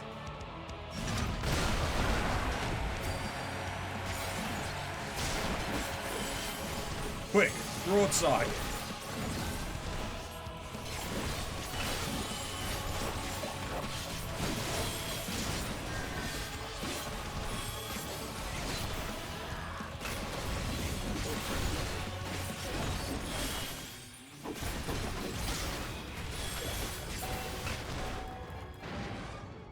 You lot alright back there? We're fine and ready for more. Hear that? Get to the front and turn the tide.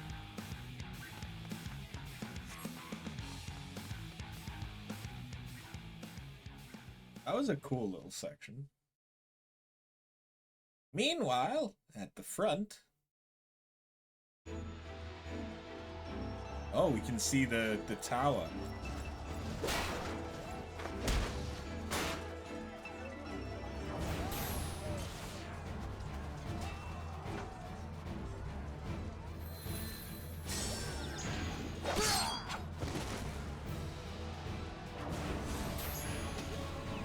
Yeah, kind of like... Removed from the field was not a euphemism for enthusiastically murder. It's nothing that won't heal in time. The trouble is, their tempering has made them utterly fearless. Subduing them would be easier if they had the capacity to submit in the first place. True. Well, this is the path our young charges would have us walk, and that we all agreed to follow. You knew it would be hard, yet still you pledged your lance, did you not?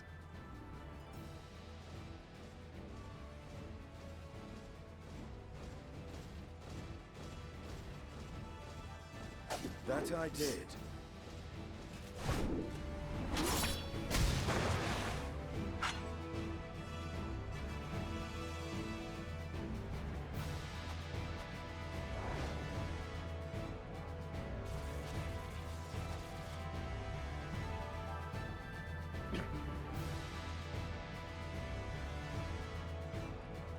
Who the fuck are you and why do you have an insect blade?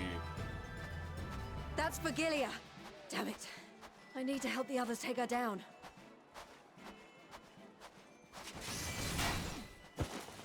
There's no end to them!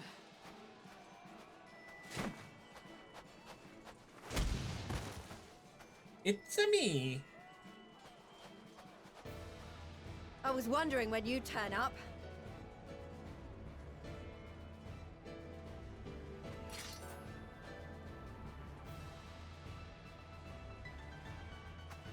There's no stopping us now. Come on, let's show them what we're made of. And Terrapin's just here. he doesn't get any dialogue. He's just here.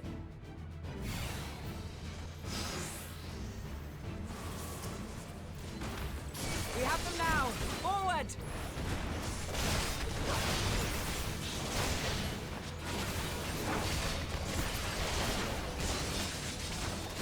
Supply caravan is safe at the time.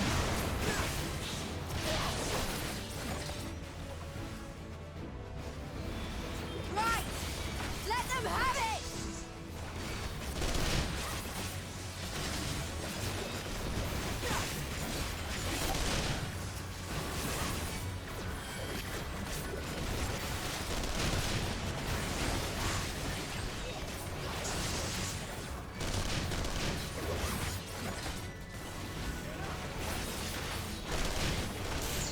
Damn, Terrapin, what the fuck?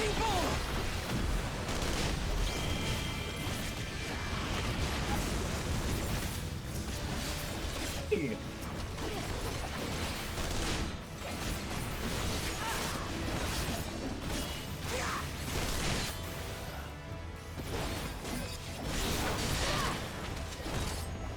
Oh no, Satu, Magnite.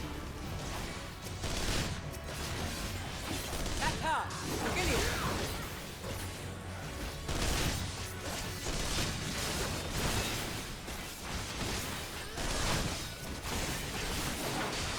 Do not fall behind!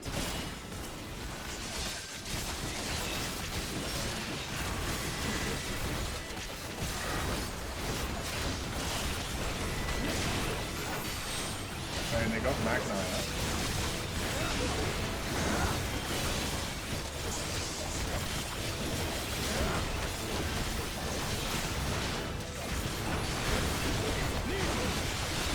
Viper is definitely a good class to have Blood Viper. So.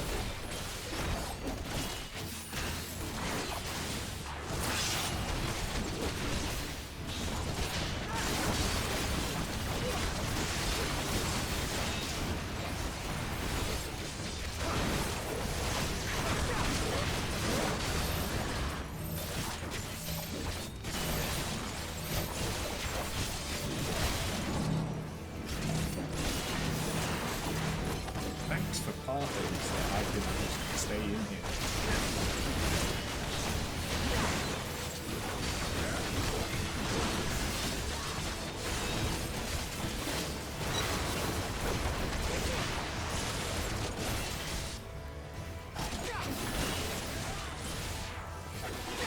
Is everyone alright?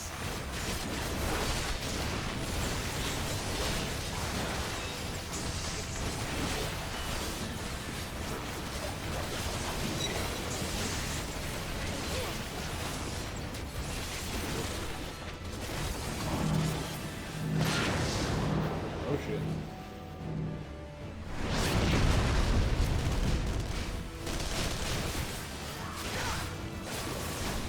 Kill or die!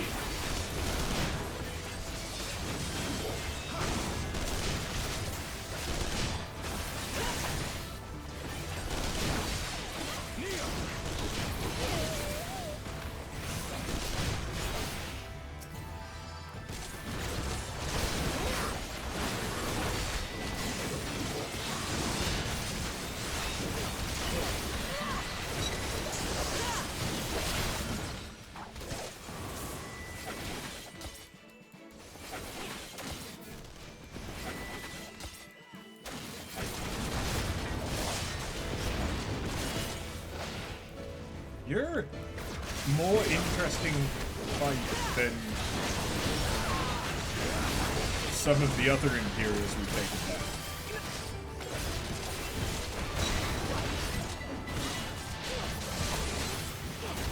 Like, this is more interesting than fighting, was it Lydia? The one that we fight in Casper and Meridiana?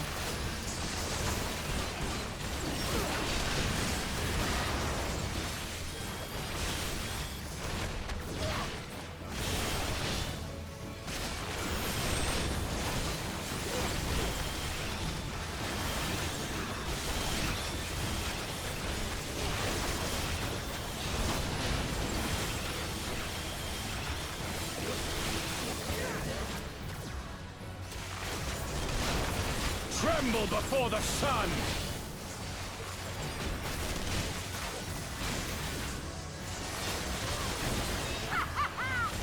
May your scream fill the air! Oh god.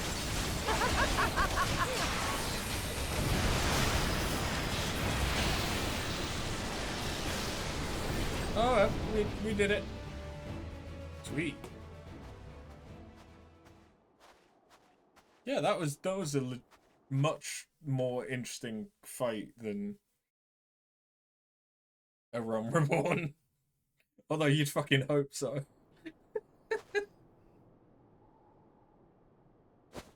A worthy adversary. Rest, recover, reclaim yourself. Then we will fight again, to the death. Sadu Hatun!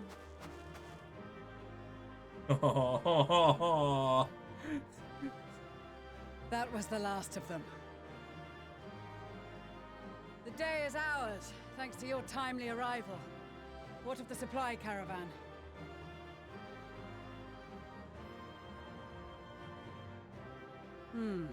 Outmaneuvered, but not outmatched. Good. Let us take the Imperials into custody and rejoin our comrades. And soon we shall arrive at the capital.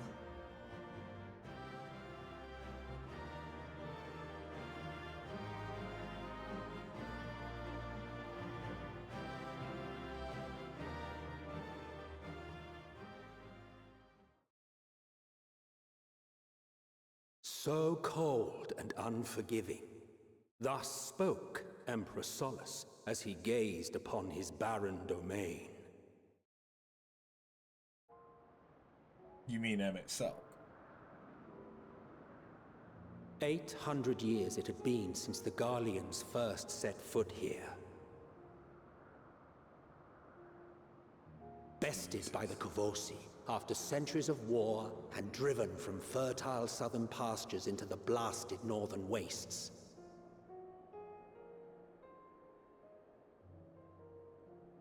In that garden of desolation, they clung to one another for warmth, freezing, hungry, desperate, hated.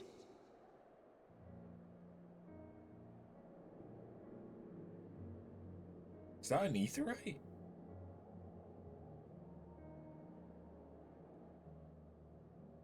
The chosen forsaken.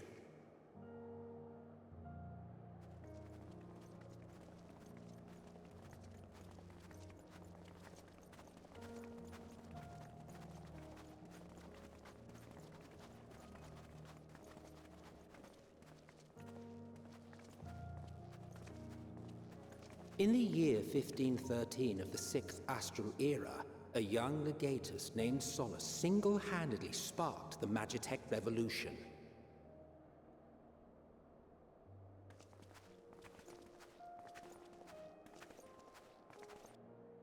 How did he conceive the machina that feed on ceruleum? Once a common, soft-spoken soldier, how had he so quickly ascended through the ranks? Like so many others, those who knew the truth are gone. Taking in the capital with his eyes for the first time, I recall thinking to myself, far colder on the earth than in the heavens. Yes, far colder indeed. Bitterly so.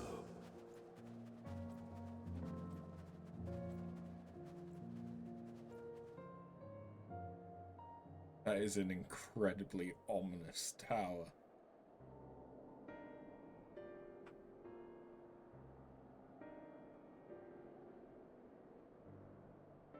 Not so much as a whisper. The roads leading beyond the city walls would have been used less in recent years. Nevertheless, this was one of the most important gateways into the capital. Her buzz day and night with activity, aye. Merchants passing through the checkpoint, many of them stopping at the local hostelries. Surely they cannot all have been tempered. We can consider the question after we have made camp. If we spend any longer outside, we may well freeze to death where we stand. The tempered Imperials, too.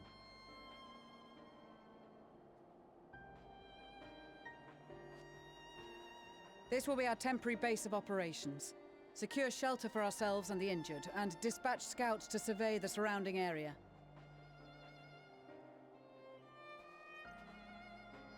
If we're planning on staying here a while, we ought to give this place a proper name.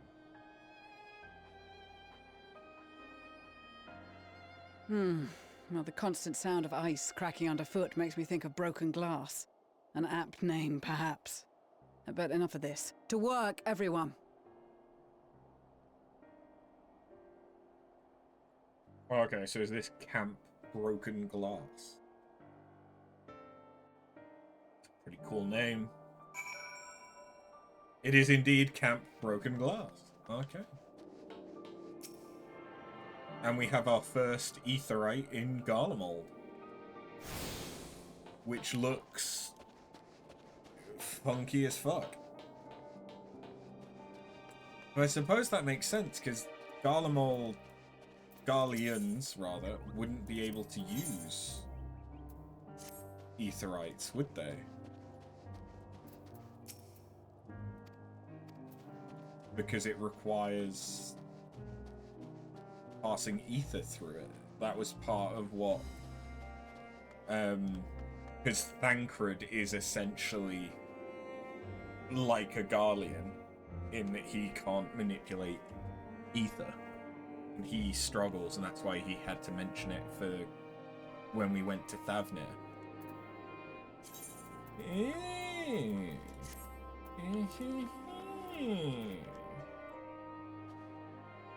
Well, I think I will end it here.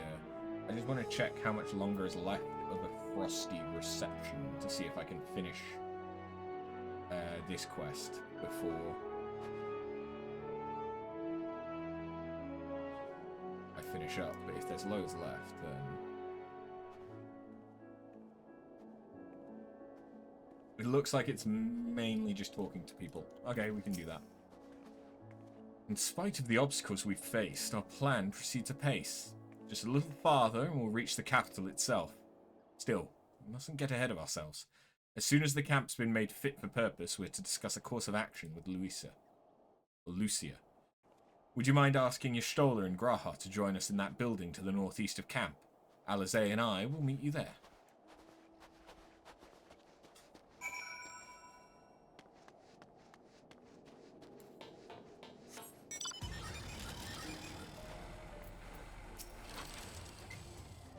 A meeting? Yes, I'll make my way over there once my head is cleared. In truth, I've been feeling out of sorts since we arrived. The air is thick with a palpable aura of malevolence. There's the monstrous tower on the horizon. Jagged, hideous, unholy. Even at this distance, its presence is overwhelming. Much like the sensation I felt in the Tower of Zot, only far more terrifying. Ether flows unceasingly towards it, converging into a swirling mass of unfathomable power. For a blessing, the constant chill in the air is helping to anchor my senses in the here and now. Tell the others I shall be with you in a few moments. There's an S rank that just spawned.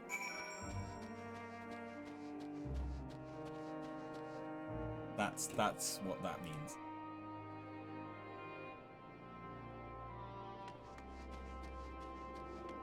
Not that I'll be able to get to it, most likely. It's not been declared on Falup yet. You'll be pleased to know most of the Tempered have been quartered inside the nearby buildings and are receiving treatment as we speak. I do, however, feel no small amount of guilt for commandeering civilian homes. The occupants may be long gone, but everything is exactly as they left it. Considering the length of time that has clearly passed since, one would expect to find them ransacked. Strangely, there are no signs of anything having been stolen.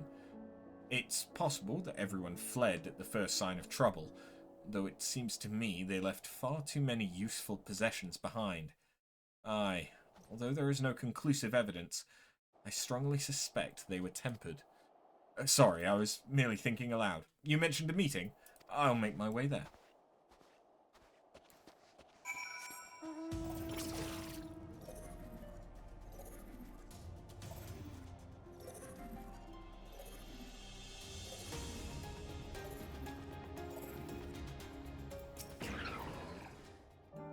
Thank you for Yeah, I need to finish up. Thank you for informing the others of our meeting. When everyone is here, we'll begin.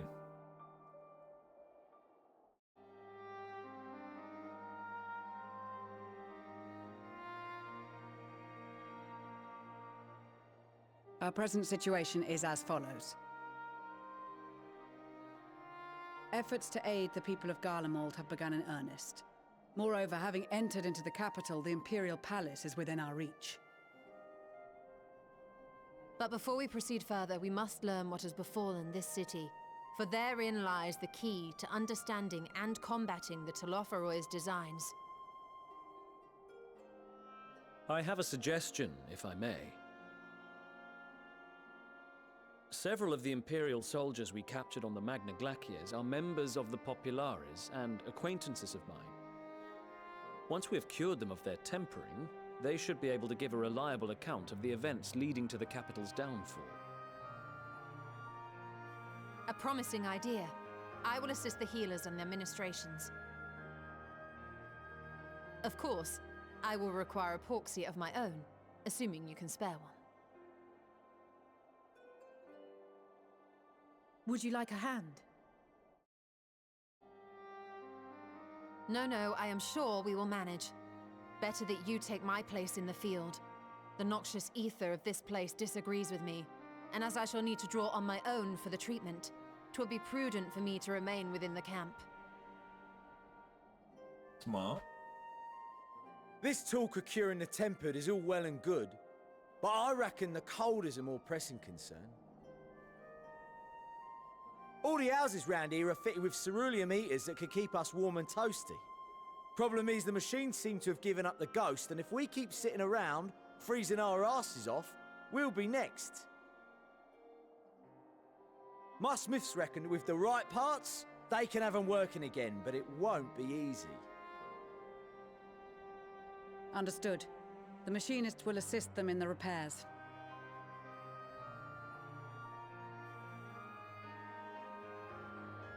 The rest of us should either stand watch or survey the area. We've made our presence known to the Telophoroi. They will be searching for us, if they have not already ascertained our position. That we have seen no sign of them since the battle suggests they have yet to do so. However, I suspect they may be biding their time. Or perhaps we are beneath their notice.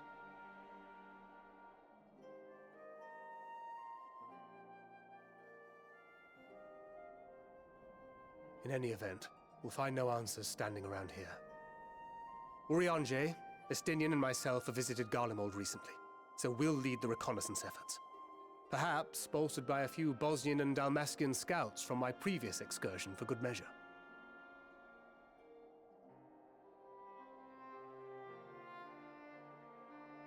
Don't forget about us Alamegans. We have experienced scouts of our own. Well now, this is turning out to be a rather sizable team. With such numbers, we should be able to cover a wide area with relative ease, including that surrounding the Imperial Palace. How about you, Graha? I have a feeling we'll find a use or two for that vanishing spell of yours.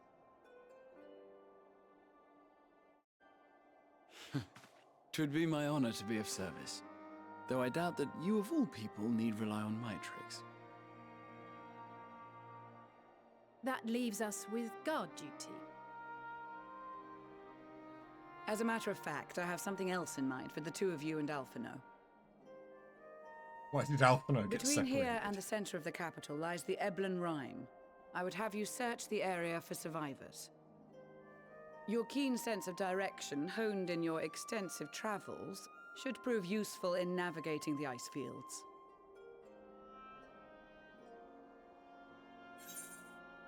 If there are any survivors, we'll surely find them. Extensive travels is something of an understatement. I suppose if there's nothing else that needs doing. Ice fields? I love ice fields! Oh, wait. No, I don't.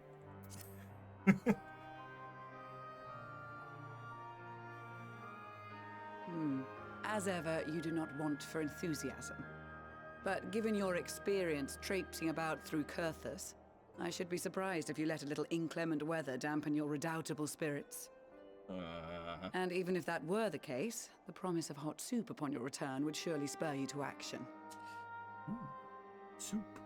You all have your duties. Let us make haste. May the Fury bless and keep you.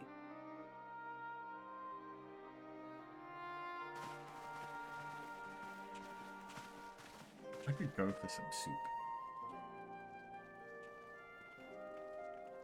Should I make some 1 AM soup before I go to bed?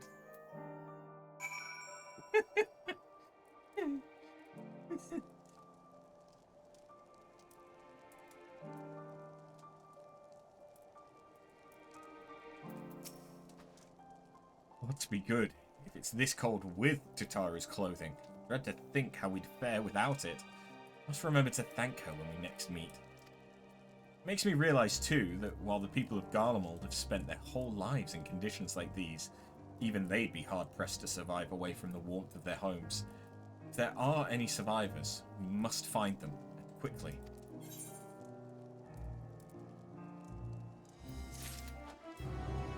That being said, fuck that shit.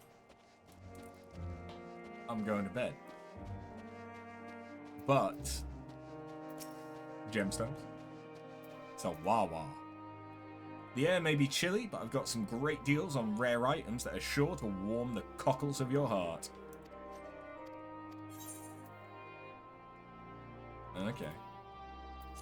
Yeah, nothing great, but that's to be expected because it's only level 1.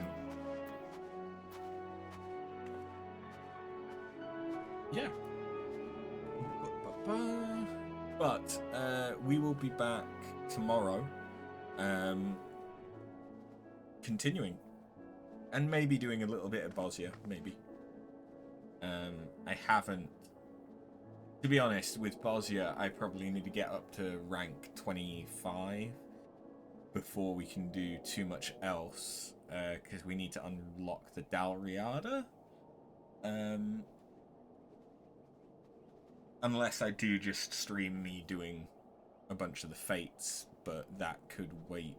If I'm going to stream that, that could wait until after we've finished Endwalker's story.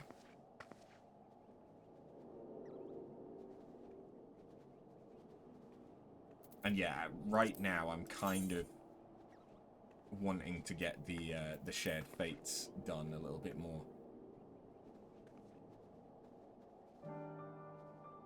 We'll see how it goes. The shared fates, now that I've done most of the areas, shouldn't take too much longer. Bosnia ranking up probably won't take too much longer if I focus on fates in Zadnor.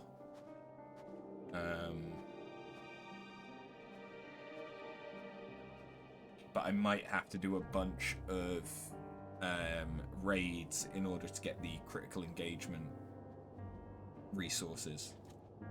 Because critical engagement stuff doesn't seem to want to spawn when I'm in Zadnor. I think I've been involved in maybe 1 or 2 critical engagements so far. Anyway, thank you for watching, and I'll see you next time. Have a good one. Later.